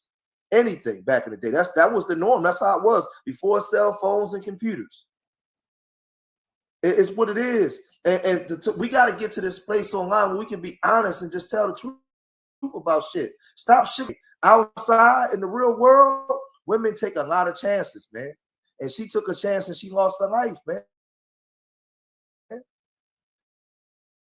I'm fucked up about it, Red. I don't like to see something like this happen. I don't even care if she was selling coochie. She still should be dead.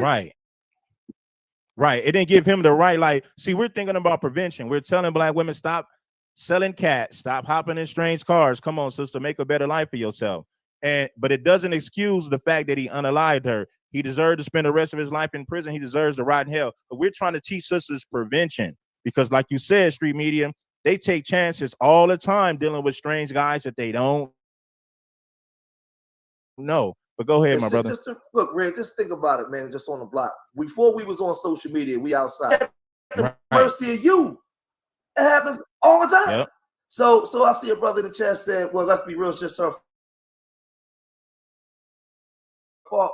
Listen, we know that, but we ain't, see, this is what I'm saying. I ain't dealing in the gender shit that y'all do online. And what I'm saying is I love my people. Y'all want to deal in that white supremacist gender war shit where you can't tell the woman nothing and then you can't tell the man nothing. And when something bad happens, I told you so. Nah, man, listen, man. We have to be more caring. If we say we FBA, and we have to be stern and tell the truth. But this ain't the time where we just want to just beat up on each other and say, I told you so shit. This ain't the time for that. This is actually the time when we can actually do more teaching. Because it happens every day. It's happening right now. There's a young girl getting in a man's car somewhere. And it may be your niece. It could be your daughter. It could be your aunt. It could be your mother getting in somebody's car right now as we speak. Shit, they getting Ubers. They don't know. We was always told don't get in strangers' cars. Nowadays, an Uber could just pull up and your sister jump in the damn Uber's car. So women take risks all the time and this kind of shit. So to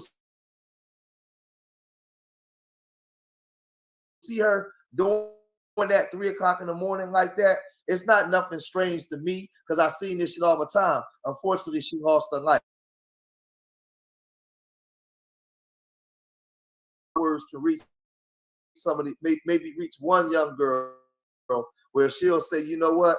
Yeah, man. Out of love, man. I say this out of love. I really do. I'm thinking about prevention. Listen, I don't like when I see black women in my city on Fig selling a box. You know who? A street media. You know who buys the most box from black women on Figueroa? That host row. It be Mexicans. Yeah, I know. Yeah, they're the main customers, and it be 15 and no guidance, just some money. Yeah, it's the same thing over here when you see the black girls out there selling boxes on out there in the strips. It be the Puerto Rican men. It's the same. It's the same thing. And like I said, man, but the thing is, do you know how many women that's out there selling boxes a year get killed, man, in this country, across these cities across America? Man, it's something. It happens a lot, bro, a lot. I mean, but this ain't a I told you so moment. We actually say we FBA and we care about our people. We know. We know we got challenges, man. We got issues. But at what point, just as black people, do we let everybody else deal in that wild, dumb shit? Like, we grown-ups, man. We grown-ups, because like I said, to young women, where if 99 of them said, fuck George, I ain't listening to him. But one did, I did my job. So I gotta be careful in the way I disseminate the information. Because I want to get through to the sister. I don't want her to reject what I'm saying. I want her to hear me. So I landed there. Man, shout out to my boy Street, man. He's definitely a real one, man. Let me bring up Black Samurai. What's up, my brother? Salute to the chat. Salute to everybody on the panel. You know, to me, this situation, I actually was in the wrong, but you know, I can't be tender-hearted, man. We you know, we got to be tough love on the FBA side, man. If you know right, you do right. At the end of the day, it's government agencies out there that's 4 months. Give them jobs. So I'm not having no remorse. There's a lot of black men out there that need help. Them these black women out here.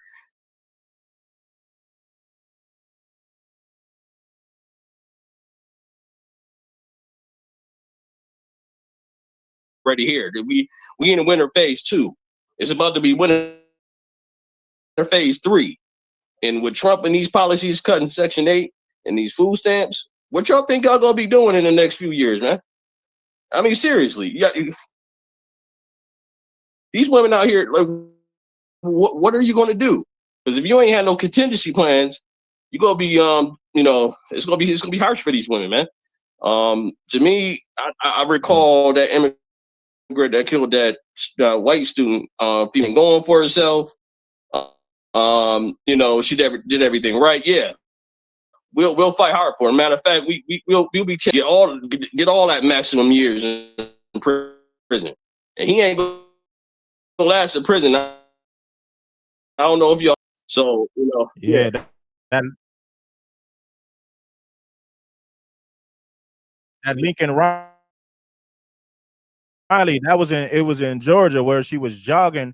She went on a jog early morning before her class, and when she was on her jogging, an immigrant sexually assaulted her, and the female was a stripper, and she called up an Uber, and the Uber driver was an illegal immigrant, and instead of taking her home, he sexually assaulted her and unalived her and left her body in the woods. Now, in this case, they said that he shot her, threw her body off of the bridge. Man, that was cold-blooded. Now, listen, I don't condone that, right? But we can prevent this. You guys can prevent these things from happening. When you out there selling box and you hopping in strange men's cars, you don't know who this dude is or what he's capable of. But go ahead, right. You know, because you know we know what they hopped in that car for. For that dinero, man, for that money. You know what I'm saying? The money that can say in the Bible. Money is you ain't gonna last too long on this planet, man. I mean, you know, it's traps everywhere. But that's the even though that's the oldest profession, nowadays with men out here and then they ain't got easy access. You know what I'm saying? They're gonna fall to the right one, and you know, I'm a mad. I mean, to them when most of them don't even last years out there in them streets, man. Like, so either you wake up or do better. You know what I'm saying?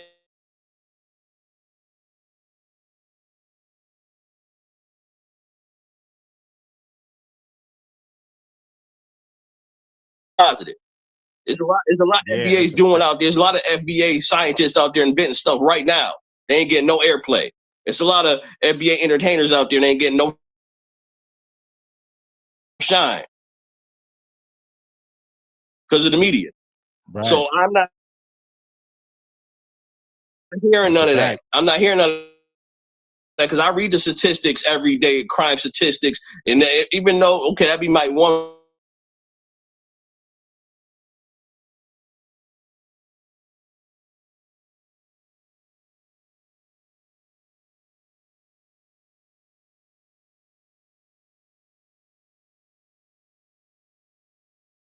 World is gonna show certain people. Either you better do something to pay those bills, or you might see some. Black Samurai for pulling up, man. Big E gonna drop some game on y'all real quick. You got it, Big E. Hey, yo, what it do, y'all? Hey, man, it really is up there. But ladies, real talk. Y'all need to stop thinking that y'all belong in the streets. A man with sense ain't gonna be in the streets at no 2, 3 in the morning. So what you out there do, and you selling box? It's a damn shame that it seems like these young girls can't think of nothing else to do but sell box. You know what I'm saying? It's like selling box is to women what selling dope. You know what I'm saying? It was lucrative. You couldn't tell us nothing. Okay. So it's the same thing today with the OnlyFans and the this to that. It's like y'all think that's the means to an end, and it's not. You know what I'm saying? Now, again, with that being said, that don't give old boy the right to do that. You know what I'm saying? And the fact that we trying to clown, it's like this go back to what Red be saying. People be getting tired of Red doing these stories, but hell, they keep doing it. You know what I'm saying? I mean, real talk, but see, Red elected that had a whole criminal network that worked against y'all. All of them people y'all elected, let these people get fake IDs, jobs, and all this stuff. You see how they fought for Kilmore Abrego. Y'all see how they fought for all these illegals. They out there attacking ICE, et cetera, et cetera. But then when it comes to our black ass, they all quiet. Where's Jasmine? That was flying to El Salvador to try to free a woman beaten human trafficking. See, y'all let y'all hatred politically now. Y'all let y'all hatred or the media give y'all so much hatred of one man that y'all still refuse to see the criminality that was working against y'all. That is that Democratic Party. Babies, we'll take care of them. And y'all know it. You know what I'm saying? Y'all see it. These are the people that y'all think is your handle with kid gloves. Red, you did a story in him with kid gloves. You know what I'm saying? Yeah. They wasn't treating him like he was a straight killer. You know what I'm saying? Oh, we still have to. Nah. Literally smile in your face and was bringing all kind of other people over here to take your place. They put him in your neighborhood. They was even trying to let them vote, probably was voting in elections. they were putting in people that were working against you. But see, they had y'all fighting with us. See, these are the vices, man. The devil has many vices to keep us fighting with each other. And then when you got people that's trying to point this out to you, you rather fight with us instead of looking at the obvious. That Cassandra Bland in our face didn't get in trouble. The people that did that to Breonna Taylor did not get in trouble. You know what I'm saying? Yeah. So, you know, these people are protected, whether they cops or whether they're illegals. That's who they wanted over here. That's who they want, slaves, so to speak. And these are the people that you keep putting in office. Barack Obama, even a couple weeks ago, had the nerve to say that black boys need. You know, y'all voted for y'all voted for Biden, right? And Robert Byrd is his mentor. Okay, he's pretty much an honorary Klansman. Hey, Big E. Hey, Big E. Yeah. Big E. Let me ask you real quick. If let's reverse the roles, right? Let's just say that was a black man that killed the Mexican and Guatemalan girl. What would the West Coast be saying right now? And all the Man, that nigga would be hung. That nigga would be in jail, and everybody would be on his him. Cared about none of that. If he was black, see, this what I'm saying, bro. We know this already. That's what I'm trying to say. We point. The point is somebody from another group kills somebody that belongs to us, whether we like it or not. Women been selling box. Ain't nothing new, whether you a hooker or not, or you bought us something.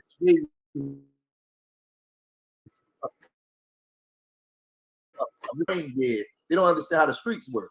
So I don't like what she was doing, but she did. But I'll let you finish, because I know damn well if somebody from another group, we'd have killed somebody from another group, if she was a Jew, Italian, something like that, they wouldn't be having Asian, they wouldn't be having it. So why can't we take the same stance? Man, and then look, I'm gonna just say this, bro. Again, all of them politicians is janky, so I'm gonna just say this. If Trump wasn't in office, you know how many more immigrants would be here? So I'm gonna just leave it at, I'm gonna put it like that. But just to, you know what I'm saying, just to keep it in perspective, once again, these people are protected. You see they are. You know, they get to throw stuff at feds and all that old stuff, then they have to go find them. You know what I'm saying? If there was black people throwing chunks of concrete and all that, what they was doing, it'd have been bodies out there. We all know this. So again, I'm not making none of this stuff up. They are going above and beyond for these illegals while they pretty much slapping black displaced, even though they're illegal. She called them displaced and said that she was going to be giving them $50,000 for all displaced families. Meanwhile, This is Hold on real quick, did. Biggie. I want to show you guys this. I'm gonna show you guys this real quick. This happened in Indianapolis. This was another black woman unalived by an illegal, and this is only a 2-minute clip. And I want y'all to watch this. And like Biggie said, if Trump wasn't been wide open, and look at the heinous crimes they commit against women and children. I've covered so many stories where these illegals have sexually assaulted women and children. Come on, y'all, man. Check this out. Earlier this year. Go ahead, What was the Mexicans saying online right now? That was a black dude that killed the Mexican girl. What were all the Mexicans saying? Oh my God. Hey man, what would they be doing right now? They wouldn't care if she was a hooker. They wouldn't care if she was a hooker, right? So we should media. We should do the same to ours. Now I want you guys to watch. Now I don't know how this illegal immigrant became a Lyft or an Uber driver, and he was illegal. But check out this story. I covered this earlier this year. We are learning more tonight about a murder investigation here in Indianapolis. A rideshare driver admits to detectives he shot and killed a female customer. That woman's body was discovered on the near southeast side yesterday. CBS 4's Jesse Wells spoke to the woman's family and to police at the IMPD chief of this case. The victim family tells me they tracked her phone down to the suspect in custody and are now preaching a message of prevention. Just after 1 o'clock Monday afternoon, in these woods on Indy's near southeast side, a woman who had been reported missing hours earlier was found naked with a shirt pulled over her head and shot to death. This is just disgusting all around, and it did not have to happen. Police claim a 29-year-old Uber driver, Francisco Valadez, picked up the victim from work early Sunday morning and drove Dixon to her home at this apartment complex just a few feet from the woods where she was murdered. According to this affidavit, Valadez gave conflicting stories, but eventually admitted to shooting the victim while trying to have sex with her. After dumping Dixon's body, the suspect confessed he tried to have sex with her again. These allegations. Police quickly used rideshare information from Uber to help track down the accused killer. Ride shares continue to be an excellent and a safe option to use when you're out in a community. While they insist the murder in these woods is an isolated incident, IMPD says rideshare users can always share their location with their family and should trust their instincts if things feel dangerous. Women, you have a right to exist in this community safely, and you have a right to use these ride shares. Trust yourself. This disgusting, it's disturbing. Ms. Dixon, especially her family, no one deserves to be treated this way in our community. Finally, formal charges by the prosecutor's office in this case are still pending. I'm to ask anyone who may have had a suspicious encounter with the suspect in recent statement. Jeff Wells, CBS 4 News. Now I got one more thing to show y'all before, and then I'm gonna let everybody just dialogue, man. I'm gonna let everybody speak at the same time. Just as long as we ain't talking over each other, I'm gonna bring everybody up to dialogue on this. Check this out. Also developing tonight, we're hearing from the family of a young mother who police say was shot and killed by her Uber driver. Police believe the shooting happened on Indy Southeast side as she was speaking with her family. And they told you they knew something was up when they didn't hear from her. Yeah, Dustin, Felicia, Shanty's Dixon mom says she always checked in with her. So when she couldn't get a hold of her, she filed a police report with IMPD that next day, never thinking her daughter would end up dead. As Risa Dixon lights her cigarette, she begins to walk through the door, say, "Hey, Mama, what y'all doing?" That's what my heart say, but I know she not gonna physically walk through the door. She always say, "Ma, you know you my best friend," and I'm like, "Girl, yeah, I know, you my best friend." Yeah, that's her. She had children, man. This woman was like in her early 30s. She had children, but I'm gonna let the clip play. And right after this, I'm gonna let everybody pull up. Shanty was also a mother, an aunt, and the oldest of her.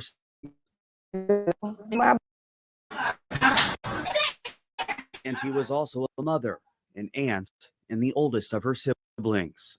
You could not miss her presence because she was gonna let you know when she come through the door.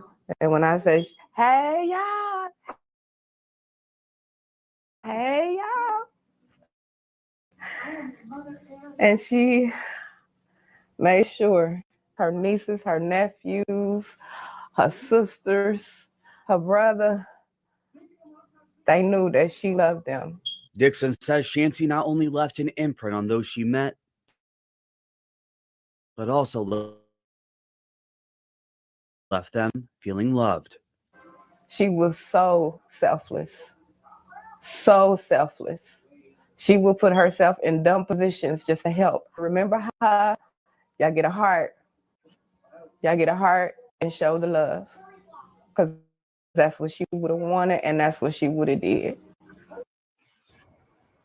Now, I was talking to Dixon off camera, and she told me Shanty was her oldest. And so I asked her, I'm like, what was it like when she was born? And she was So, you know, and that was an illegal immigrant. I covered that story, man, earlier this year. But listen, I'm gonna let Black Samurai and Big E, Street Media, and DW, everybody. Listen, I'm gonna let everybody just dialogue, man. As long as we just, you know, not talking over each other. But hey, man, go ahead first, Black Samurai, and then as you speaking, anybody who wants to chime in, y'all got it. But go ahead, bro. Yeah, man. To me, you know,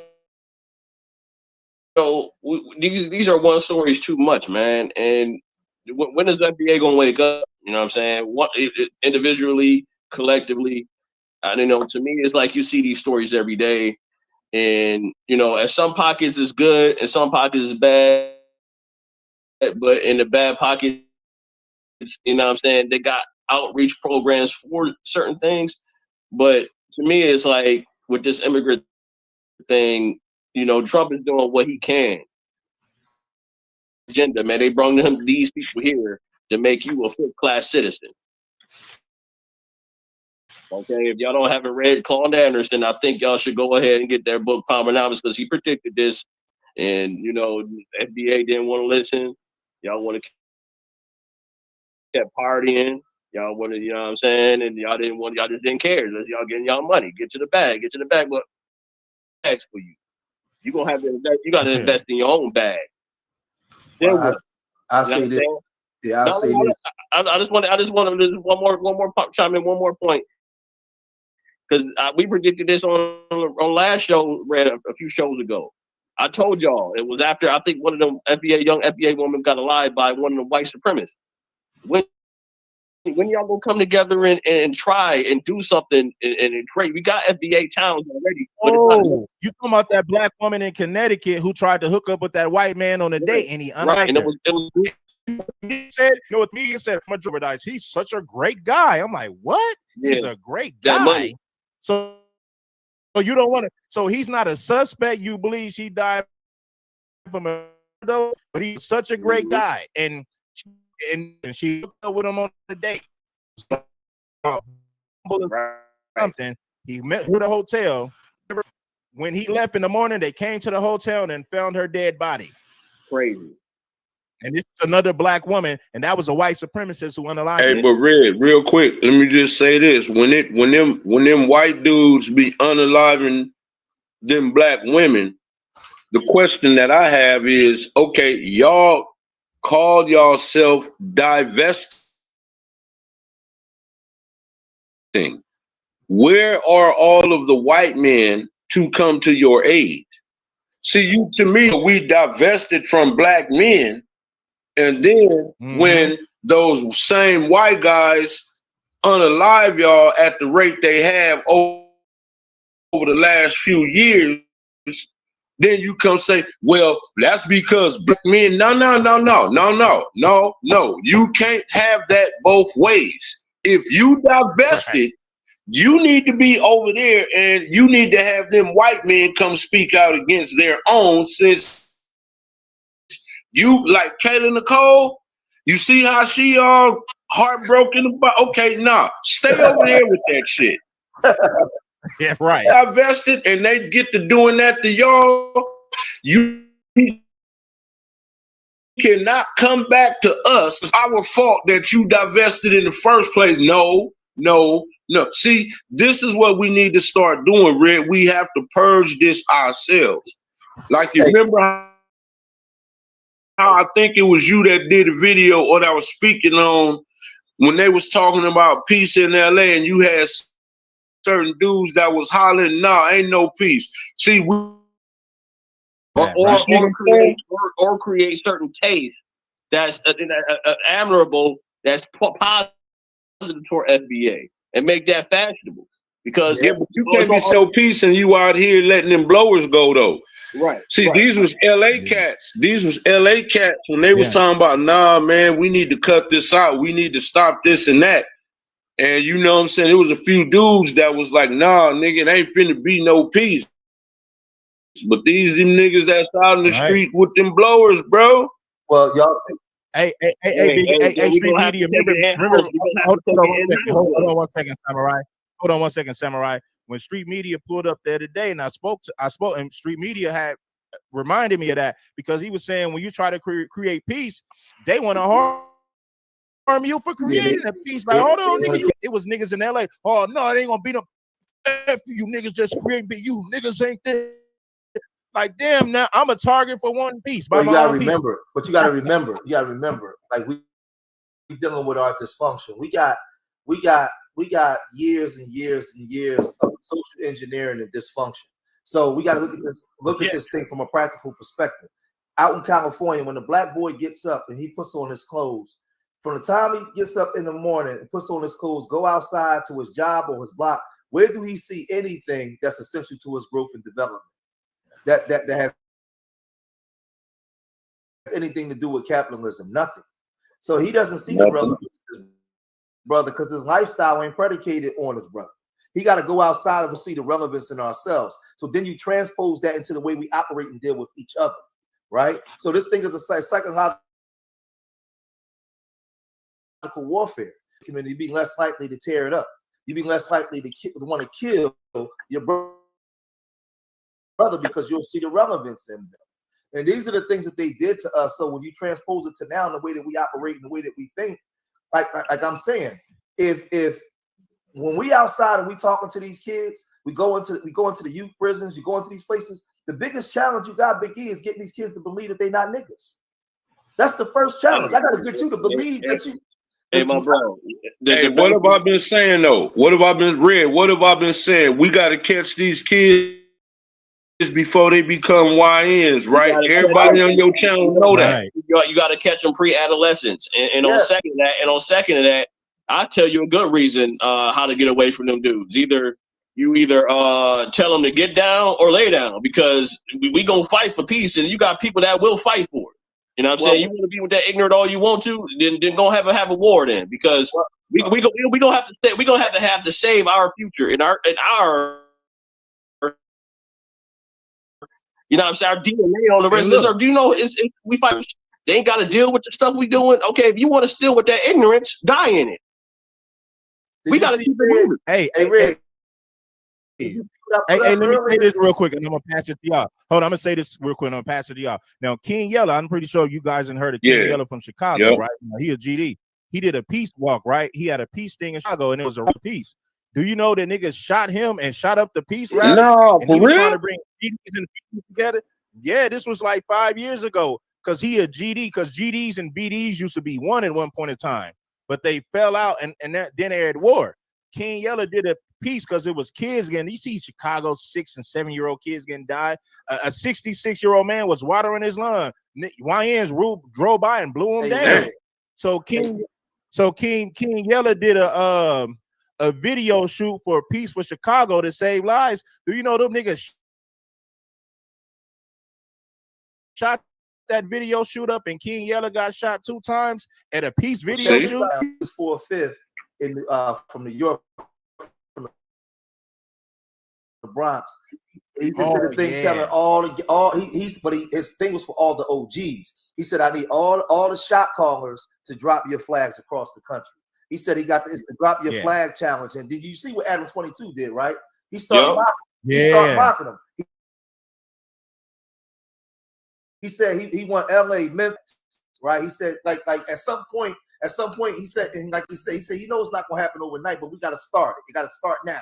And he said, drop your flags. Fucking Adam 22 went and started mocking him, saying, well, we don't really drop flags out here in LA. You'll lose his bag. You'll lose his bag. Styles P checked him and said something. Styles P said, whack 100 and all you Bloods and Crips out there that go to this show, y'all on the clock now. Because you heard the brother make the call, right? And it's on TikTokers everywhere now. And then the dude that y'all support is coming on here mocking him. You know how many? And so I said in my video, Bloods and Crips, GDs, BDs, Stones, Vice Lords, the blocks and hoods here in Philly since let's just go back to 1990 to today. How many black men, black bodies, black blood has roamed the streets of LA from AC to KC, Nebraska to Alaska? How much of the bloods of black men have roamed the streets because of gangs? So how can fucking Adam 22 even mock that when the brother got on there and he's asking the brothers to drop their flag? How is something like that funny? Right. I know. That's crazy, man. And Adam is from New Hampshire, but he moved to LA and he's taking full advantage of the gang culture. So, like he said, like Big E said, if niggas came for peace, Adam wouldn't have no more content because all he do is bring up gangbangers and talk about death and destruction on his channel. His channel started off as a hip hop channel, but he said, "Nah, you know what? I'm a interview gangbangers so they can talk about all this dysfunction, and I'm gonna monetize that shit and get paid." George, hey, what I like, he said the most important. He basically called LA niggas out, like, man, and if y'all stand with that nigga, you niggas is cowards. Yep. You know what I'm saying? Right. Because I'm gonna be honest with you. You know, bro, Hulk is probably he really need to be shouted out more than what he did, because that shouldn't just be a New York thing. You know what I'm saying? Yeah, like, nigga, put them damn rags down, bro. Yeah, he said he wanted countrywide. He made a call for all the shot callers of the gangs countrywide. Well, everybody, he's gonna get it. He want to get it. That TikTok, you know how they do all them channels. He want to drop your movement. That's why. But that's why the feds probably said, Adam, go get out in front of that. Get out in front of that right away. He got the memo. He got the memo. He got that on. He got on it real quick. Hey, but look, this nigga said he's an atheist. He don't believe in God, etc., right? So this is the question. Where's his moral compass at? Like, where do you get your morality from? You see what I'm saying? Like, that's what I like about with Munchie B. I don't like a lot of some of the stuff he promote, but when he say morals over money, you know, bro, I like that people today have no morals. Like how we talking about DACARA. I'm not trying to sour her, but no stranger at no 2, 3 o'clock in the morning. Now these is just facts. I'm not trying to down her, but men ain't no men. Men in the chat, are you gonna get in the car with somebody you don't know at some 2, 3 o'clock in the morning? Men ain't finna do that. So come on, man. Like, man, I'm just saying, bro, we have to make better decisions, bro, and that's fighting for survival. Everybody else seem to have government help. We ain't never had it. Right. I don't think we never, well, I ain't gonna say we never will. You got black women out there, they getting all type of support. You know what I'm saying? She could have stopped walking the streets, walking to one of them centers, and they would have paid her rent for like 6 months and gave her a monthly stipend for food just to get off the street. So I'm not really. You ask me, bro. Game come with choices, and it's choice you make. It could be it could be your last one. Support don't mean nothing when your mind ain't. Support don't mean nothing when your mind ain't right. So that's a fact. Most of our people minds ain't right because black women got support, but ain't nothing stopping black men from supporting each other. We don't have a right mind. Our minds are not right. So all that stuff, like I'm on the ground. I know the support systems, but those places be empty because you got a lot of people who got a problem. Black dysfunction is profitable. We got to understand how this thing operates, man, and it's not a gender thing. Because they create the gender thing to keep us arguing amongst each other and seeing things from their perspective and not from a more practical perspective. When you're dealing with groups of people who've been psychologically damaged for so long, right? So those of us that start to wake up, you can't expect the masses to think like you. Just think of the metaphor of the Bible. The metaphor of the Bible. They killed Christ for trying. You got to love your people more than they hate themselves. So they can have all kinds of support services for women. That don't mean that they're going to take advantage of them in the manner in which they should when they're not in their right state of mind. We got to get our minds back, bro. And ain't nothing to me, bro, that's that help. Yeah. You got to let that help. See, me, I'm scientific with it, bro. It's called natural selection. You know what I'm saying? You know, when that meteor hit, all the dinosaurs was dead, but the smart ones, the mammals, they survived. You know what I'm saying? So it's all about survival, bro. You know what I'm saying? Hey, but look, big dog. I saw a video the other day. This is where it could start.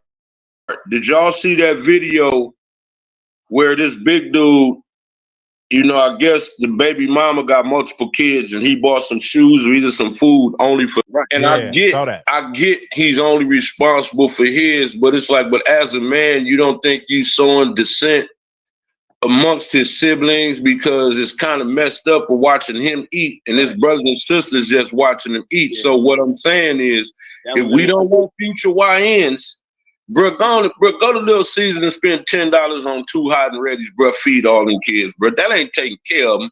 That's just a kind gesture, bro.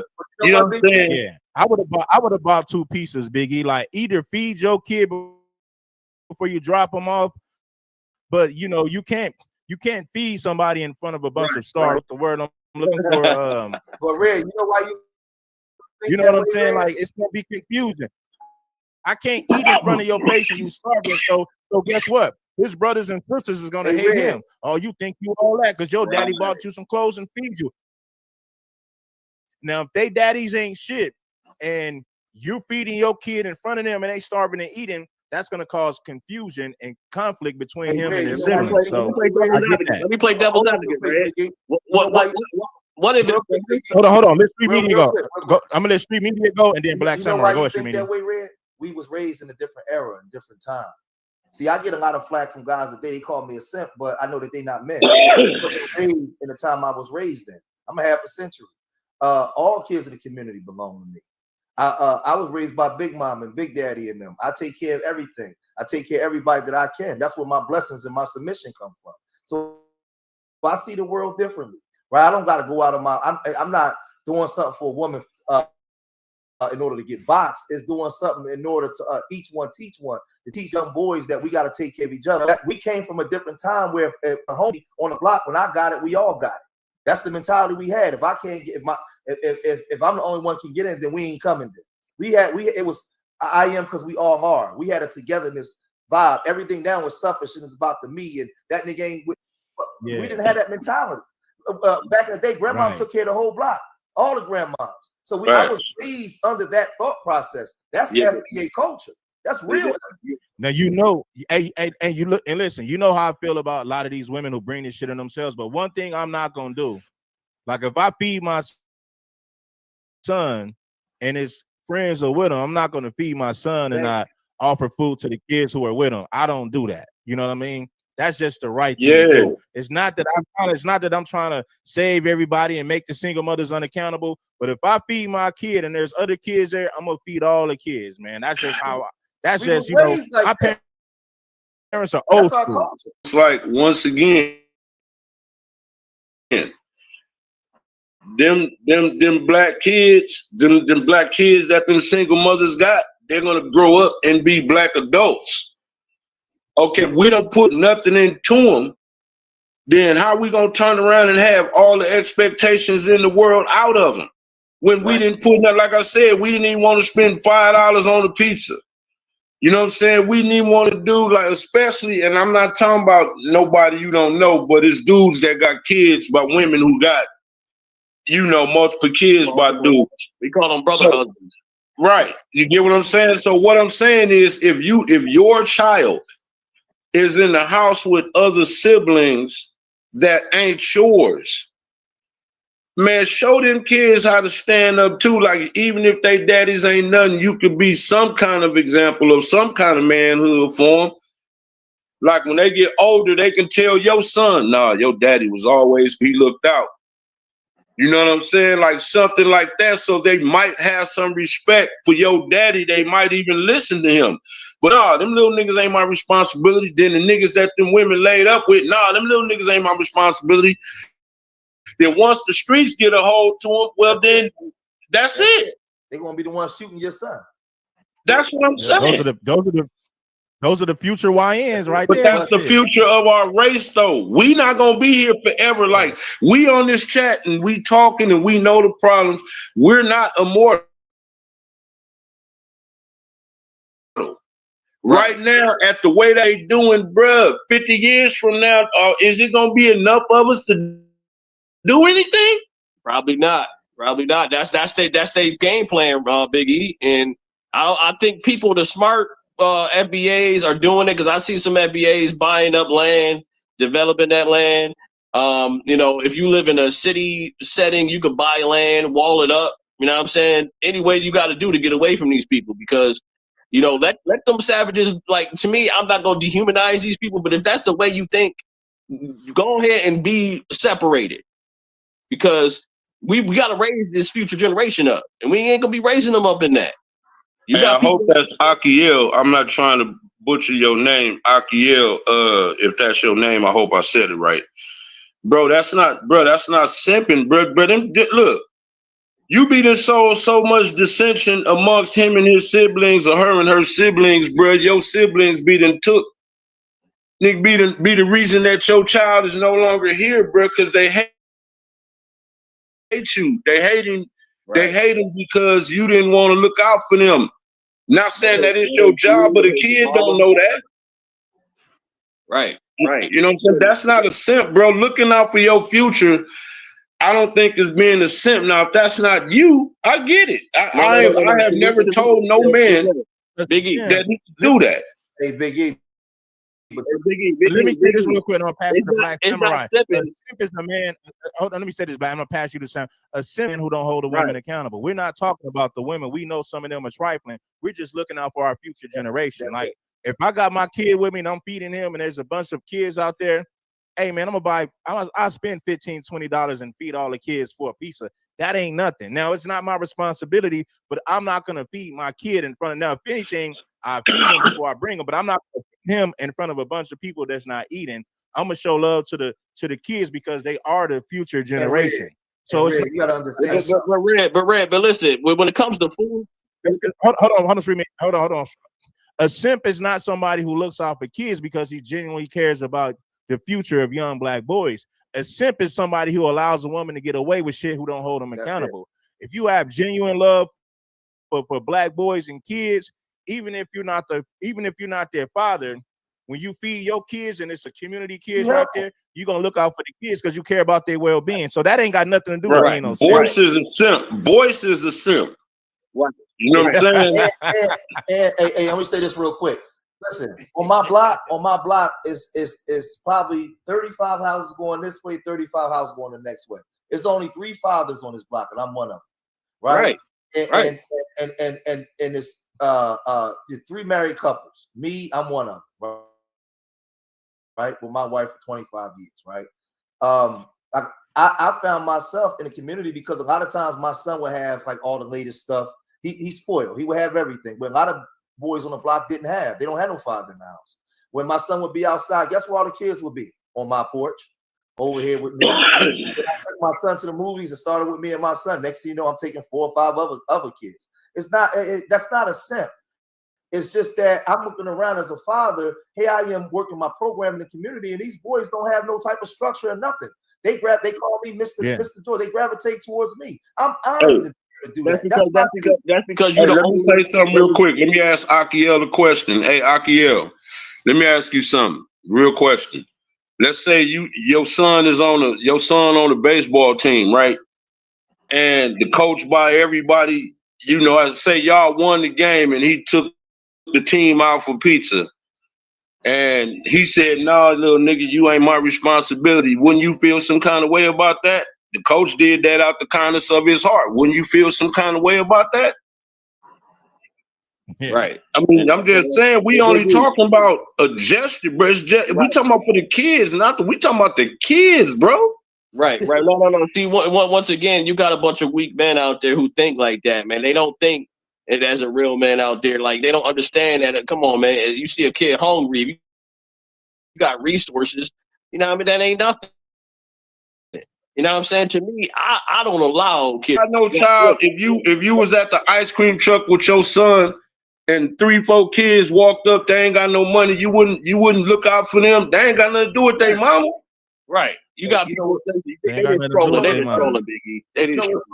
Yeah. Hey, dude, listen, I'm saying, you trolling, man. If we don't show love to the Black boys, who else gonna show them love if we don't show them love, my nigga? That ain't got nothing to do. That ain't got nothing to do with us not holding the women accountable. But if I go to an ice cream truck and my you know, there's 2 other kids, my son that's out there, it ain't gonna harm me to spend $10 to treat these kids, my nigga. $10 ain't nothing, But guess man. what? Come on But now. guess what, Red? 58% of current single black men in America is childless. So, to me, this is a creation that these black women are creating. And let me tell you another statistic. Almost like, let me see, they said almost 60% of the children that these women are making are with non-black men. So they're making the actual children, not the black men that's out here.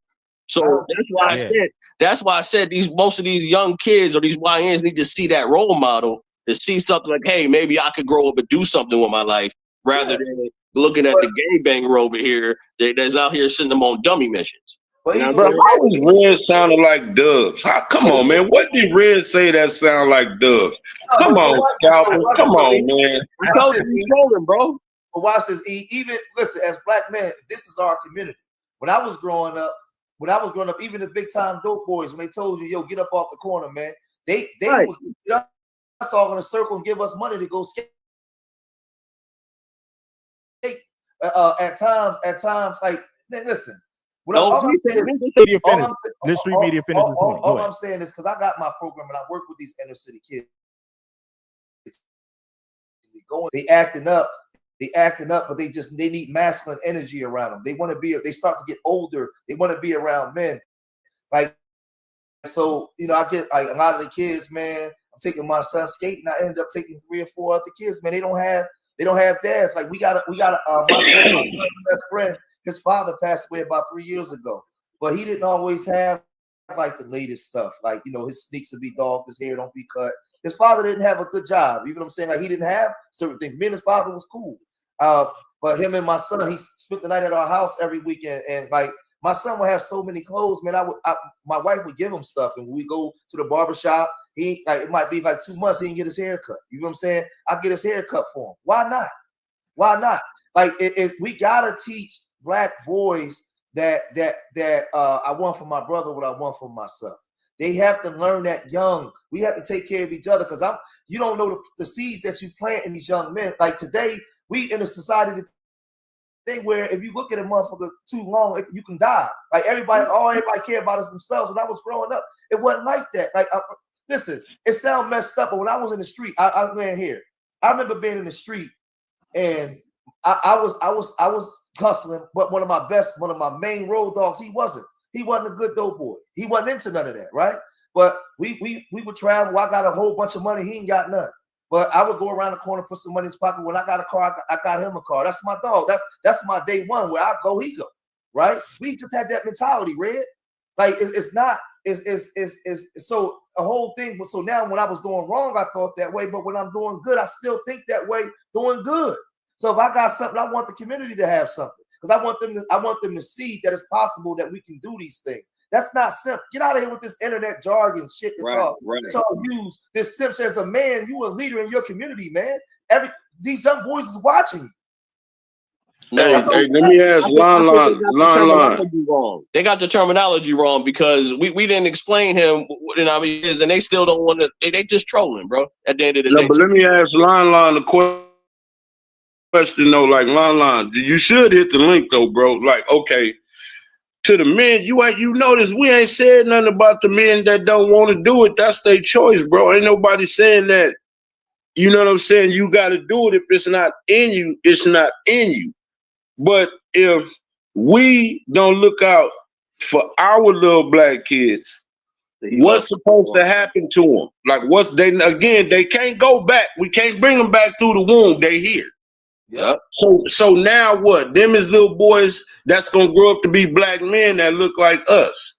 So what do? Just let them be out like in the ocean with no rudder, no direction, just wherever the tide takes them, or what? Old heads that they Big E. That's why this generation, like our generation, we respected the OGs because they was real OGs. The way these niggas talk, that's why the YNs don't respect y'all.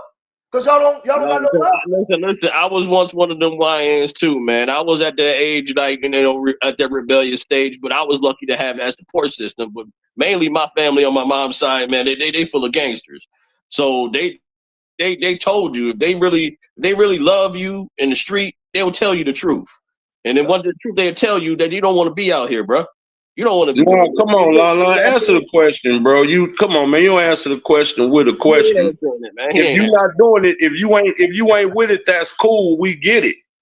But I'm saying once them same young dudes get 14, 15, 16, 17 and got switches, right? And we're gonna be like, oh man, them niggas. I mean, you know what I'm saying? Like, come on, man, we can't keep having that both ways, man. And they see your whip and they decide they want to take a joyride. I bet you better make a decision there. I bet you would have wished you would have helped them then. Hey, Big E.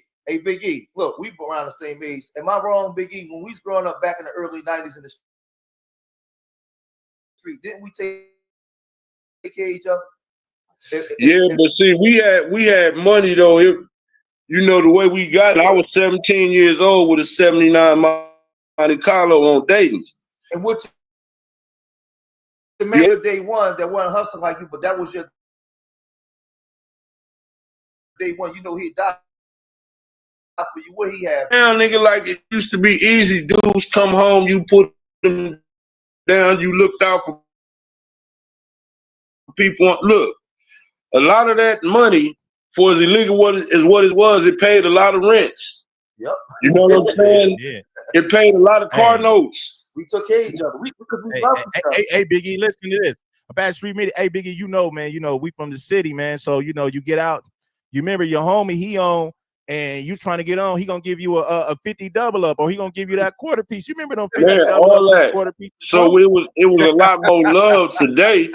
I mean, and again, I'm not even roasting on the dudes that don't want to do it. I get it. I mean, look, you are not obligated and you are not responsible for no woman's choices, bro. So don't think. I mean, you must be new to Red Channel. I ain't never told no man that he had to, especially a man that ain't got no kids with his shit together. Nah, bro, I ain't never told him he had to take on another man's responsibility. Ever, ever, ever. That man worked to get where he got. And if he don't want to do that, that is absolutely his prerogative.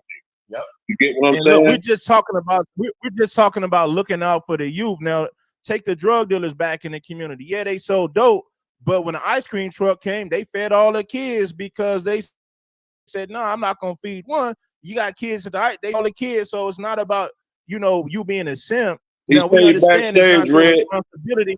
It ain't a full-time responsibility, but if I'm out there and my son is with me and there's some other kids that's out there, it ain't gonna hurt me to spend $10 to buy all these kids an ice cream cone. Come on, Come on, man. Come on, OP, man. It's time to get rise up, bro.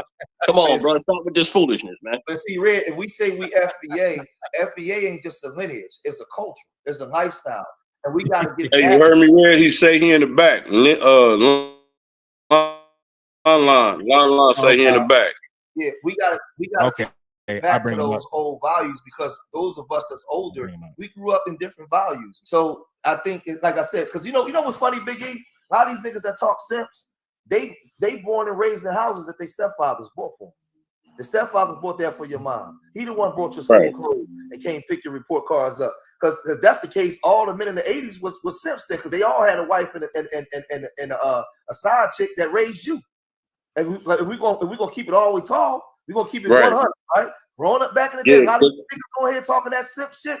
Nigga, your step-pop was married, nigga. Look, Paw had a whole nother family. Like when Paw passed away, that nigga had kids from a whole other woman. You be like, God damn, right. Paw was getting it. He had a wife, but he loved your mama, and he loved your ass too. But you turn around calling niggas like that a simp. You fake niggas. Man, get out of here. Because I keep it all the way 100, man. Hey, didn't Jerry Springer do that? Didn't he leave all his money to the black kids that he had with the black women? Yeah. All I'm saying is we a little older, Big E. Back in the day. Now, come on, Akiel. Ain't nobody say that, champ. You know that. You know it. You know damn well George did not say you starving the kids. He did not say that. Come on, man. Come on, man. I think you'd be a little too much rash, boy. Come on, man. He trolling, but we know back in the day, because when a man finally got some money and got some up under him, he had a wife and he had another woman that he loved that woman too, and he loved them kids. And he and that's the way it was. So all I'm saying is the way I was raised on them old school values, where, in my opinion, I'm not even dealing with the out of control women. All children in my community belong to me. That's my mentality. That's just the way I was raised. That's the way I think. That's the way the OGs moved back in the day.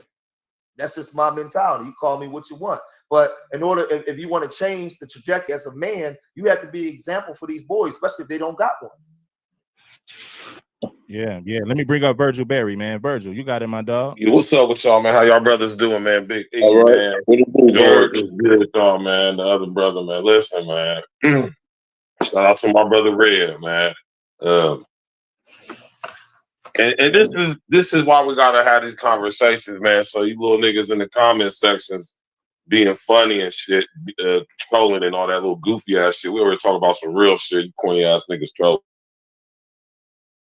and shit. But anyway, we come from an era where, like George said, man, our OGs was actually OGs, man. So we actually respected our OGs. You know what I'm talking about? Even the niggas that was crack head dope things, we still respected them niggas too. You know what I'm saying? You're right, that's a fact. You know what I'm talking about? And them crackheads will fix your bike when your tire went on flat. You know what I'm talking about? OG don't... run to the store for you, make sure shit good. The police coming around the corner, OG gonna hit your phone. Listen, man, hit the line. Listen, man, swap all that shit. We respected our OGs, whether they was getting the money, whether they was working, doing something in the community, had a business, or whether they was at the bottom, dope thing, alcoholic nigga. You know what I'm talking about? But nowadays, you niggas is OGs to each other. You know what I'm saying? How about the stupid ass, dumb ass young niggas that don't know nothing? And we was there too, though. But just like Big E said, we gotta get to the youth, though. By the time these niggas hit 12, 13, they YN'd out. You know what I'm saying? It's a wrap. Sad to say. So when I think, and I agree with Big E on this, we really gotta focus on the young one, talking about like prepubescent, pre-adolescent stage, like from like 6 to like 12, 10, something like that. You know what I mean? Yeah, that's a fact, bro.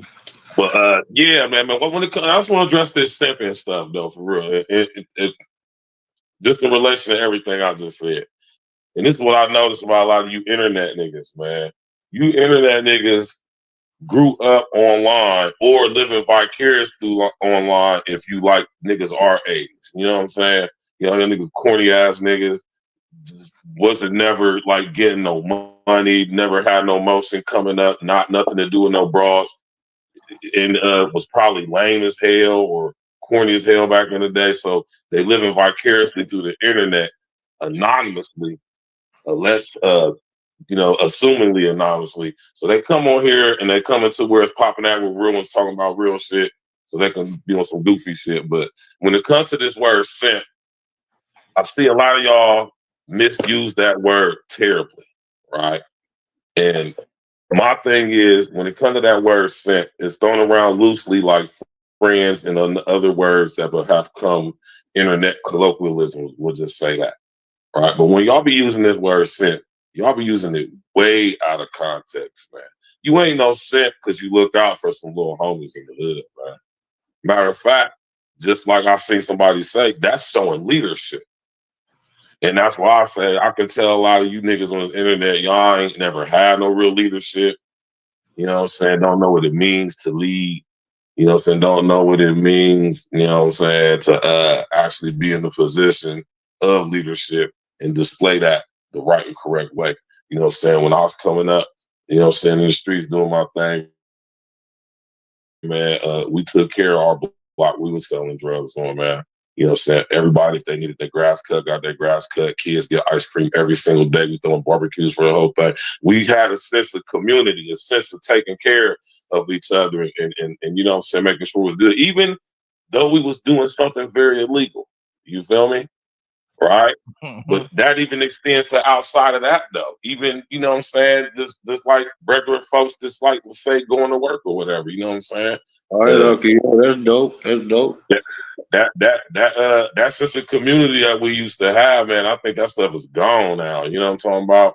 And it contributes to how we see a lot of us portraying ourselves online as well, because we get hit to these internet words like simp and everybody use these words and they use them out of context, and then it's kind of like to the point to where the word simp don't even have meaning anymore. You know, because it's just thrown around so loosely, and most of you niggas talking about this is simp and don't even know what a damn simp is. You ain't no simp if you sit up there and go out your baby mom and she happen to have kids by other dudes. You ain't no simp if you go take 2 or 3 hot and readies over there, man. You ain't no simp. Matter of fact, it's a good look if you is in the hood doing your thing and you buy all the little niggas on some buy them some shoes or something like that. That's a good look. That's how you can take your negative situation and, you know what I'm saying, and for yourself as well, you can turn that into some positive shit. Hey, You know what I'm Virgil, talking let me about? ask you real quick, Virgil. Are you a simp if say you got a baby by a girl and your son is like, let's just say your son is 6, and she had another son that's 4, but the dad either locked up during a long stretch, got killed, or he not involved at all. And these 2 kids very close in age, and you come get your son all the time and take him to the movies and do things, and the other boy is crying, and he say, Dad, could you bring my brother? And you bring him with you, you do stuff for him. That makes you a simp? Nah, not at all. Oh, not at all. Like, not at all. That makes you a leader. That makes you that's man shit. That's what men do. Yes, because if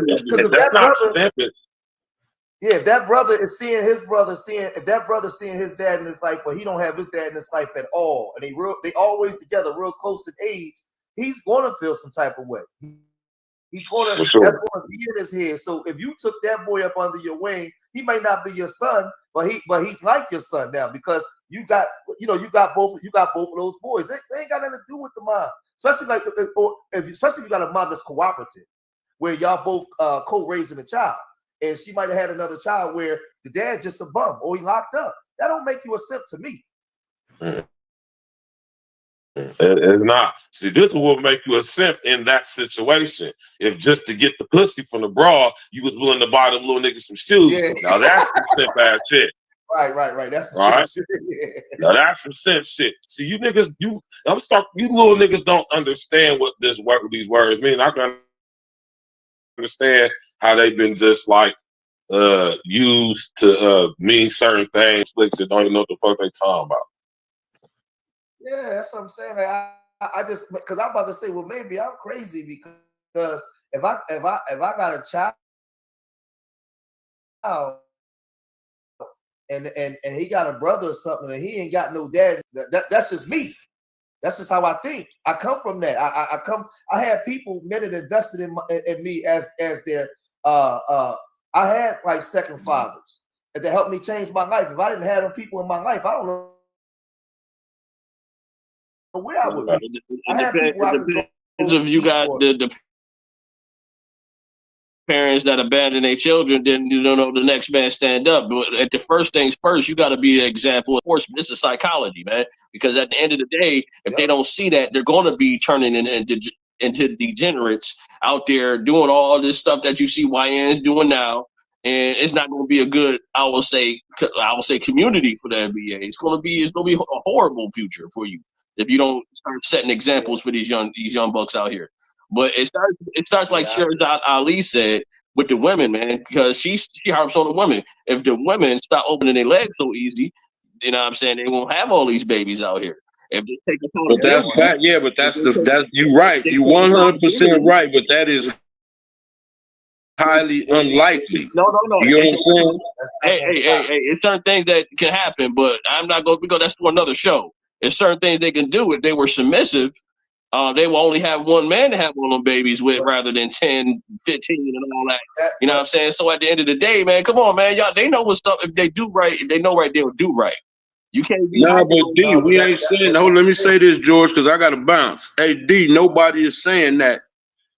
That's all we saying. Like, if you as a man, especially if you're decent, ain't nothing wrong with you looking out under the situations that George outlined. Like, I don't really see no harm in that. You get what I'm saying? Like, to me, that's just being a man. So, I mean, again, it got to start somewhere, bro. Ain't nobody else gonna mentor these kids. Again, we ain't talking about once they get the YNs. So, Unless we take our future in our hands, and the youth really is the future, whether we want to, you can't take your money with you, you can't do none of that. You know what I'm saying? So I'm saying we got to get them when they're young, and hopefully it's enough people that'll, you know what I'm saying, you know, try to help better our future. And I'm gonna land with that. Hey, I gotta bounce, y'all. Y'all know what it is. Keep winning. I'm gonna holler at y'all. Yeah, Yeah, we're gonna land. I'm gonna let everybody land their plane, but I want to say this, man. You know, yeah, man, we do accountable because, ladies, you know, you can't expect for men who are not the fathers of your children to do things, so you can't expect that. But as men, when we see children out there and we have genuine love for young black boys, if we go into the ice cream truck or something like that, yeah, of course, man, we're gonna look out for the kids and do that. But ladies, y'all got to stop having these kids recklessly, because some of the accountability is on y'all, because when a man decides to do that, he's doing it out of the kindness of his heart. He don't have to do that. So my thing is this: at that point, when you have children, you can't provide up for them. Now you're at the mercy of the men, and a lot of men don't want to do that, but you have some men who will. So ladies, y'all got to stop having these babies recklessly and close your legs and choose better men. But if you want a better man, you must become a better woman, because why? Better men want better women. If you're not a better woman, then you don't deserve a better man. But we look out for these children because we just real niggas from the hood, and we have genuine love for young black boys. But I'm gonna let you guys finish it, and we're gonna close after everybody speak their piece. Me looking at things the way it is, the way the system is set up in this capitalist system, and we are the burden bearers of it. We're the cannon fire for it. So I'll just say this to like the sisters: listen, man. A lot of women ain't gonna stop opening their legs because of social engineering and conditioning. The same way they got a school to prison pipeline, and they bank on black boys filling them prisons up by the time they're 16, 17. They bank on you getting pregnant and making children. So they welfare system and they military and they prisons and all that stuff could be filled up as a system set in place. Only thing you can do is look at the people before you, look at the mistakes they made, and try not to make those same mistakes going forward. Until we can actually eradicate the nigga in our mind and change certain things, it's not going to change. Listen, we got all these theories. Ain't none of these theories work to stop black boys from killing each other, or black men from harming each other, or black women from making babies. The system is set up, it's checkmated, is up and running. Only thing we can do is those of us that's woke go in circles and create things where we can be the example of what you should do as opposed to what's been given to you. That's the way we got to start moving now, because women ain't gonna stop bending over and spreading them cheeks. Men ain't gonna stop planting seeds everywhere without being there to be there for the children in our dysfunction. That's the way the system is set up. So what you got to do is look at the people and the mistakes they made, or if you made a mistake, correct yourself. Correct yourself, because the system is set up to benefit off of our dysfunction. So I don't look at it like it's the black woman or the black man's fault. It's a system that we're living in, and it's destroying both of us just in different ways. So in order for us to fix that, we got to recognize what male leadership is to a man and what a woman's role is for a woman. And until we get to that point, ain't nothing going to change. So I just landed there. Man, shout out to Street Media. He right, man. The system affects black men and black women in different ways. So, you know, I have to agree with that 100%. You know what I mean? It is what it is, man. I'm gonna let we got Virgil and we have Black Samurai. So anybody who wants to go, you guys are welcome. I'll go take it up through. Listen, man. Like I said, man, somebody in the comment just said something to the effect of us older dudes. He said y'all OGs, something about used to do stuff that was honorable, but he said honorable is dead now. Nah, no, it ain't. Young nigga, little nigga. Honor ain't never going to die amongst men. See, that's another thing too. That's another reason why I notice a lot of dudes. You understand me? Okay, so a lot of guys, right? I know this is on the internet. A lot of you niggas, and I'll be seeing, and I know there's a lot of niggas have this sentiment up now, right? A lot of you niggas say the stuff y'all say because y'all don't have what it takes for one of these young wild niggas to actually listen to y'all. You want to know why? Because most of you niggas is cornball internet niggas. You niggas don't come from where I come from, Red come from, Big E come from, my man Black Samurai come from. Y'all don't come from where we come from. A lot of you niggas don't. So y'all don't even have the ability or what it takes to get a young wild nigga from the hood to pay attention to what you saying because you ain't been through nothing. And this is why I always say it's time for us real niggas to come up on this internet and take over this shit like how we're supposed to. How long I've been saying that shit, Red? Because we come from where a lot of these young niggas come from. Niggas like us. They'll listen to us. I got a nice little group of young niggas who I mentor and talk to, right? So what I'm saying is you got to be the type of guy that a young nigga want to listen to. And a lot of you corny ass, really simp ass niggas ain't worth listening to. That's why so many wild niggas, right? Out here and just doing crazy stuff. But what I have noticed, and this is what the young homies tell me, Red City. You hear me? I do mentoring and everything, right? I got a couple of homies, little young niggas on my line that hit me up. You hear me? What I'm saying is, when I talk to the young homies, when I do go to the hood, when I go holler at my people, we hear the young niggas saying, the older niggas is corny, older niggas is lames. That's what these young niggas is telling me. So, and I look at social media, I look at comment sections on goddamn YouTube. I'm like, oh, this is what they talking about.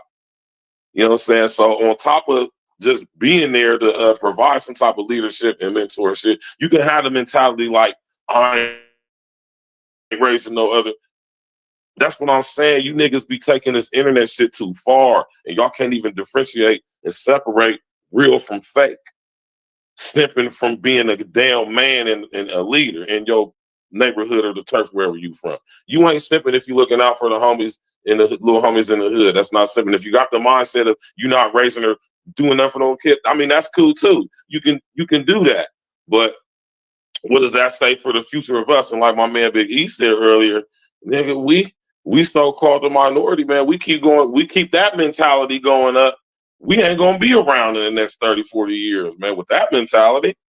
And that's just some straight up real shit, man. And if you so interneted out that you like, I'm not raising no other man's kids, I'm not simping. I'm not simping. That shit sound lame as hell. Y'all niggas don't even know what that shit mean. But with that being said, Real, I'm just saying, man, hey man, the sins of the parents is gonna fall to the children, man. And if we raise the youth without wisdom, you know what I'm saying? If we feel like it ain't our job, if we feel like we ain't going to take care of, do this, and I'm not talking on a specific situation like you dealing with a broad. No, I'm not. We're not. See, we ain't even talking about that. We talking about real shit right now. We talking about our so-called community. We talking about the so-called black people and all of that shit. Now you can sit up there and keep that mentality that you ain't gonna do it. All right, I mean, and that's cool, and you got the right to do that. I'm not knocking you, but don't be y'all be the same niggas that saying that shit, the same niggas that be online complaining and bitching and shit about what's going on, though. And I think that's what my nigga Big E be really hitting on, why he say what he be saying. So with that being said, man, shout out to my brother Red, hit that cash up and all that, hit that like button. Shout out to my man right here, what's the Black Samurai, everybody else, and y'all enjoy y'all evening, man. Y'all already know what it is. All right, Red. All right, I'm gonna land it right here with this one, man. I hear everybody talking about the streets and the situation what happened with old girl, and I'm gonna say rest in peace to old girl. You know what I'm saying? It was an unfortunate situation Right. that happened to her, but I was raised around tough love, man. I have family members; they'll tell you the truth. And if you keep like this, like I remember my mom and her cousin, and he kept drinking and drinking and drinking, ended up drinking himself to death. And she was like, rest in peace, but she wasn't crying for him because it was his choice to go out like that. Yeah. And to me, I took that as damn. If family acting like that with family, man, the streets is gonna be it ain't gonna have no love for you. But this is a shout out to all the men that's doing it right, that's not out in the street. Because I know it's 85% of the black man that's single, they in the middle class, they got jobs, they doing it. And most of them out there, they passport up. You know what I'm saying? And then we telling y'all broads to clean up your image. Y'all could do this is by choice. If there's programs out there for you to get help privately, get the professional help you can, get the economic help. But at the end of the day, man, the FBA, you got some FBAs that's on it. And you know, this is for the FBAs that's out there that's off. Now y'all just want to do what y'all want to do. Y'all not taking it serious.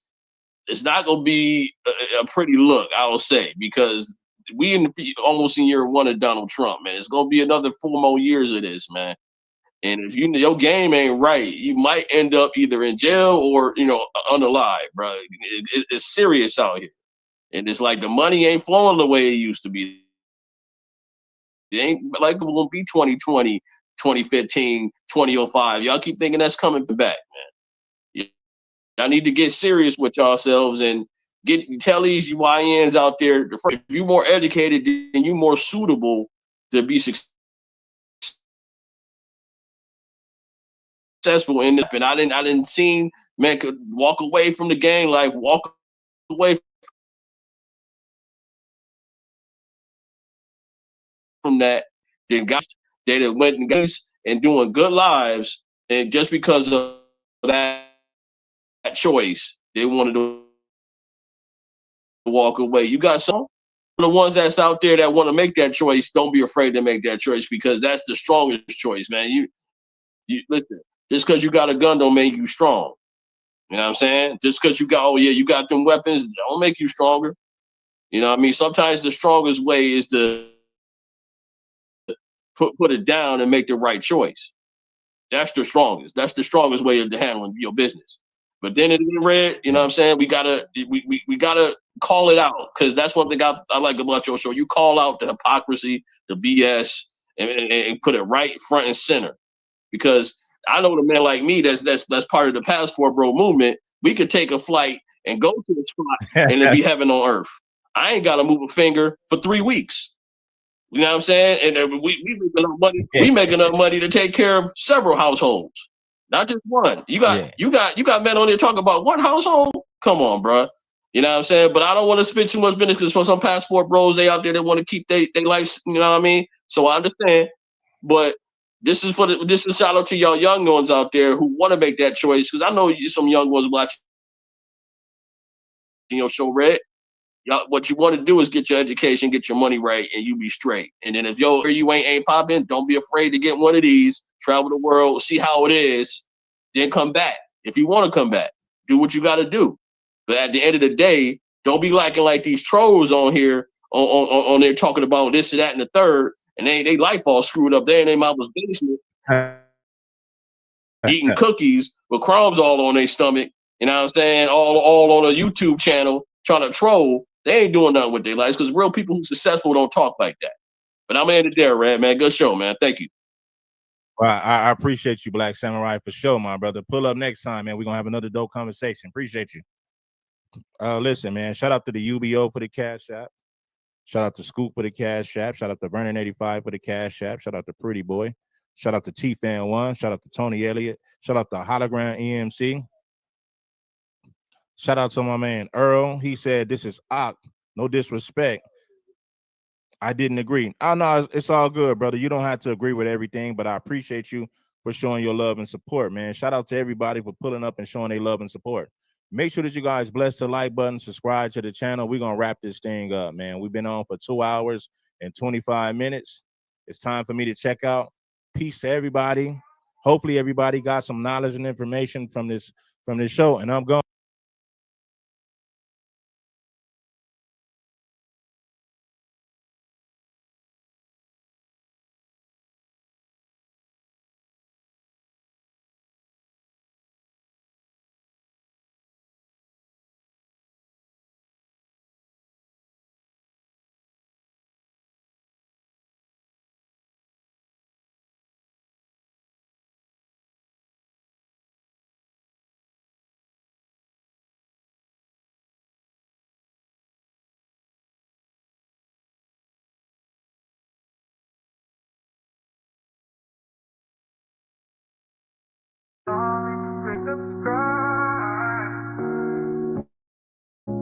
Darling, radio, like and subscribe.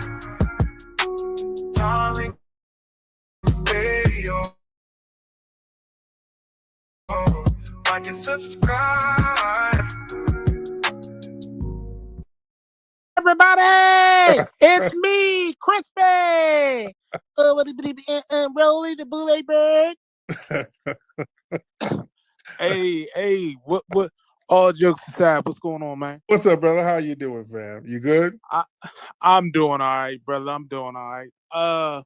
First off, on my lineage, I'm half Kenyan, half FBA.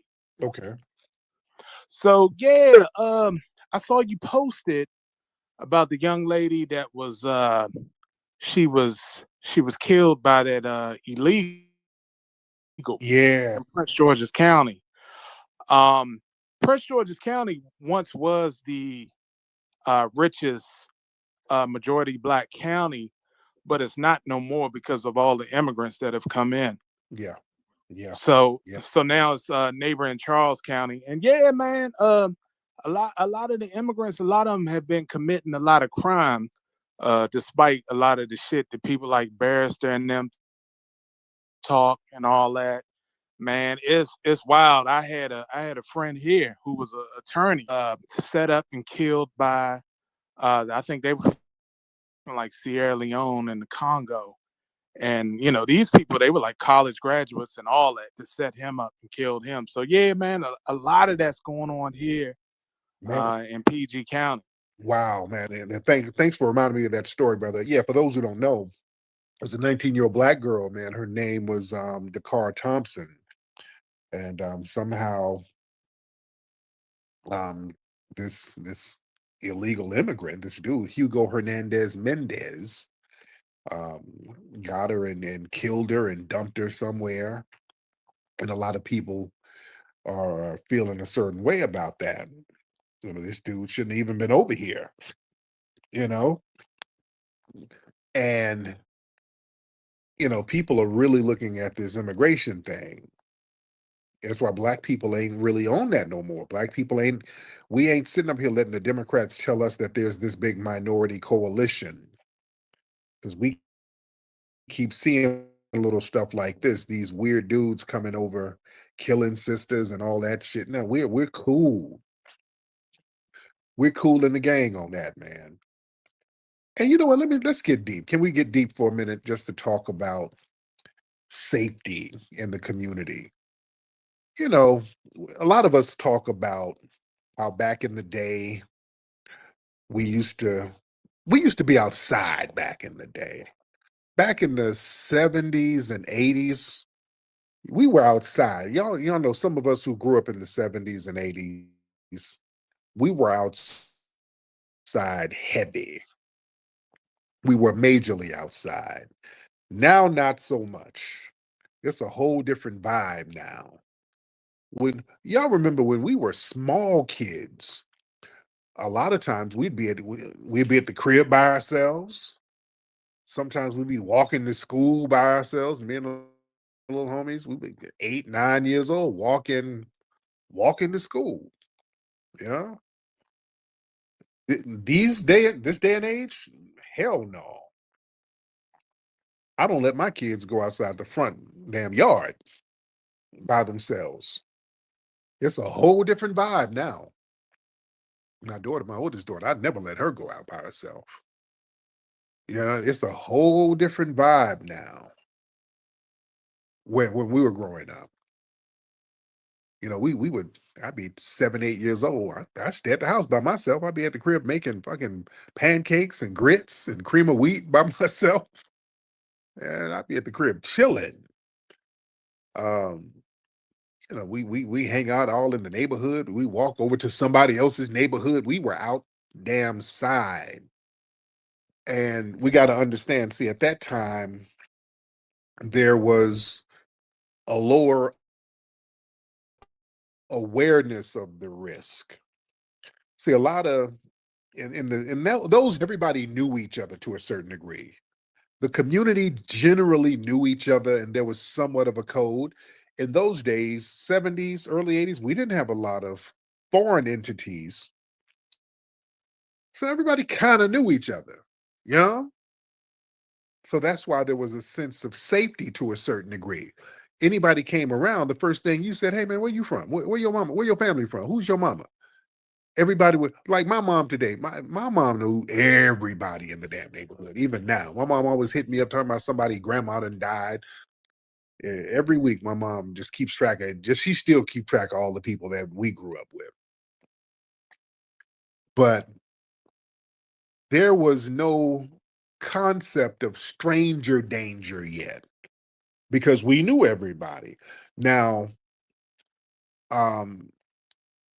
child independence was normalized also. See, back then they wanted to, the parents were a little tougher. They were like, yeah, you're gonna learn this shit the hard way. The parents, it was like hands-on. It wasn't, we're not gonna coddle you. Yeah. When I'm at work, I left some meat out, fry the meat, boil the chicken or whatever, and then cook this and cook that. And so we had to, we had to step the hell up. Yeah, I used to cook. Yes, I did, Lexi. My lady talking about I know how to cook. But yeah, y'all know girls. Y'all know back in the day, y'all girls grew up in the 70s and 80s. Your little 8-year-old ass was up there in the kitchen frying bacon and shit. You had to get in that kitchen and cook for your siblings at 9. You know? Your parents made you responsible. We were responsible as hell. You know? So it was a tough thing. If we had some beefs in the streets, no, don't run your ass in the house. Get out there and knuckle up with his ass. Get your ass out there and fight that nigga. He's too big. Get a stick and hit that nigga then if he's too big. But you're gonna get out here and handle yours.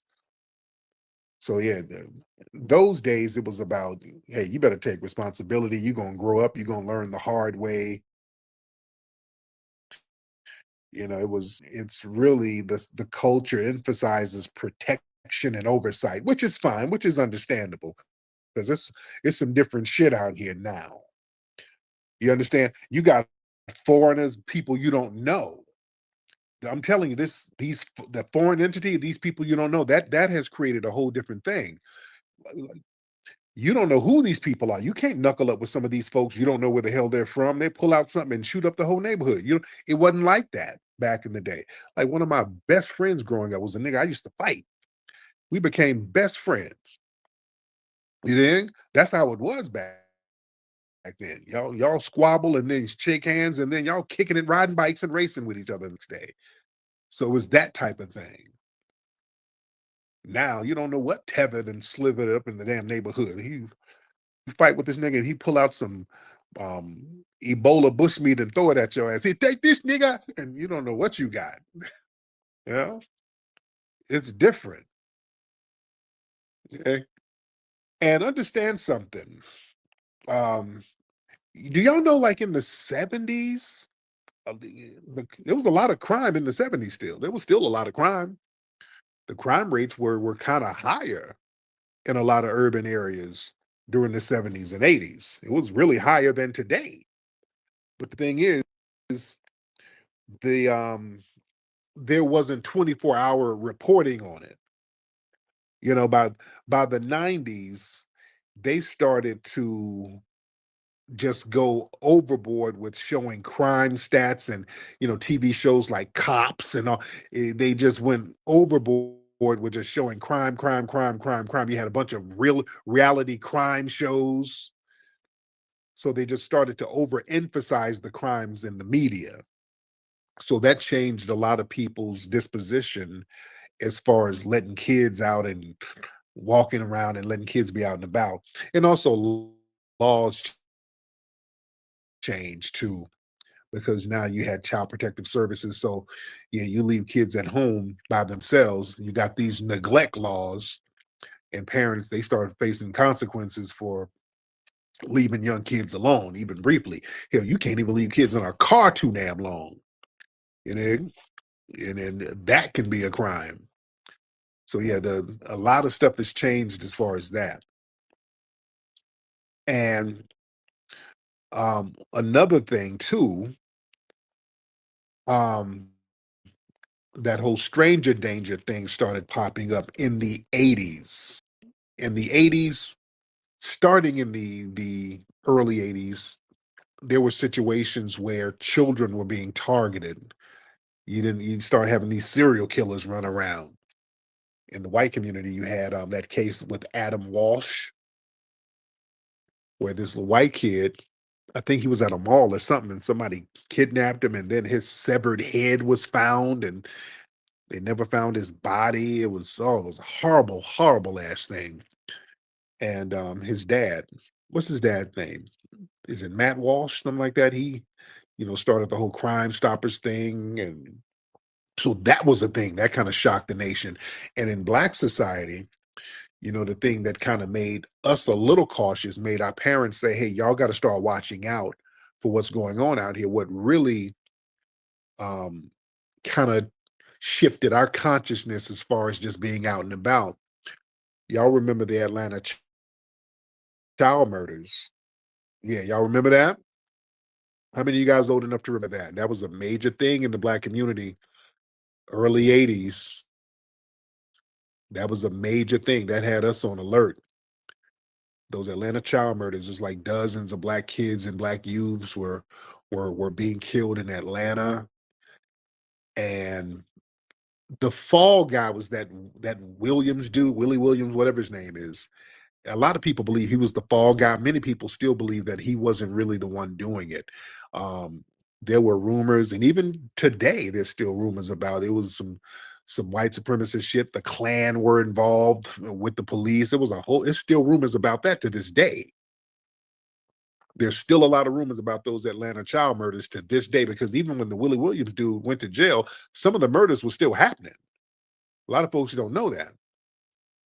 So yeah, they just picked the fall guy. So that kind of changed our consciousness to a certain degree. And what really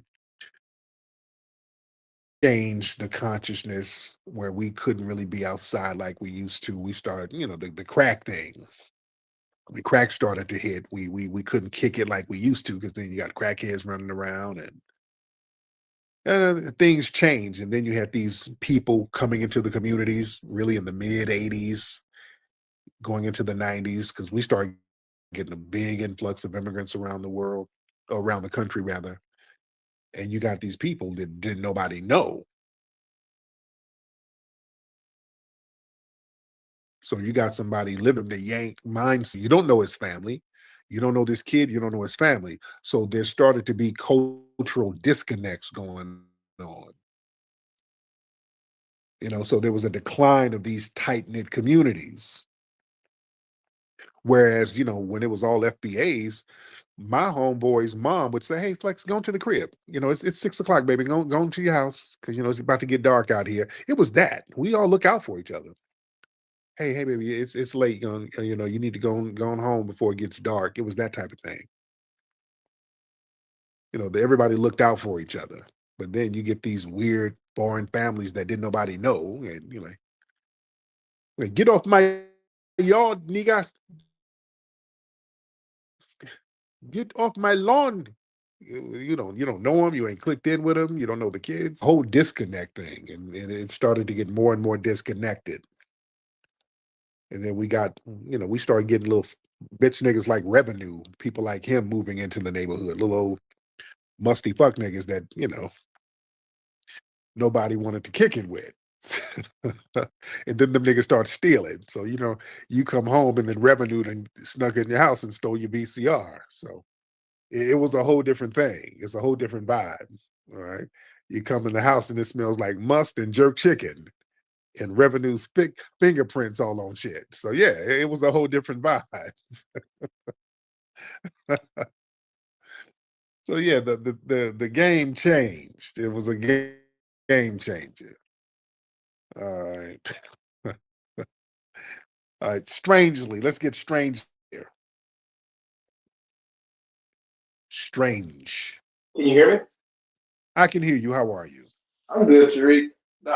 Going back to the sister that was killed in Maryland, the crazy thing about it, like, this has happened in Texas too. A 7-year-old got killed by an illegal. Some illegals on a jet ski killed a Black National Guardsman.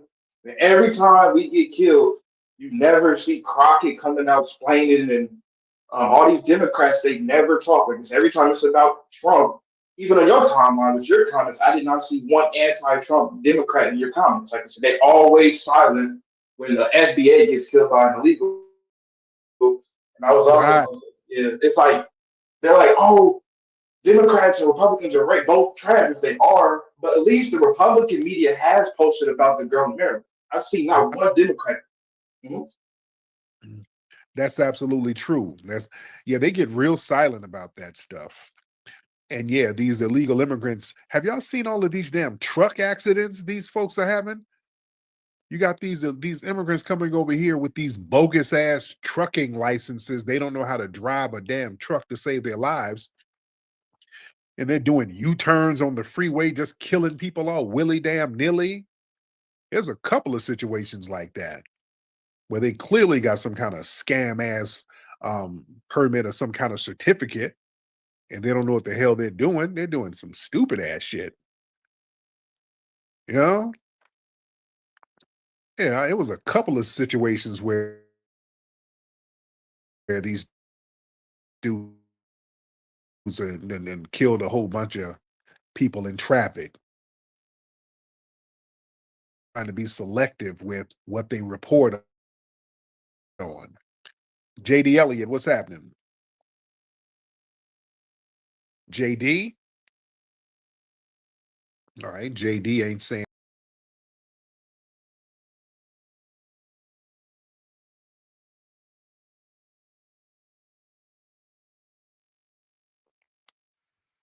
Hey, Tariq, can you hear me?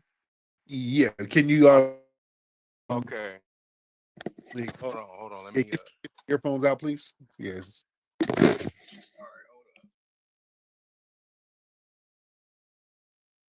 Yes. So we can hear you a little bit better. All right, can you hear me now? Okay. Man, my bad, Tariq. I'm right here working, man. Let me move this truck. I gotta I'll get back Where have on. you come? All right. Where have you brother out here working? His supervisor yelling at him, hey, and then move that truck on back here, backing on up. We need to get all these Walmart product in there. Backing on up here, open that door and go by the dock. So yeah, y'all, you on the job. Chill out. JD, what's up, Hey, how you doing, Tariq? I was just, yeah, I was just wondering, have you ever done a segment on the link between the psychotropic drugs and these men from Columbine up to today, going backwards? We never had these shootings before. Yeah. Yeah, these mass shootings really started in the 70s. Yeah, that's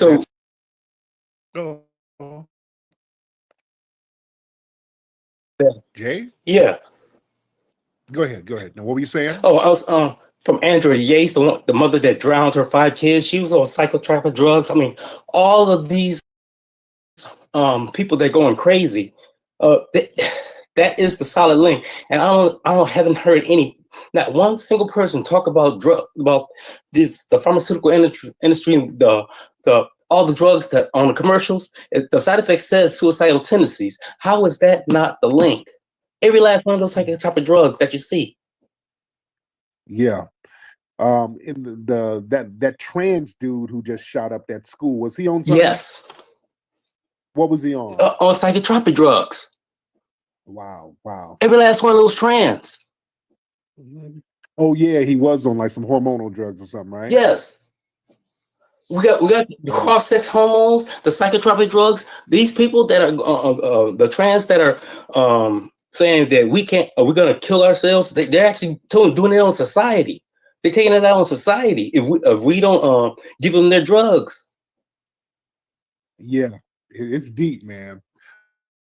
Wait, let me touch on that because yeah, these mass shootings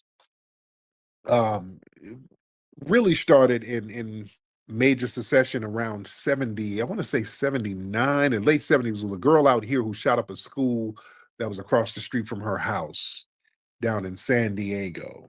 This little white girl, she shot up a school, and they're like, "Why the hell you do that?" She was like, "Well, I did it because I hate Mondays."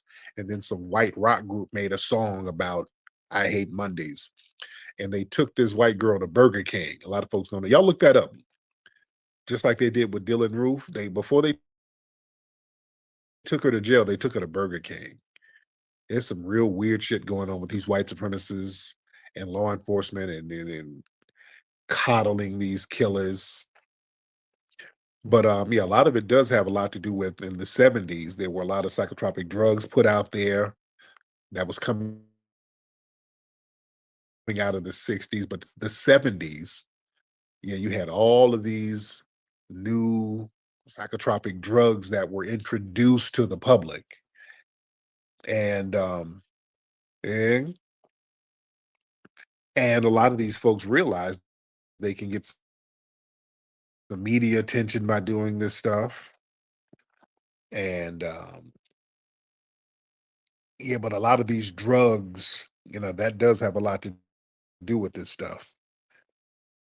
That has a lot to do with it.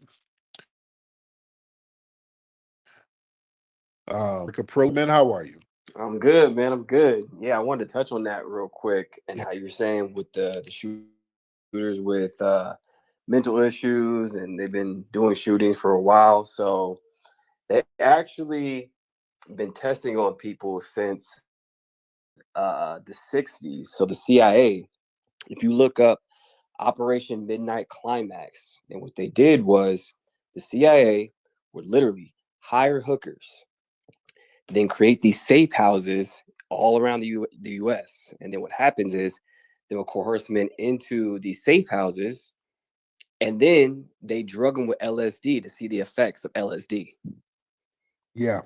So they did all kind of stuff like that for years. So we're seeing all these people now starting to flip out, in the 60s, 70s, 80s. These are a lot of the effects that, they've been testing on people for a long time. And another funny thing, too, with these mass shooters, don't you notice, besides them being trans, their hair colors are always some weird color? Yeah. Yeah. So I noticed that, too. So that could be a part of, like, whatever mental connection that is, too. Because, like, the guy who shot up, remember Batman Begins? I think that was in Colorado. Yeah. His hair was like orange and purple. This last shooter, same thing. I remember one kid shot up a school. I believe that was last year. His hair was a weird color. So I find that pretty odd how all these people are either trans and or have that hair color. Yeah, it's deep, man. It's real deep, brother. Thank you so much, man. Yeah, man. But yeah, a lot of these folks, man, they realize they can get a lot of attention doing this. They can be significant because they had these 24-hour news cycles that started in the 70s and 80s. And they realized that these news agencies will give nonstop coverage to these shootings. So they're like, well, shit, I can be significant if I go out here and blow somebody off. But it's some deep stuff, man. Let's get let me see. We got a lot of folks in here. Shout out to everybody in here, ladies and gentlemen. Shout out to everybody in here. Let's get Political Hood. Political Hood. What's up, Political Hood in the building? Political Hood. What's up, brother? I'm good, sir. How are you? I'm all right. I'm all right. Now, my comment to the last person that called and the caller before that. That may be true with these drugs, yes, but I don't understand why is it just white men that's doing it. It's not like it ain't no women that's on these psychotic drugs. It's not like it's Hispanics on these psychotic drugs. It's not like it's Black Americans on these psychotic drugs. Why is it just them? See, that's just an excuse. The drug says called suicidal tendencies. They're not committing suicide. They killing people. Yeah. So what I'm saying is that whites got an excuse now to say, oh, look, it's the psychotic drugs. It was never me. It was never my upbringing. It was never how my father treated me. It was never none of that. It was the psychotic drugs. Absolutely not. Yeah, it might be a quote unquote link, but what about your upbringing as well? Mm-hmm. You know what, brother? And that's some very good points right there. And a very good point. I'm glad you brought that up because look, we don't, Black people, if we shoot somebody, it's usually over some damn street beef. It's not, I'm about to pull up to a damn daycare center or a Christian school and just start busting on kids. We don't do that type of shit. So it's also, we can talk about the psychotropic drugs and all of that stuff, but also there's a cultural entitlement there. You see, the white supremacy, because usually, you notice another thing, because my brother Maverick brought up, they be having these weird hair colors, but one thing we almost always see with these shooters, the common denominator, and damn near all of them, they be having some type of white supremacist ideology. Just like this trans shooter, he was on some white supremacist shit. You understand? Every time they go shoot up something, they have a manifesto. It's all the Black people are hating the Blacks and the goddamn Jews. All weird white supremacist shit. And these white supremacist males, they've held this structural dominance in American society. And when that perceived entitlement feels threatened, if it's job loss, some type of social rejection, changing of demographics, they start reacting violently because there's like a perceived loss of power, loss of status. Yeah. They feel like they're owed respect, they're owed power, they're owed privilege. Then they start lashing out when they're denied. And also with the white supremacist males, there's a lone wolf mythology. See, the white supremacist males, they're culturally conditioned to see themselves as rugged individuals or anti-heroes. From the Western movies, from action films, they see themselves as the Joker.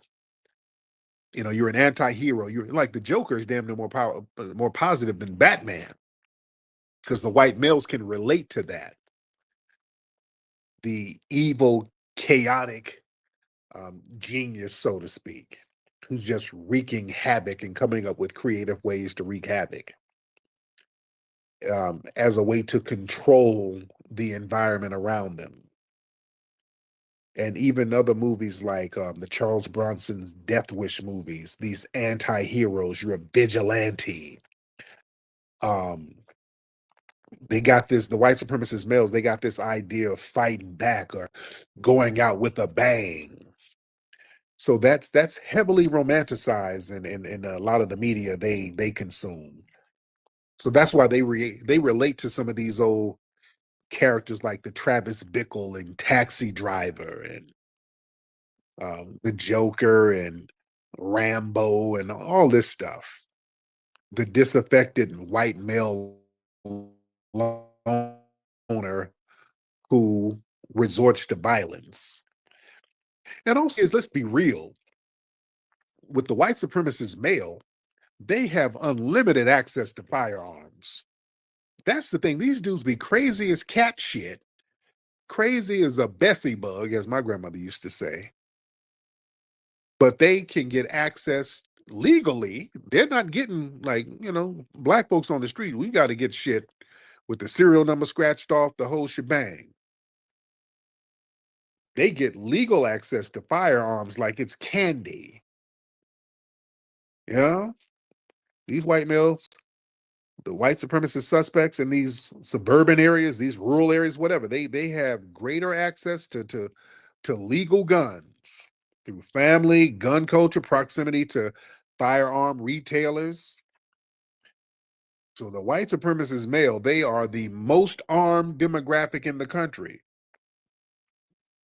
Black folks, you try to get you a little 22 pistol, boy, they got you on an FBI watch list.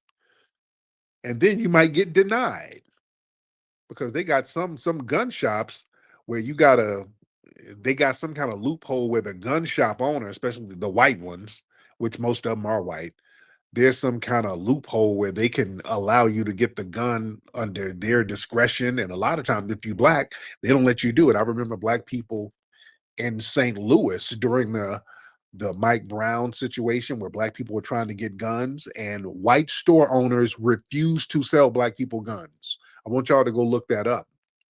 When black people were trying to arm themselves, white gun store owners were like, no, I'm going to use my discretion I have a legal right based on this law and this loophole where I can deny the gun under my own discretion.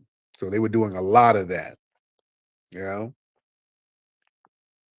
And that's another thing. See, with law enforcement, they ignore all the red flags. It's another thing you notice with these white supremacist male shooters. When they go shoot up something, they're already in the FBI's database.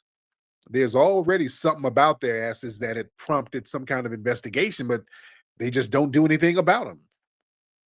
You know, it's always, yeah, we came and investigated them one time and we saw all that there was not a real big issue, and then he shot up 100 people. You know, so yeah, they always do that shit. These people, you know, they got a whole cache of guns somewhere in their basement. They got all of these crazy signs of being antisocial, and it gets ignored and dismissed, and they make excuses for it because they're so busy putting the damn National Guard. You got the National Guard running around black neighborhoods in DC, harassing innocent ass people, and those National Guard should be in the basement of these damn white supremacists who got a whole damn brigade of guns stockpiled up. Yeah. So there's also an online radicalization in these white spaces. You got whole websites where all these dudes do is sit up and radicalize each other. They got all of these white supremacist forums. It's not hard to find out where a white supremacist is radicalized.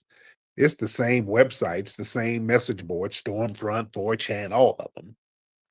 They sit on here yelling about Negroes all day and the Jews and all this stuff and the white women banging Negroes, and they sit here radicalizing each other. It was a white man who was just arrested. He was talking about he put up a comment on YouTube under a YouTube channel. They arrested his dumb ass. He was talking about shooting and burning black children. So yeah, they decided to do something and preemptively get him early.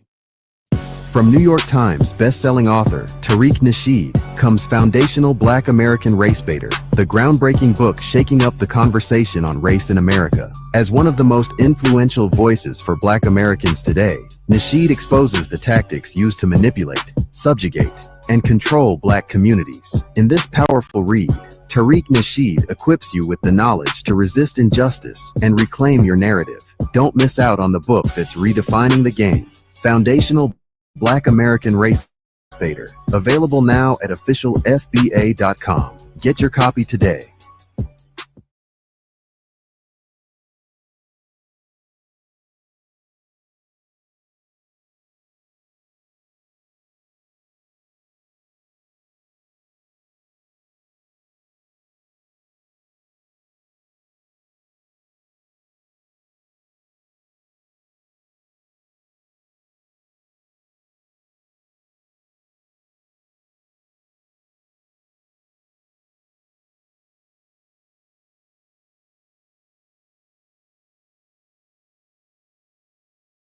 An international weapons ring busted by the FBI right here in Southern California. At the center of the case, a Chinese national accused of and from Ontario, where the suspect was taken into custody. Angela. Here, they say that The man was fairly normal, fairly calm. They say the house behind me that the man lived in was a revolving door, people in and out. But the one thing that remained a constant was this van used to transport all those weapons authorities say was going to be used for a surprise attack on South Korea.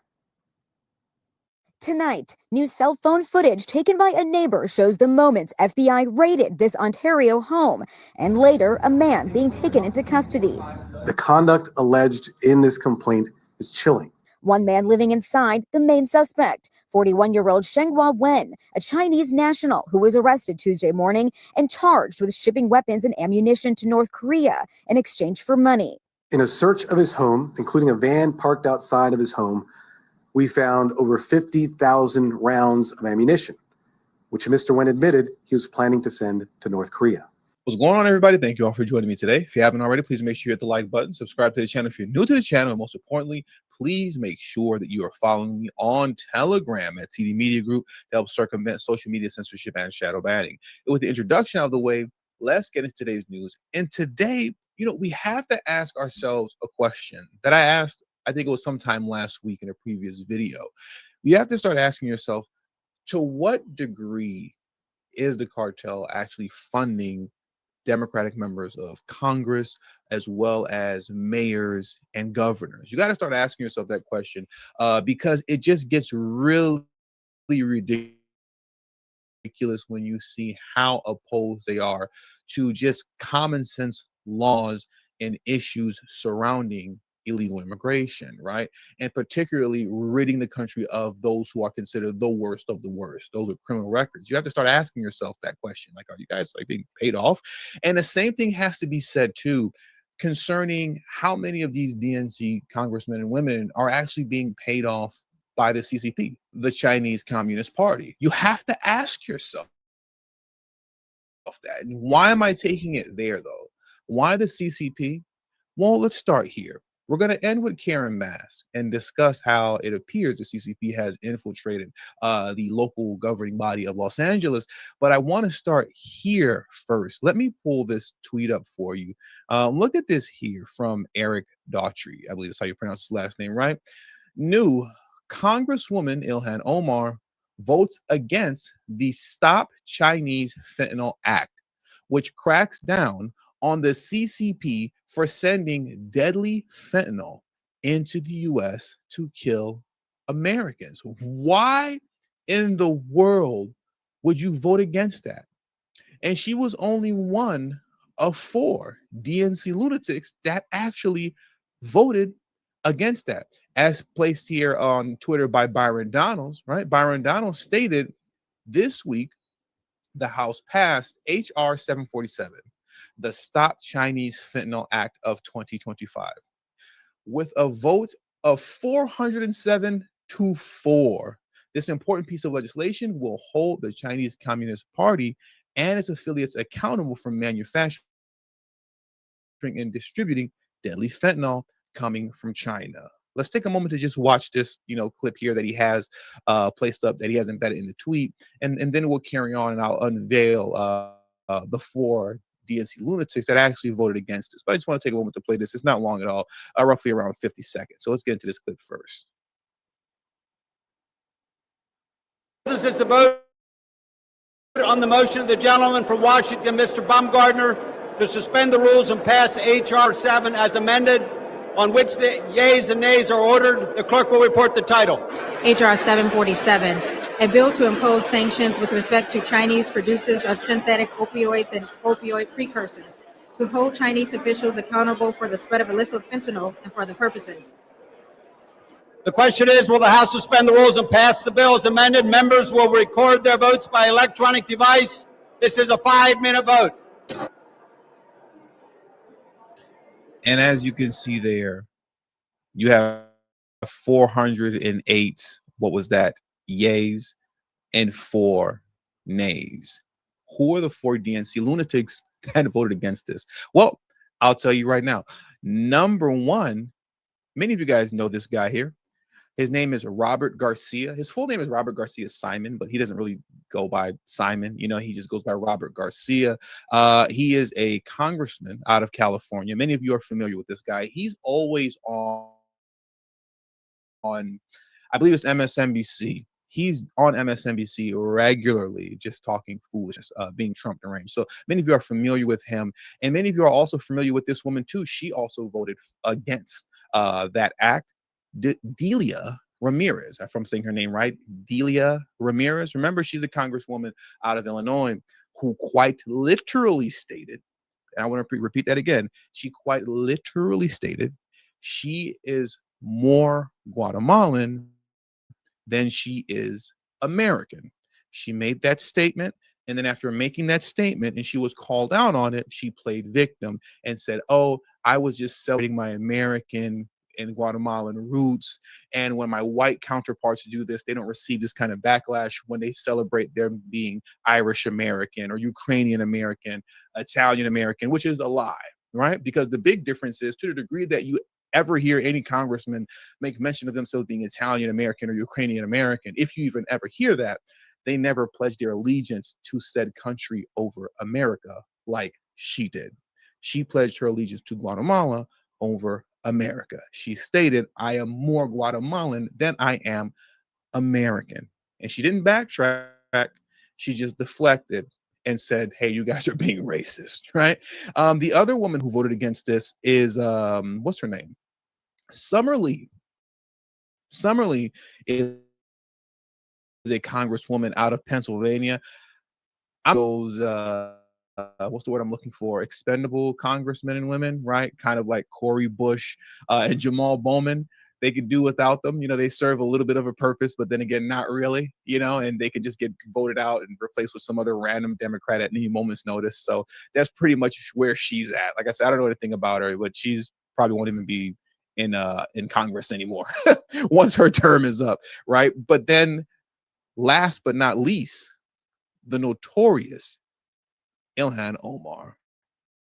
This woman is notoriously anti-American. So it's not necessarily a surprise that she voted against that act, especially given the fact that she herself is another one, like Delia Ramirez, who has pledged her allegiance to her home nation, you can say, right? She's from Somalia, and she's very much so Somalia first, very much so Somalia first, and not America first. And these are the kind of people that we have sitting in Congress making decisions on behalf of the American people. That's actually quite scary when you really think about it. It's very disturbing that you have these anti-American people making decisions for us in the midst of all of the stuff that we're dealing with. Once again, I want to stick with the, what is it called once again? Excuse me, the Stop Chinese Fentanyl Act. I want to stick with that for a moment. And what I want to do next is that I want to transition over to this tweet here, right? Let me take a moment to zoom in just a little bit. And it's from Janine Pirro. I believe if I'm saying her last name correctly, it's Pirro. We all know who she is. Janine stated, you are looking at the largest seizure of precursor chemicals used to manufacture methamphetamine in U.S. history. China was sending over 7 pounds on the high seas to the Sinaloa cartel before my office seized them. Because President Trump and Secretary Rubio declared the Sinaloa cartel a foreign terrorist organization, we can now strike faster and hit harder. And of course, obviously, as we've seen, DNC lunatics are opposed to this. Outside of the 4 lunatics that voted against the, Chinese Fentanyl Act, whatever it was called, we also have DNC lunatics that are actually upset at the fact that Trump and his administration went on the offensive against the Sinaloa cartel when they blew one of their drug ships out of the water. Literally, just boom, blew them out of the water. You have J.D. Vance out here having to answer for this and defend that act, which is completely ridiculous. Meanwhile, you have 700,000 pounds of what is this precursor chemicals to methamphetamine, right? Precursor chemicals to fentanyl that they found, or I should say they stopped from coming into the country in the high seas. This stuff is coming from China. And you're voting against bills that could help put an end to this? These people are crazy. They are crazy. Let me play this video from Janine next, and then we're going to move on to Karen Bass out here in Los Angeles. Hi, everyone. I'm Judge Janine, and I am in Houston, Texas. And I am surrounded by 1,300 barrels of precursors that are being used to make methamphetamines. These precursors were seized as a result of work by my office in Washington, D.C., along with Homeland Security and Customs and Border Patrol. These 1,300 barrels were shipped from Shanghai, China to Mexico. We intercepted these precursors on the high seas, and now the Sinaloa cartel will not be able to use them to make methamphetamines. And the bottom line is this: whenever there is an effort on the part of foreign terrorist organizations to create on the high seas, or whether it's in the country or a foreign country, and by the way, it's going to take 24 18-wheelers to take all of these containers and put them in a secure storage facility. And that's what we're doing in DC, but we're doing it in Houston today. And you never know where we're going to be tomorrow. And Democrats are opposed to this.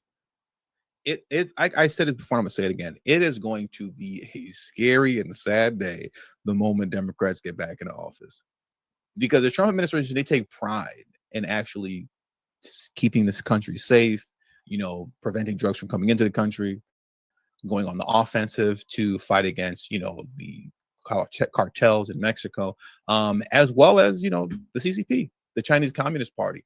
And this is something that Democrats don't take pride in. Some way, somehow, they view all of that as being racist, right? Some way, somehow, not keeping us safe. But it starts to make a lot of sense that they view things like that when you start investigating, right, where they get their money from. And that's where we come into next, talking about Karen Bass and those who are a part of the CCP that have seemingly, I can't say infiltrated LA city government, but, paid their way in. This is what I mean by that. Let's jump into this article over here next. Take a look at this here. Exclusive. Karen Bass raked in cash from Chinese intel-tied bankers before appointing them as advisors. Now, what I'm going to do is that I'm going to leave the link to this article in the description box below, and I strongly recommend that you read this for yourself, because we're not going to go through the entire article. I'm just going to give you more of a brief summary of what this is about. But please, please, please make it a point to read this for yourself, because it is so detailed concerning who these folks are, how much money they do, and essentially seemingly how this all works as it pertains to, being able to pay to play. Even as foreign nationals, you can pay to play to get in government here in the United States. Look at this. They have the photos up here. Look at this here. Look at this. They got, the pictures of the guys that she's been dealing with, and those that are, apparently, dealing in Los Angeles politics after being able to pay to play. You see Karen Bass here taking pictures with these guys. Simon Pang, as you can see here. So like I said, there's a lot of info in this article that's worth checking out, and I strongly advise you to do that. Please do that. Please. What I'm going to do next is just get into the summary that I have here, just for time's sake, concerning this video, to give you a brief breakdown of what this is all about. So let's jump into that summary next. So as it states here, Los Angeles Mayor Karen Bass's transition advisory team included 2 bankers with ties to the Chinese intelligence network, according to a Daily Caller News Foundation investigation. In December of 2022, Bass appointed Dominique Ng, CEO of East West Bank, and Simon Pang, co-founder of Royal Business Bank, to her mayoral transition advisory team. Together, Ng, East West Bank, and Pang have contributed over $1 million to Bass's mayoral campaign and to the mayor's fund for Los Angeles, a nonprofit where Bass serves as an advisor to the board. get this, both Ng and Peng have been connected to the Chinese Communist Party's United Front Work Department, UFWD, an influence and intelligence arm of Beijing. Once again, they are connected to the influence and intelligence arm of Beijing.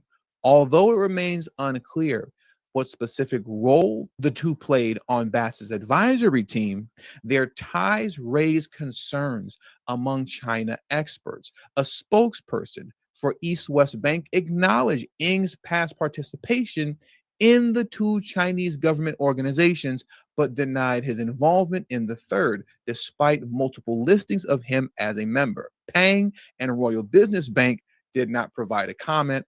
That's not too surprising, though, right? Check this out.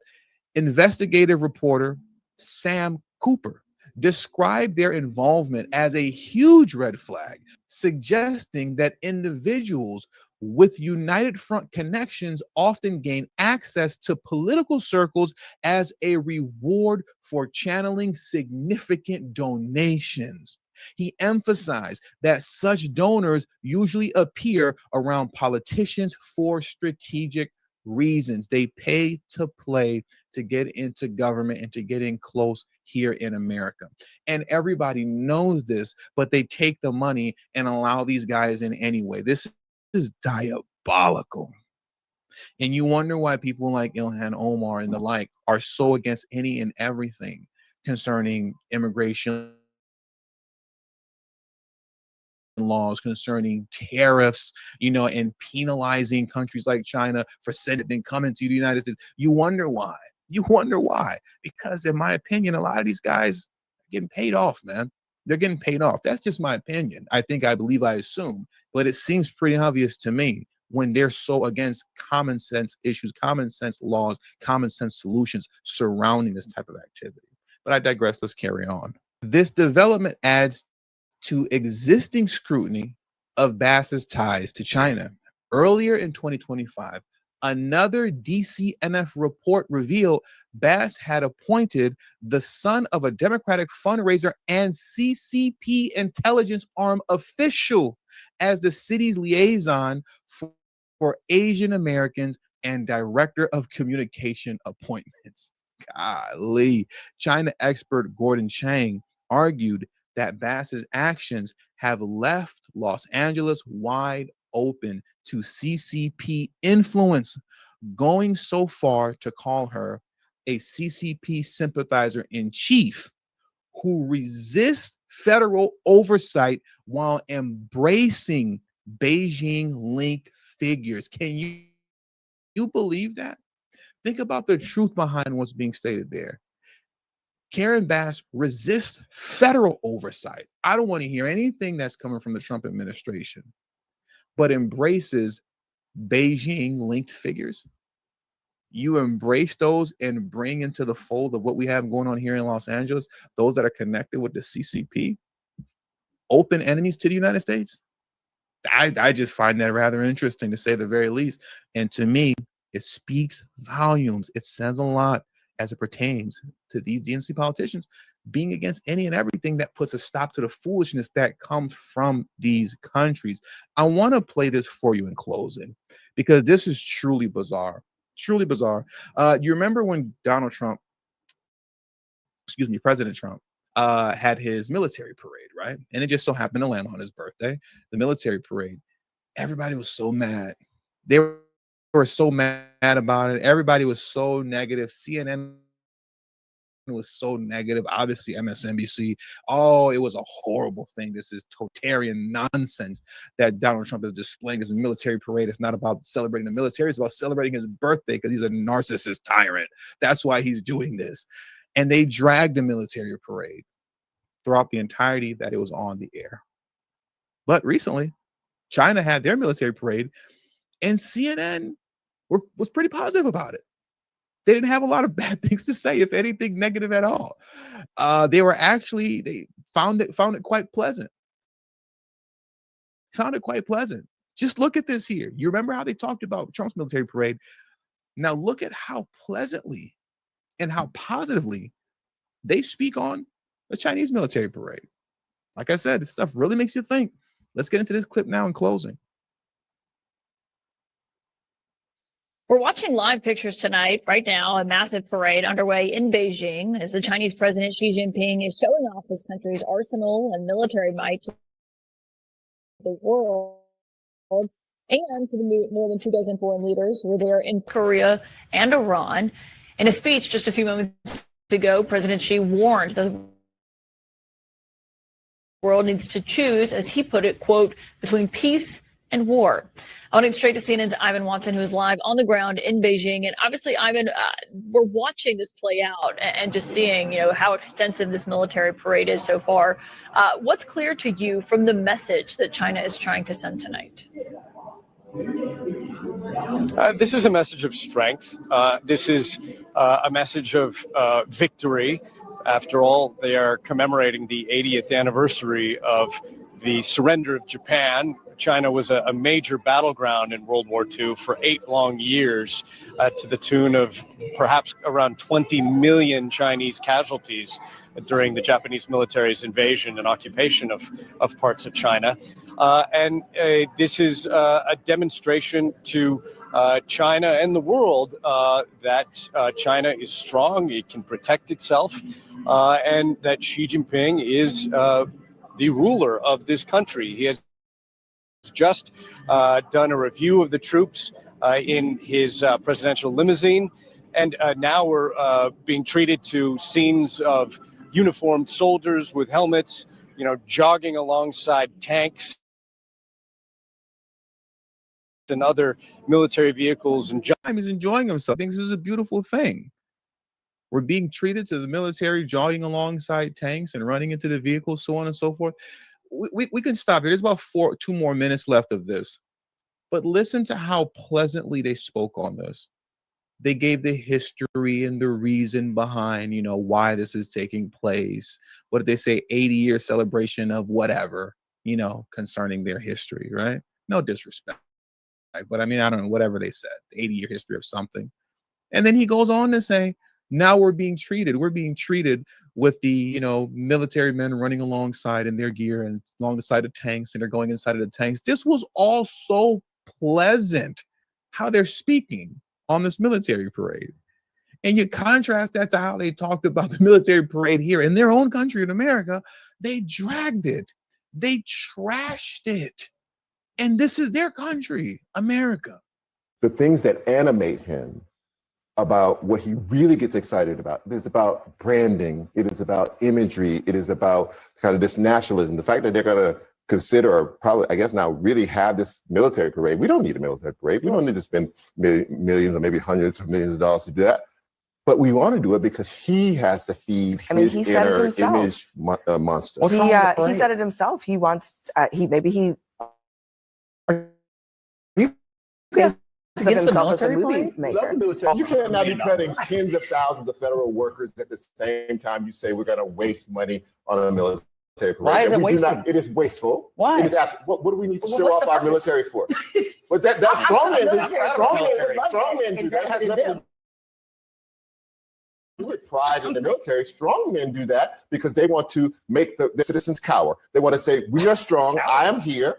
I have all these weapons. Aren't you proud of me? But when you speak on a foreign nation's military parade, very pleasant, positive, just giving you the facts, just giving you a little history. It's a beautiful thing. I find that very interesting, man. It makes you wonder who's really paying these people. And with all that being said, that does it for today's news. So I want to thank you guys for joining me today. Please hit the like button on your way out. Subscribe to the channel if you're new to the channel. Share this video on your social media platform. And also do not forget to follow me on Telegram. That is extremely important. Please follow me on Telegram at TD Media Group. Link to my Telegram is in the description box below and pinned in the comment section as well. Thank you all for your time. Until the next video, peace and have a great afternoon.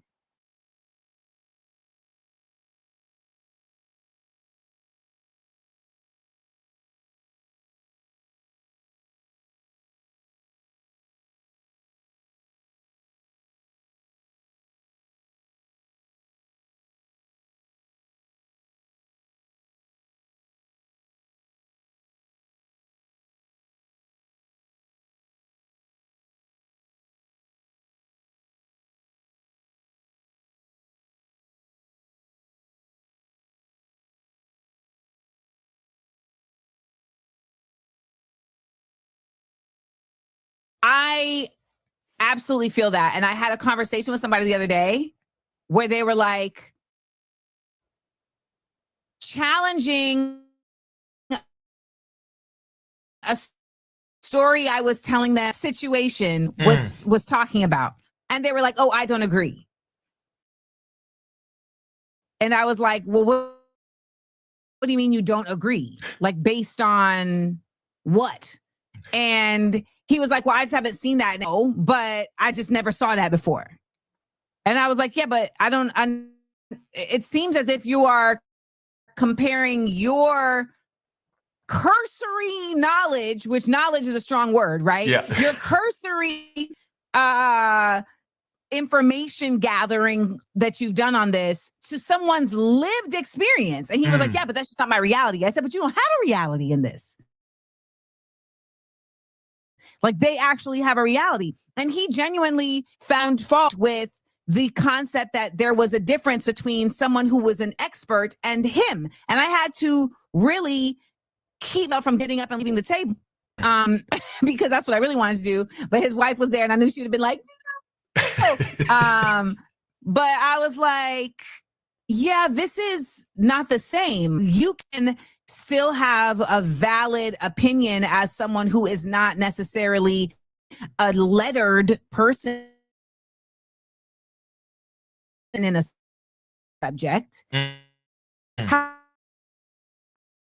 been validly you having it. That's what that is. And so this is interesting because everyone there feels that way. They all feel like they have a valid opinion because they are being given a platform to give it, right? And so that's why it's imperative that the undermining or the challenging, I should say, opinion isn't with facts and just. So that's why when I'm putting debate in quote because there was no rules and it was just mayhem. Yeah. But that's why when I was countering their points, so to speak, I tried my best to not do so from their same point of view, which is, well, I this and I that and I this. And it's like, well, no, I'm going to counter your individual experience that you are basing, by the way, your entire view of the Black experience on. I'm going to counter that with something that is not about my individual experience, but about like an actual legislation or an actual studied research experience, et cetera, has been had by multiple people over a semblance of time. So, this is the struggle of anything, though, when there's a shift. I mean, I think it's just kind of the reality of a pendulum swinging. And when a pendulum swings, it dips into the water deeper until it gets to the other side. So we're in the deep waters of the pendulum swing right now. We are definitely in the deep waters. And I'm glad you actually brought up that exact point because the one that just really stuck with me was the guy who's like, well, can you tell me what like racism exists in America? Like what structural racism is there? Like, I feel like I've never experienced repairing a little bit, and he was smiling too. Like he was really saying something. And I hate to offend someone I don't know, but I'm just thinking like, I mean, one is sort of shocking. You've moved through like America, a Black person, you've never experienced any racism. So it kind of makes me wonder how you're even defining that. But it's like this idea of knowledge that realities, because obviously there's so many things we can point to, but that one just really stuck with me because I'm just thinking like, what are you talking about right now? Like there's so many different examples to even pose the question. But again, it was so rooted in that kind of personal anecdote. And I hate to say it like this, but was Byron Donalds, who sadly is going to be the next governor of Florida. And like everything he says, what he said at the RNC, which is like, this has been such a land of opportunity and promise for me. And, I've done so much and I've never experienced this, that, and the third. And it's like, it just feels so dangerous because when it's coming from someone who has a level of authenticity, they are a Black person in the United States, for those who consume it. And by the way, I saw that clip because Tommy Lahren like pinned it on her thing and said this was making her weak, is I said like, wow, this is dangerous, because I think most Black people would probably see that and be like, come on, dog, like really? But maybe not everybody. And a lot of non-Black people can say, well, that's just a valid perspective because it's two people. So the thing about it that I had to really remember is that a very key fascism, just disinformation. And I think only guys with like white people and them like giving disinformation to other white people or giving disinformation to Black people, it is far more difficult to kind of discern like, oh, this is a Black fascist giving disinformation to everybody and not a Black person who's had an individual who's experienced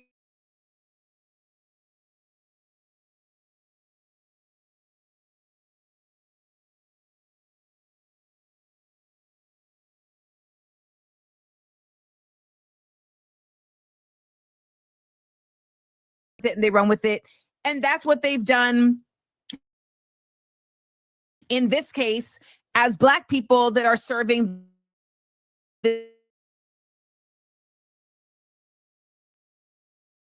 where they are weaponizing their Black experience to undermine the truth. And as if they just keep saying it enough, then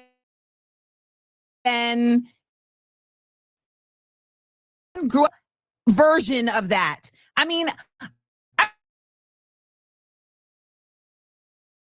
remember going to park my car at Macy's in Orlando and got called the N-word with a horse. Yes, I did, because you move too slow. But to like when I was in middle school, I was in school with the same people that I went to elementary school with. We grew up, then we went to high school. The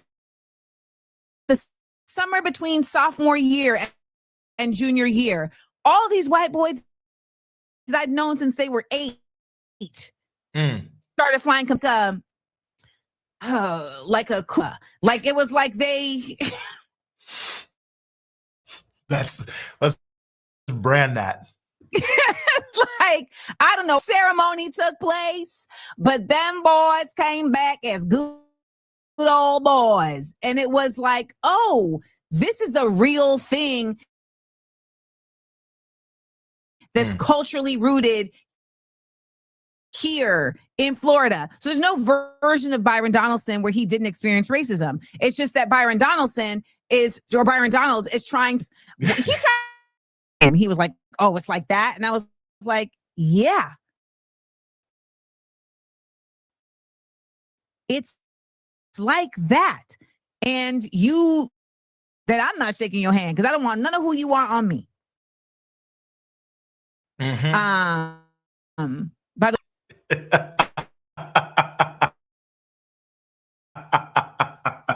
I will say this though, let some people go. And we find it a lot easier to let folks in our community go for just who they are versus folks who make choices to me. Like the willingness to let trans folks and gay folks go just because of who they are under some guise of religion, et cetera, is really preposterous considering the way we will hold on to politicians choosing to not do anything for our communities except just be Black. And we will possess and protect and embrace them. And I'm just like, why do we do that? And I don't know. I think that's another conversation that we can have another time. So someone like Byron Donalds, I feel like he will still get voted for by Black people in Florida, even though they've watched him for the past how many? They will. I think he's going to do well. I think they don't even have a legitimate candidate because I think they don't know. Either people are going to vote for him or not vote because they're going to feel like it's going to be generally fine. And, we'll see whether that's a good or a bad calculation. But I think you make a really good point, too, about, who we will let go. And in a weird way, I almost feel like the timing of when they released this was kind of perfect in this regard because of what happened in DC and Trump sort of turned towards militarizing these, Black coded cities. I mean, a lot of them have Black people, but in terms of how people think about them, because I was saying this to someone I was on WHUR right after the Trump takeover. and I said, one of the biggest problems we have right now is if you listen to the press conference that Trump and Judge, which of itself, wow, where are we at? I was honest of it. It actually is the exact same discourse that Muriel Bowser, the mayor of DC, and many of her supporters have had about our young people, about what's going on in many narratives. Like, we need more police. We need to lock up more young people. We need to have longer, tougher sentences. They put the curfew on in DC the same way they put the curfew on in Baltimore. If you're young and Black, you can't go to the Inner Harbor after a certain time in the summer. And it just was amazing to me in a way, because obviously none of that justifies them doing it. But it was like, all of a sudden people were like, wow, I can't believe Trump did this. And I understand people are outraged, but I'm just like, well, wait a second. The groundwork was laid for him in many ways to do this by the rhetoric of Black politicians who demonize our own people and don't look at why our young people are in a tough situation. So anyway, just the general point that I think that you're laying out about why to go into a space like this, the nature of conservative narratives, how they can capture people, and then what we have to really think about when we think about who do we allow to represent. If the timing of this was accidental, but it was completely accidental. I mean, I recorded this in May. And then it just aired. And by the way, I want to say I forgot that it had to air. So, I had done the thing and I texted you and was like, I did it. I'm not sure how I did, but I did it. And I kind of was like, I had let it go. And I was like, oh, it has to come out. That's going to be a whole other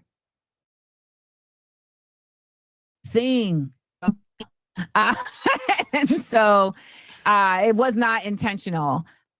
Ultimately, though, we are in such a real time of just constant melee and nonsense that it feels like anything that can kind of disrupt the chokehold that the nucle has on us is a positive when it can divert. Like, I really love seeing just so much coverage on my phone of the global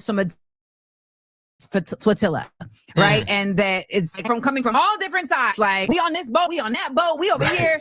We gonna stand down we're gonna stand up if they take the boats, And as somebody who doesn't consume mainstream media anymore, like, the internet is where I'm gonna get my information, and the internet has its own algorithm of how information gets dispersed. So, like, my mom was telling me yesterday, she was like, I'm still seeing videos from this debate. People still making videos and people still responding and thing. And I'm like, yeah, I guess it's still a part of the zeitgeist, which is rare for 3 weeks in the internets.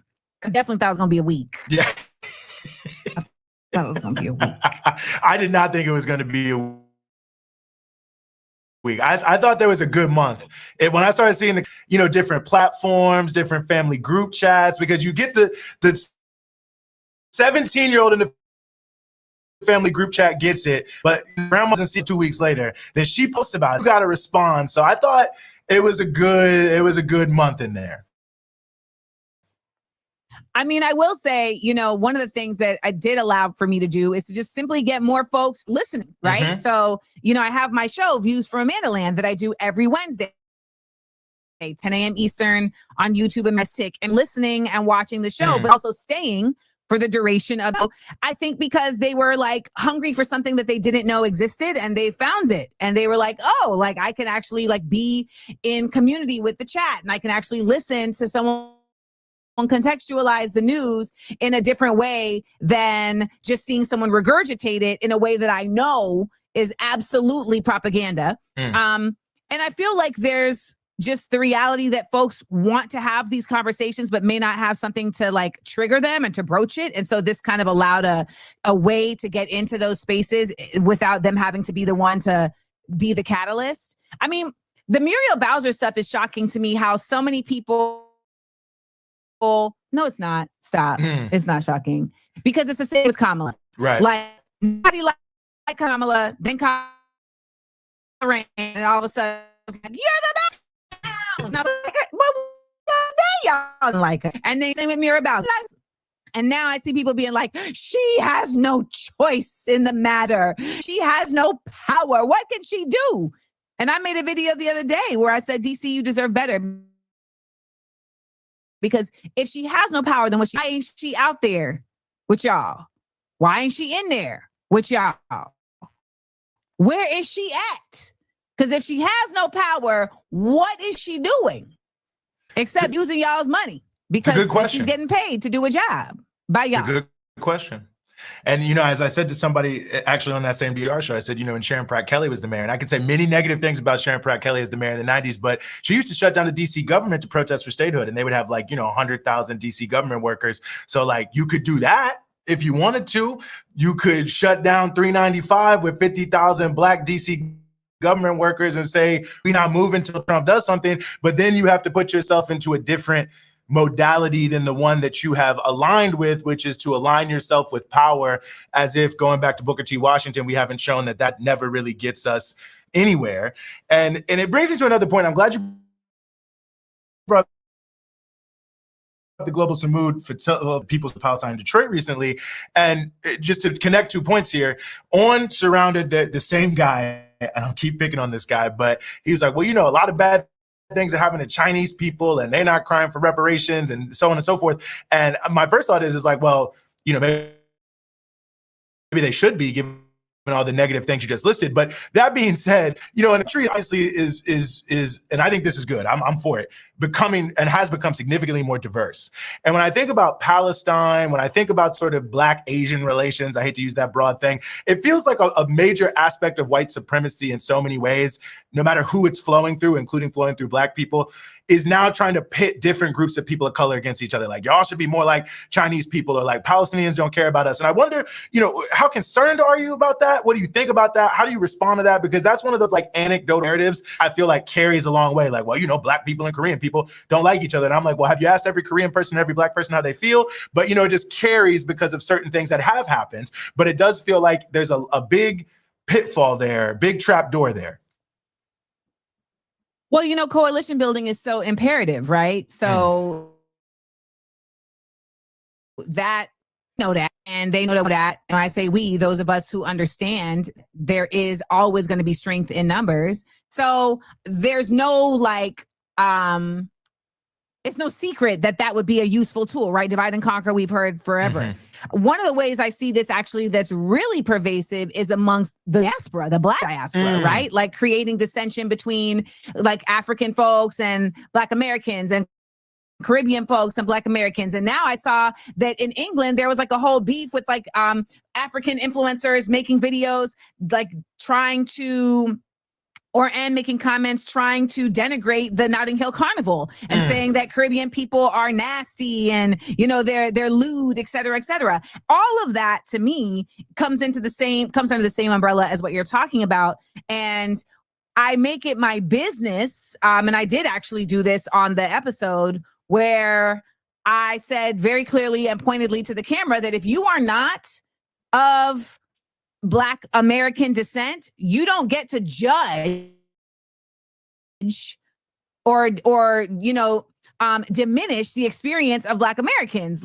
What we should be doing is listening to each other's experiences to understand, and also to see how we can be supportive in elevating us outside of these limited aspects of our experience. We should be able to be liberated and utilize each other's support systems to do so. When I see this effort, so I think a lot of people just don't understand history. So the Black Panthers, we are really given this context of the Panthers as just these were some brothers that got together. So notice I didn't even say women. These were some brothers that got together and said, we're going to police our communities.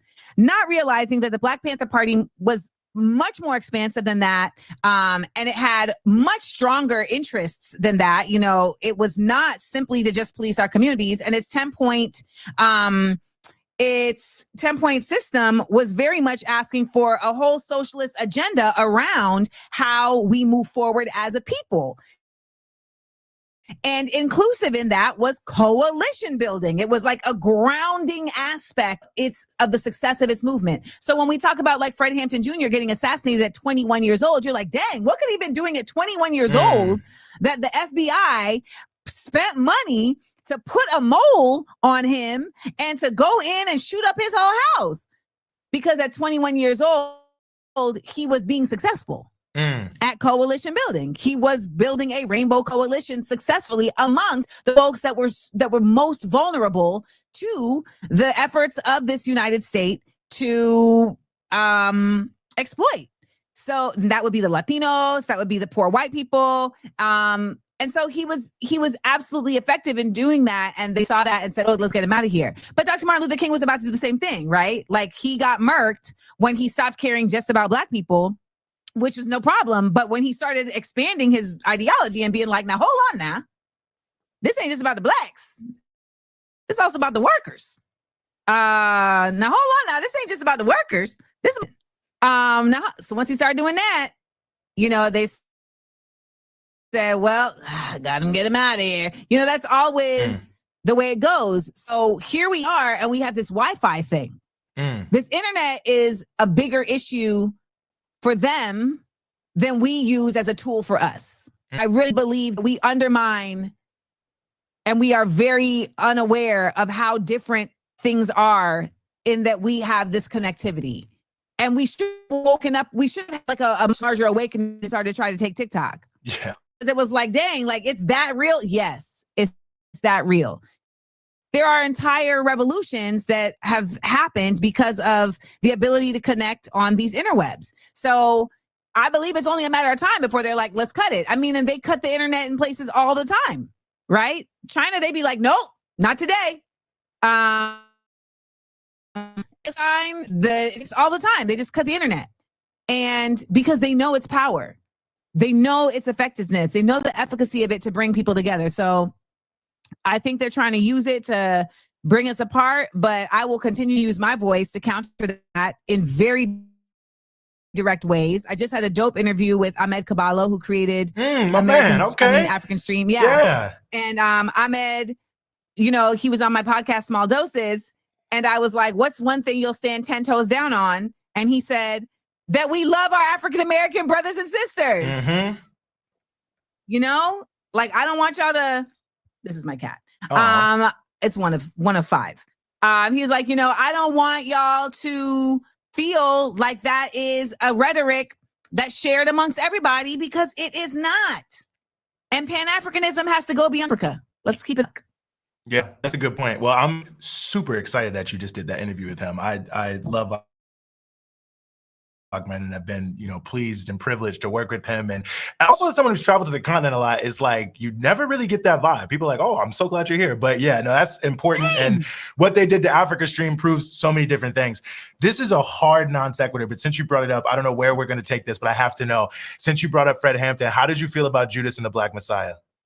I actually really enjoyed Judas and the Black Messiah. Yeah. I mean, and I say that as somebody who wasn't watching it for historical accuracy. I think Hollywood films for historical accuracy is like going to a MAGA rally and looking for intellect. Like, it's a waste of your energy. Like, why did you come here looking for this? It doesn't exist here. So I do believe, though, that in a nation that is just so bereft around these time periods and who is so overwhelmed with propaganda, I think it was a very necessary antithesis to that. We are constantly seeing the police, narcos, et cetera, positioned as these good guys rooting out bad guys. And we so often understand that to not be the case. Like, it's just not, right? So I think it was a necessary film to at least challenge that narrative in a very specific context around a group, a political group that has been vilified consistently, and that, for what it's worth, is not doing anything different than resistance groups all over the world that they call terrorists. Was glad they made it. Full tea? No. But we did get Daniel Kaluuya lecturing about Chairman Mao for like 5 straight minutes, which I thought, you know what? I'll take that on Listen, HBO. out to I'll take Daniel. that. Oh my gosh, 100%. Actually, now that you say that, I should rewatch it.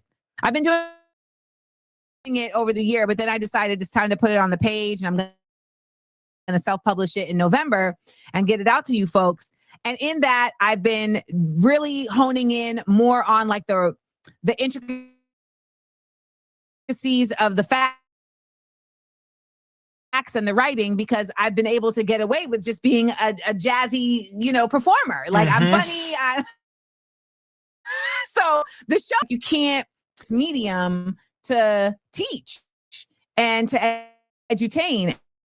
And so I've been doing a lot more research just to make sure that all these election whistles. And I need Judas Nilbataya again. I just watched Lincoln for the first time. Oh, okay. Wow. Now we're getting into it. Did you? Such a nerd.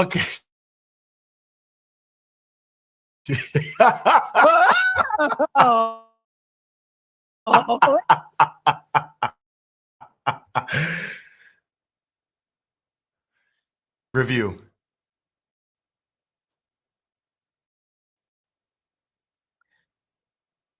I felt the movie Lincoln was a really good starter package for anyone who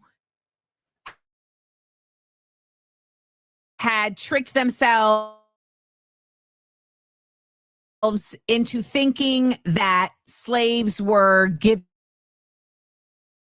their freedom. The performance, their true depiction of the disdain that these rich white men had for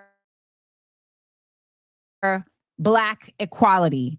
And for that, I give it its respect, because it would have been very easy to just make a shiny happy. Now, the irony of this is that it was made by Steven Spielberg, who is a bleeding heart Zionist, and is unable to see in making this film how it equates exactly to what is being done in Palestine. Willful I guess ignorance. life doesn't always imitate. To remind us of that. And to me, the best thing ever written about who Lincoln was and the role he played is Frederick Douglass's speech inaugurating what I have to say is a terrible statue, but the Lincoln statue in Lincoln Park, but he said at all the key moments where we needed him to take a certain position to move us to the next level, he took the right position to help us free ourselves. And it's an interesting dichotomy. It's not about Lincoln the person. It's not about whether he had all the right views. It's about politically, in context of the Black liberation movement, and certain moments, was he where we needed to be? Time he was there, and that's why he is so popular amongst Black people. And I think coming from Frederick Douglass, who was always so on Lincoln, not true. He voted for Lincoln in 1860, by the way. Everyone always says that. He went back and forth, and he ultimately did not. But it's a powerful moment. Well, let me just ask you two more things today, including helping our young folks learn more. You've been doing a lot of research on the Panthers. Give me one little nugget that really has stuck with you from your research. It's not going to be a good nugget. That's okay. I did not realize Huey P was really selling folks out like that. Controversial issue. What'd you say? I said controversial issue, but it's relevant. When the story of Geronimo Pratt and others, it's important. Yes, important, because the necessity to create these organizations has not left us. We continue to have to create these organizations. However, the ways in which they've been able to get disbanded, to get infiltrated, etc. And if we just keep pretending individuals, we do ourselves a real disservice. And I think what you said about Frederick Douglass's examination of and his analysis of Lincoln is really valuable here. We can acknowledge that, yes, there was a certain level of courage and bravery necessary to create the Black Panthers. There was a certain level of consciousnness and step out before anybody else to create the Panthers that Huey P. absolutely was, involved in. There was an intellectualism that was necessitated to be able to do this, right? Like, not just anybody. You could have this is what separates a Gryffindor from a Ravenclaw, okay? You could have all the courage, but if you don't got the logic, then baby, the plan's gonna fall flat. You didn't think it all the way through. So like, there's a certain amount of that we have to give credence to. However, you can't be setting up your own niggas. Like, what are we doing?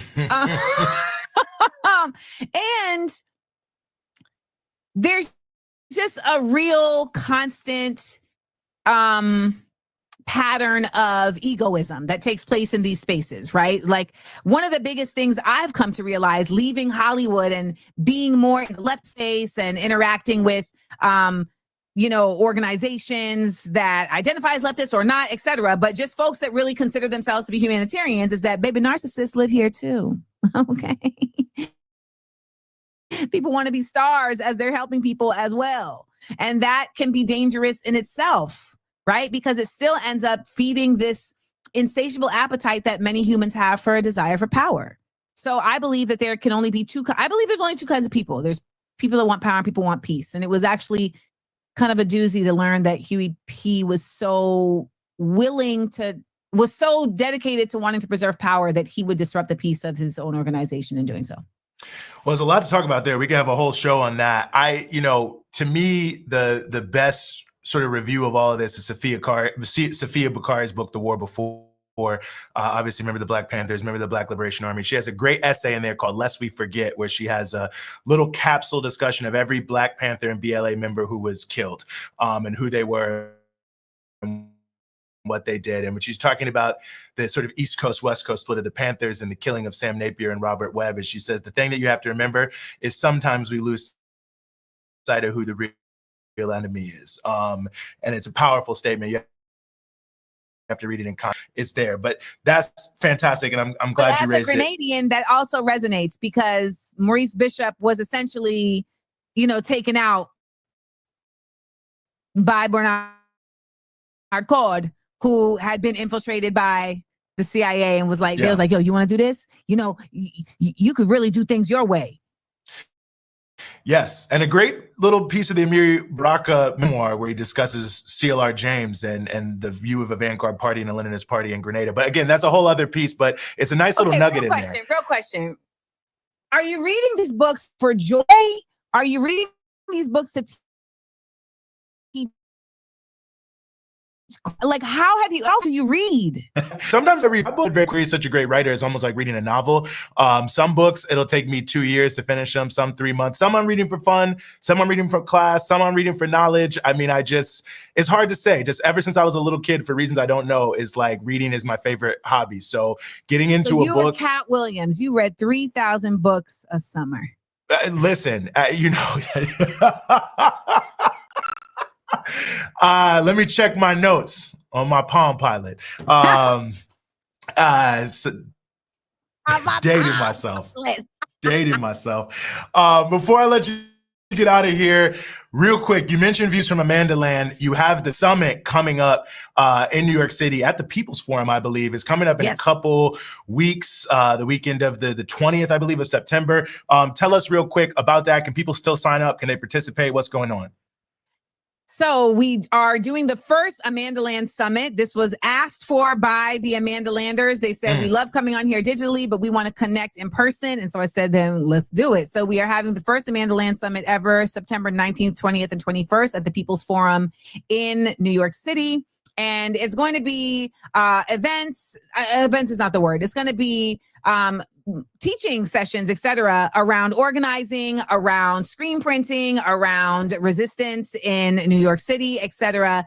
And we do have registration is closed. However, we do have 2 events that will be open to the public. The first is Cracking Up the System, which is a panel that's going to be taking place on Saturday morning, where I've combined 2 comedians that are socially conscious, and they'll be in conversation with 2 organizers. So we have Davidson Boswell and Christina Brown, and they'll be in conversation with organizers Angelica Langdon and Claudia de la Cruz. So it's going to be, and if you don't know, they're hilarious. Yes. Like Angie and Claudia could be a 2-person comedy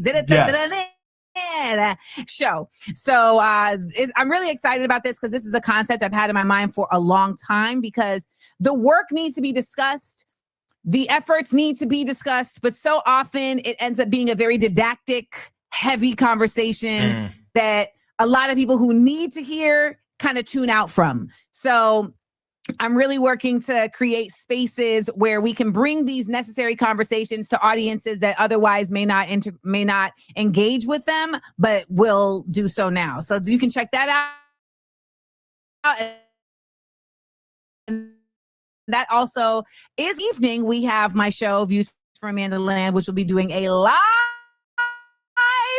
taping featuring Eugene Furrier. So that's going to be fun as well. Same idea, same concept, where you pay for the ticket, and the ticket is split between me and the TPF, and the audience will also be available for free to under 18. And we also have live stream tickets that will be available as well. Right on. We got to support the things that really mean and mean something to us and matter for us. And I think this fits also coming very completely much out of my pocket. There's no sponsor. There's no investor. This is just like, let's do it. Look, people play 30 tickets every week and never win the lottery. Like, come on, y'all. We know what we're doing. Although I know Powerball is over 1.3 billion right now, so I understand. We do have donations open if you want to donate to help bring this to life, because I'm really excited to also bring people to the People's Forum, right? And to let folks be in a space that is surrounded with books and vision and ideas that are really most commonly in the United States vilified. And when it's all put together in a space of love, it really starts to change your mind. And real quick, just one more time, where can people find Views from Amanda Land on a regular basis, and also your podcast, Small Doses? You can check out Views from Amanda Land on YouTube, Amanda Seals TV, every Wednesday morning at 10 a.m. Eastern.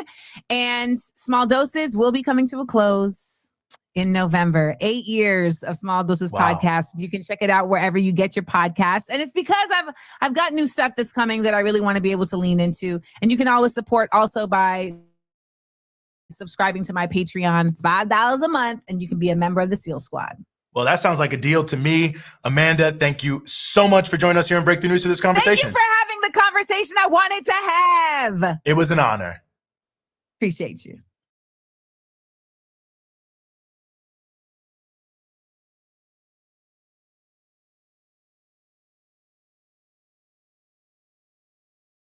Oh my God. Shout out to Cracknetter for coming through. Shout out to FBA Combo. I do apologize, y'all. I clearly fell asleep. But I appreciate y'all tapping in. We'll have to replay some of this stuff later on, but thank y'all for tapping in. Make sure y'all like and subscribe to Frontline Black News. I did not know that, Cracknetter. Thank you for sharing that information. No wonder the homie don't like that food. Okay. That makes a lot of sense. Yep. Thank you for putting the fair use in. Appreciate you coming through. FBA Combo and Leonard, you're always welcome. So peace, love, light, reparations, and separations, and Black empowerment. Oh yeah, appreciate Crew for coming through earlier as well. Appreciate Jay Militant for coming through, Twin, Mac, everybody that came through. Make sure y'all join us after Shabaka's Black Experience Enhanced for the continuation of the Frontline Black News. In the meantime, make sure y'all like and subscribe to all of our platforms. Frontline Black News on YouTube and Facebook. The Revolutionary Agenda on YouTube and Facebook.